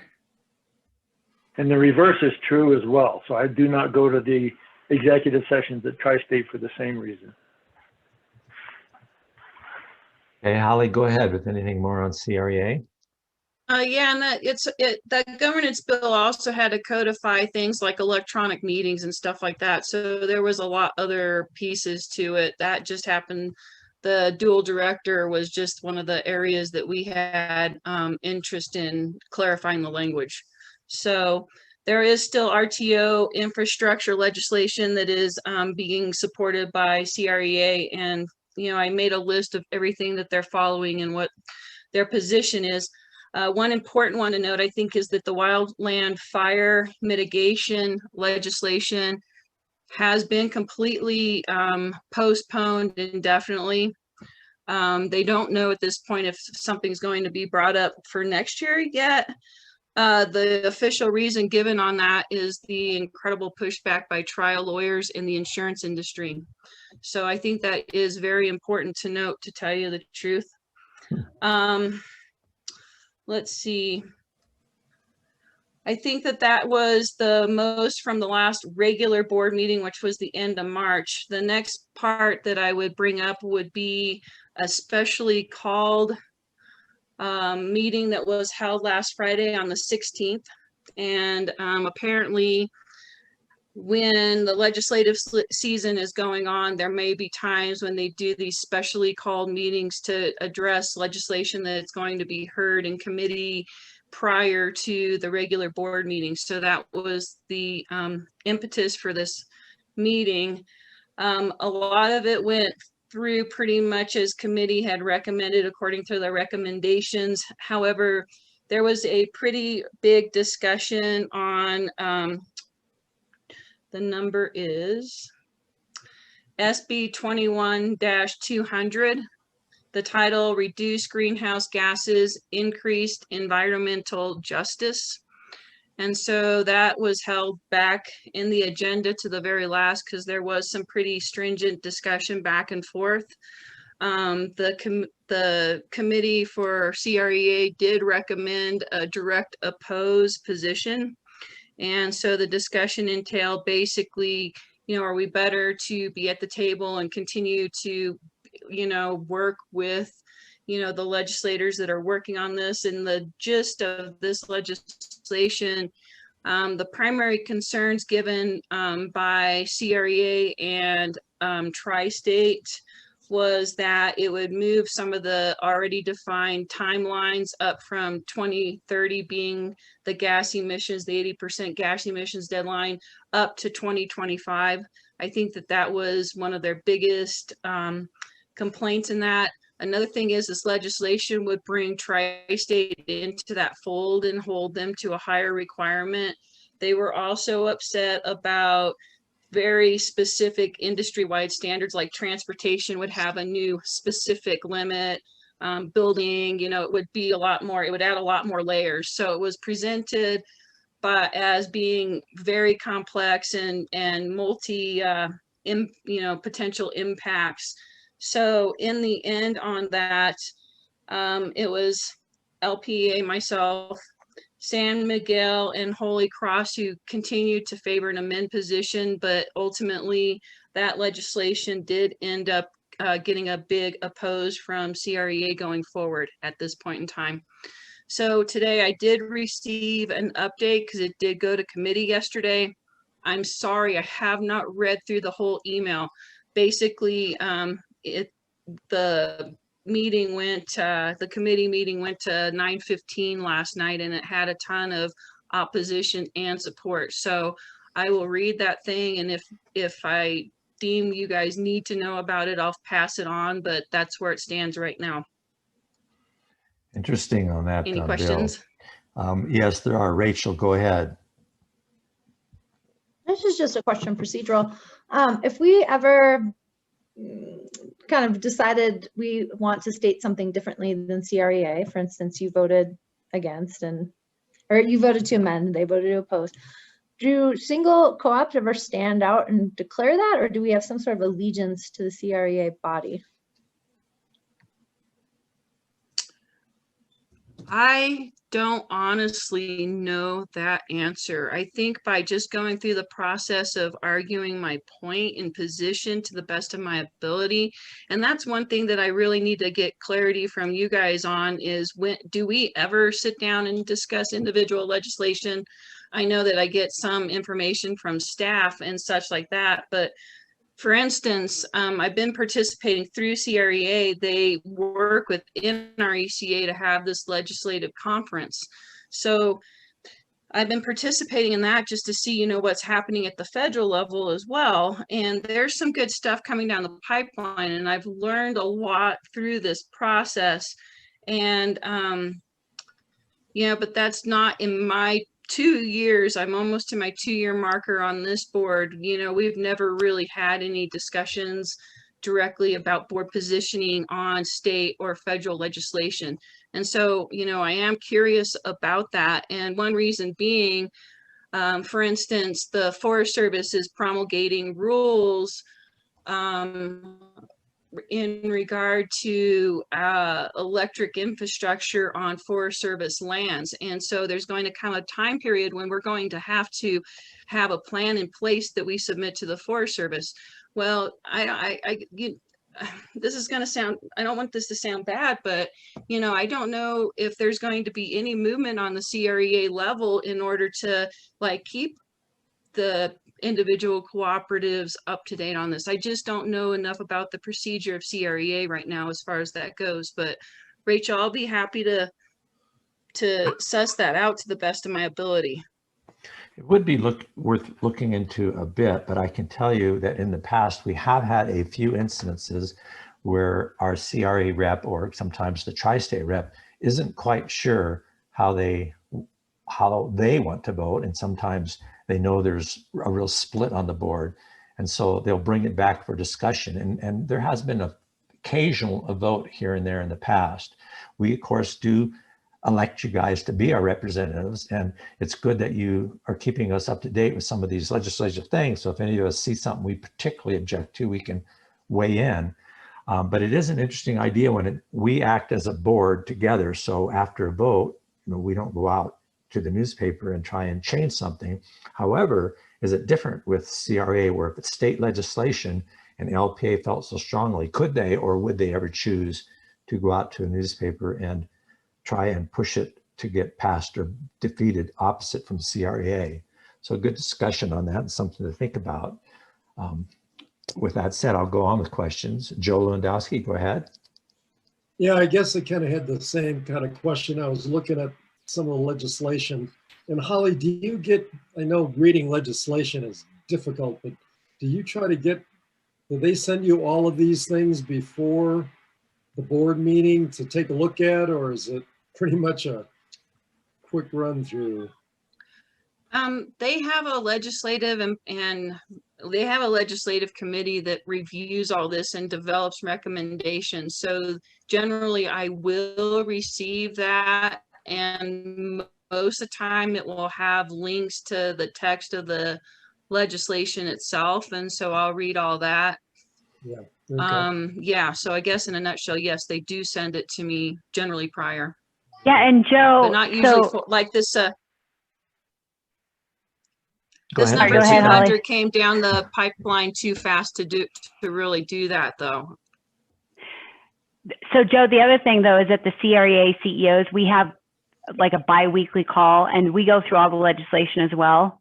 And so I'm filtering the details to Holly. Holly doesn't have time to go back to the board though, because oftentimes we have to get back to the legislator the next day. So, I mean, and this is how we did this in Washington State and Oregon. It's the same process and it works really well, actually. So if there's a bigger legislative kind of item that we need to bring back to the board, like overall on climate change policy or those bigger policy pieces of legislation, then that is definitely appropriate to bring back here. But you have to remember that legislation moves in a day's notice, if not hours. And so staff has to get Holly prepared. She's been delegated to be our CREA representative, which works on legislation. But just know, we, including my staff, are working with all the other CREA co-ops to provide updates and changes in legislation. Like, we worked really hard on the governance bill, spoke with the legislators on that to get it to a spot where we felt was consistent with LPEA principles. So again, when you guys set the strategy for us, we follow those with the legislation. So just keep that in mind too. That's just another data point. Right. I guess I was, looking at this. I think this is from the March meeting. Protection for workers against discriminatory employment practices, and CREA is opposing that. That just, those are the kind of things that really bother me. I know you guys have the big picture on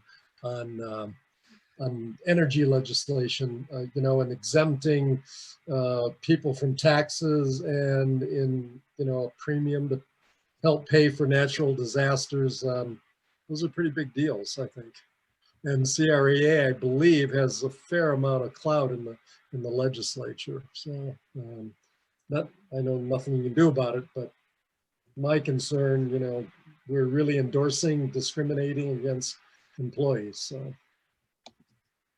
Jessica, that question regarding the CEO CREA group, does Tri-State have a representative on that group as well? I would assume so. Holly, do you know? I know it's a mix of other co-op CEOs and board members. I think it's somewhere in my email. I can try to find it quickly, but maybe Holly knows off the top of her head.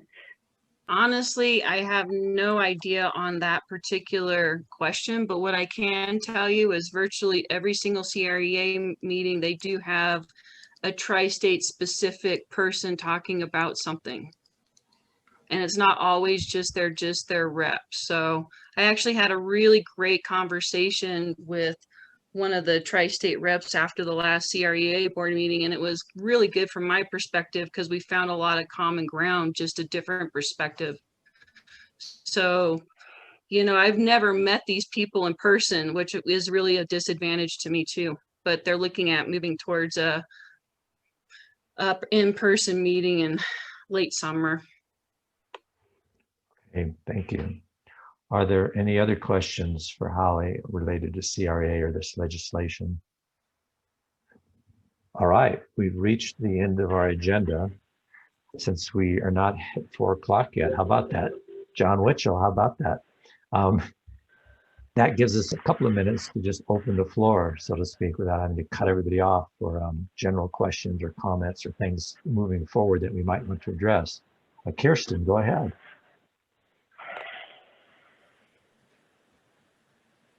Kirsten, are you there? I see your hand up, so please unmute and go ahead.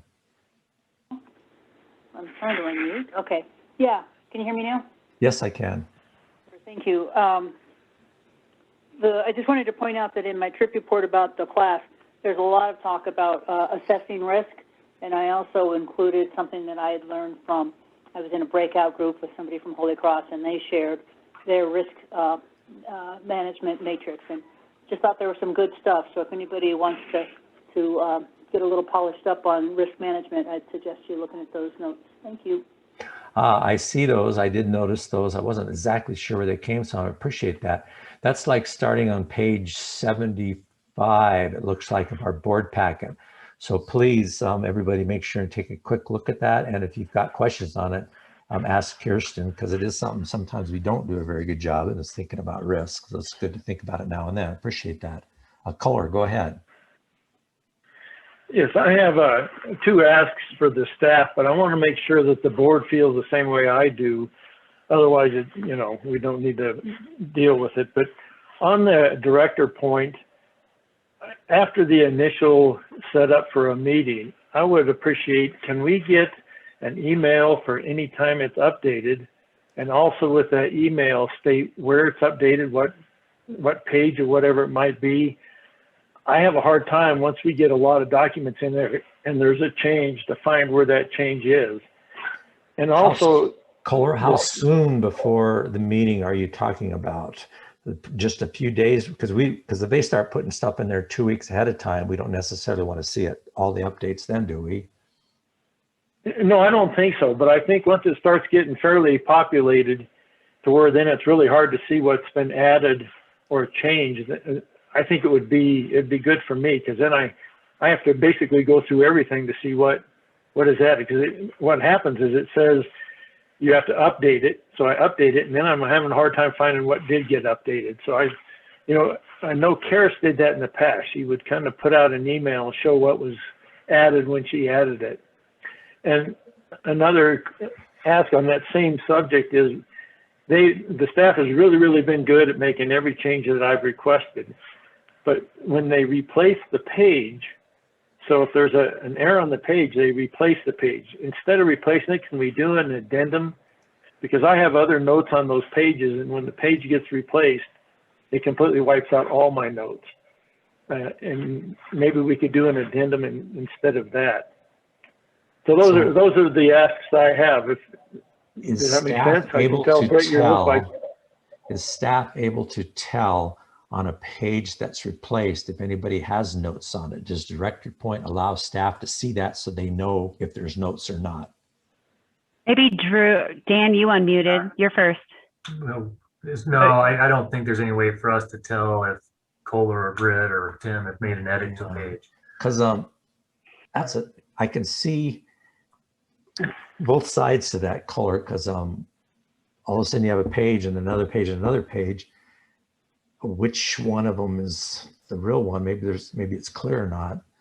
I wish Director Point just kept your notes, because the same page basically it's been replaced. Why wouldn't it keep the notes and just change the database links? It's not that hard to program, but they've not done it. I agree 100%.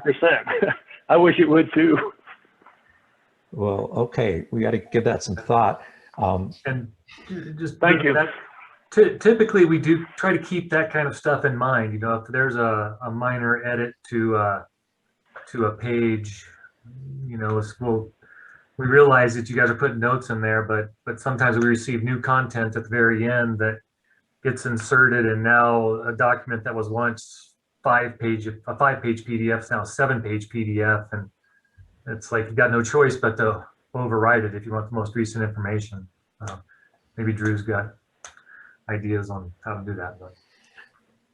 And I'm wondering if the time frame for letting the board know about changes would be the Friday night before and thereafter, if it's a Wednesday meeting, is because some people do start looking at the packet over the weekend. Would that be appropriate, Kohler, or would you think it should be a few days before that? I think that would work, or even the Monday before the meeting, after the weekend, because I spend the weekend looking at it.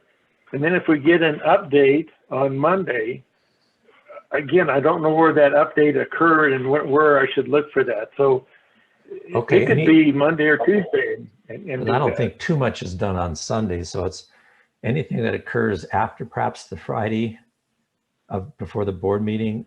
The board ought to just be notified that changes were made here and there. It can just be really brief, but something, would that work? Could that be done by staff? Yeah, and Britt, actually, we already sent a note to all board members that we provide all uploads and updates by Monday PM. So we've sent that note out, but we will work to send you any specific updates and pages, but we would also ask that all the documents are in by Monday, because oftentimes we are getting board members trickling them in Tuesday, and that then we're scrambling. And then to Kohler's point, we're not going to be able to send out an email quickly. So it would be helpful if the board just remembered, please give us, everything ideally by Friday would be really helpful. If not, then Monday by close of business. Okay, I hate to not get things in the board packet because it becomes a resource for the future. So we need to allow some late tricklers now and then, but you're right, it needs to be done earlier if possible. But if it is done later, then would get a notification of that. Anything else, Kohler? No, but thank you for your consideration. Appreciate it. All right, we'll go with Joe Lewandowski next. Joe, go ahead. Yeah, do we have another policy committee meeting scheduled? Dan, do you know if we have another policy committee meeting scheduled? Yes, we do. Don't see Dan. We do have the policy, and I don't know if Janelle has that quickly up on her that she can search. I can Graham, address do you it. know? It's scheduled for Wednesday, May 26th from 2 until 4. Okay, thank you. All right, Rachel, you're up next. Go ahead. Yeah, this was just following up on Kirsten's report from the training the three of you attended. I'm kind of curious on that risk, all those risk tools. Besides just looking at and reviewing, did you have any thoughts of any activities or work that we as a board should do on that front? Yeah, it certainly was a lot of good food for thought. I think as part of our strategic planning, at a minimum, we need to carve out a risk assessment time and topic. I don't know if I have anything else beyond that. I'd be interested to know if Sue or Holly or John thought of any specific ones of those tools. In some way, there was like so many bloody tools. It's like, okay, well, great, let's just pick one. But I think picking one would be certainly better than picking none. And I think probably strategic, but I would leave that to the staff because they help set up our strategic planning time. Okay. Holly, go ahead. All right, great. If you get a chance to take that class, the governance class, it was well worth my time, I felt. And LPEA had 4 directors at it, so I was glad for that. Like I said, I went to the, I've been going to the legislative conference set up the NRECA to talk to federal legislators. And these are the 4 issues that they're having us talk about or wanting us to mention. And it's RUS pricing, which doesn't affect us, but it does affect a bunch of our cooperatives. Basically, in a nutshell, they have a prepayment penalty, so they're not able to refinance and they're losing, they can't go to the low rates right now. Broadband, I already mentioned that. That was a big hot topic. Actually, the majority of the discussions actually were around that specifically. Tax parity, the incentives giving to IOUs versus cooperatives as far as renewable energy developments and stuff like that. And the carbon, what is perceived as the climate and carbon stuff coming down the pipeline. And that did not receive as much discussion. Anyhow, I would also like to mention, not that you have anything else going on, staff or broadband folks, but the meeting with the, I'm sorry, I forgot his name right now. The representative that I mentioned earlier, because I can't remember his name right now, he did offer to sit down, Perlmutter, there you go, Perlmutter, thank you.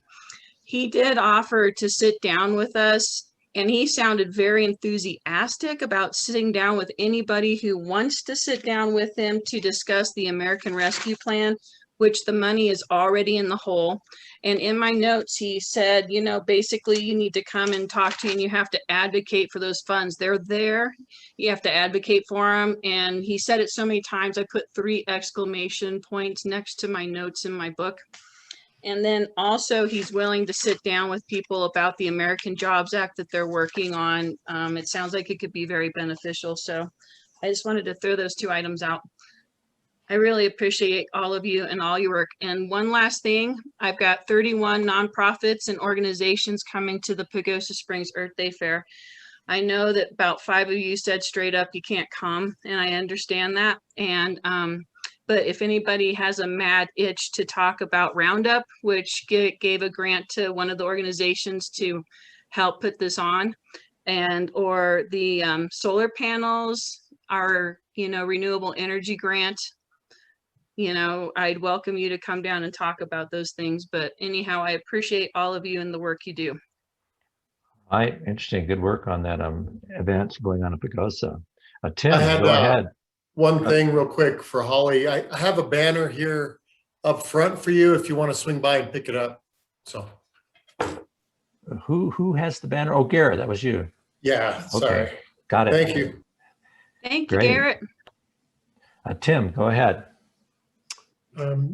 Yeah, Holly, thank you a lot for trying to bird dog all this legislation in CREA and NRECA. It's a lot of work to kind of keep track of that and try and inform us. And I know you and I have corresponded a little bit about that because I take a little wonky interest in that. And I just want to acknowledge and thank you for doing that. It's not easy. I also appreciate your highlighting what the Perlmutter said. And I hope that we maybe, Kirsten, you as the broadband committee chair, we could have a dialogue amongst us or something by email to see if we can somehow access what he says are funds that might be available to us. So I think we need to come up with some action in that regard. Thanks. So just to give an update on that, Holly, the money's already been distributed to the state, so I'm a little confused why he thinks we need to talk to him. And I just talked to Chuck Stevens at the county. We've been emailing, and I'm already plugged into the community on how to get the funds to our area. But we have to wait, so we can't take any action because we still need the guidance to come out of the federal government. They've not sent it out yet. And I keep bugging Chuck Stevens and the group like Miriam and others, and they said, please wait, just wait until the guidance comes out. But just to let folks know, we're really active on trying to get those funds, but we have to wait until the federal guidance comes out of OMB, which is Office of Management and Budget. They're the ones who manage the funds. Thank you I wonder for if there's that. any direct funds somehow that are coming in a different path. I don't know what Perlmutter is meaning either. Bob Lynch, go ahead. I know we're about out. So just a really quick thanks to Holly for all the work on the Earth Day. I know it's already been mentioned, but she's done a lot of, probably going to be the best one we've had here. So thanks, Holly.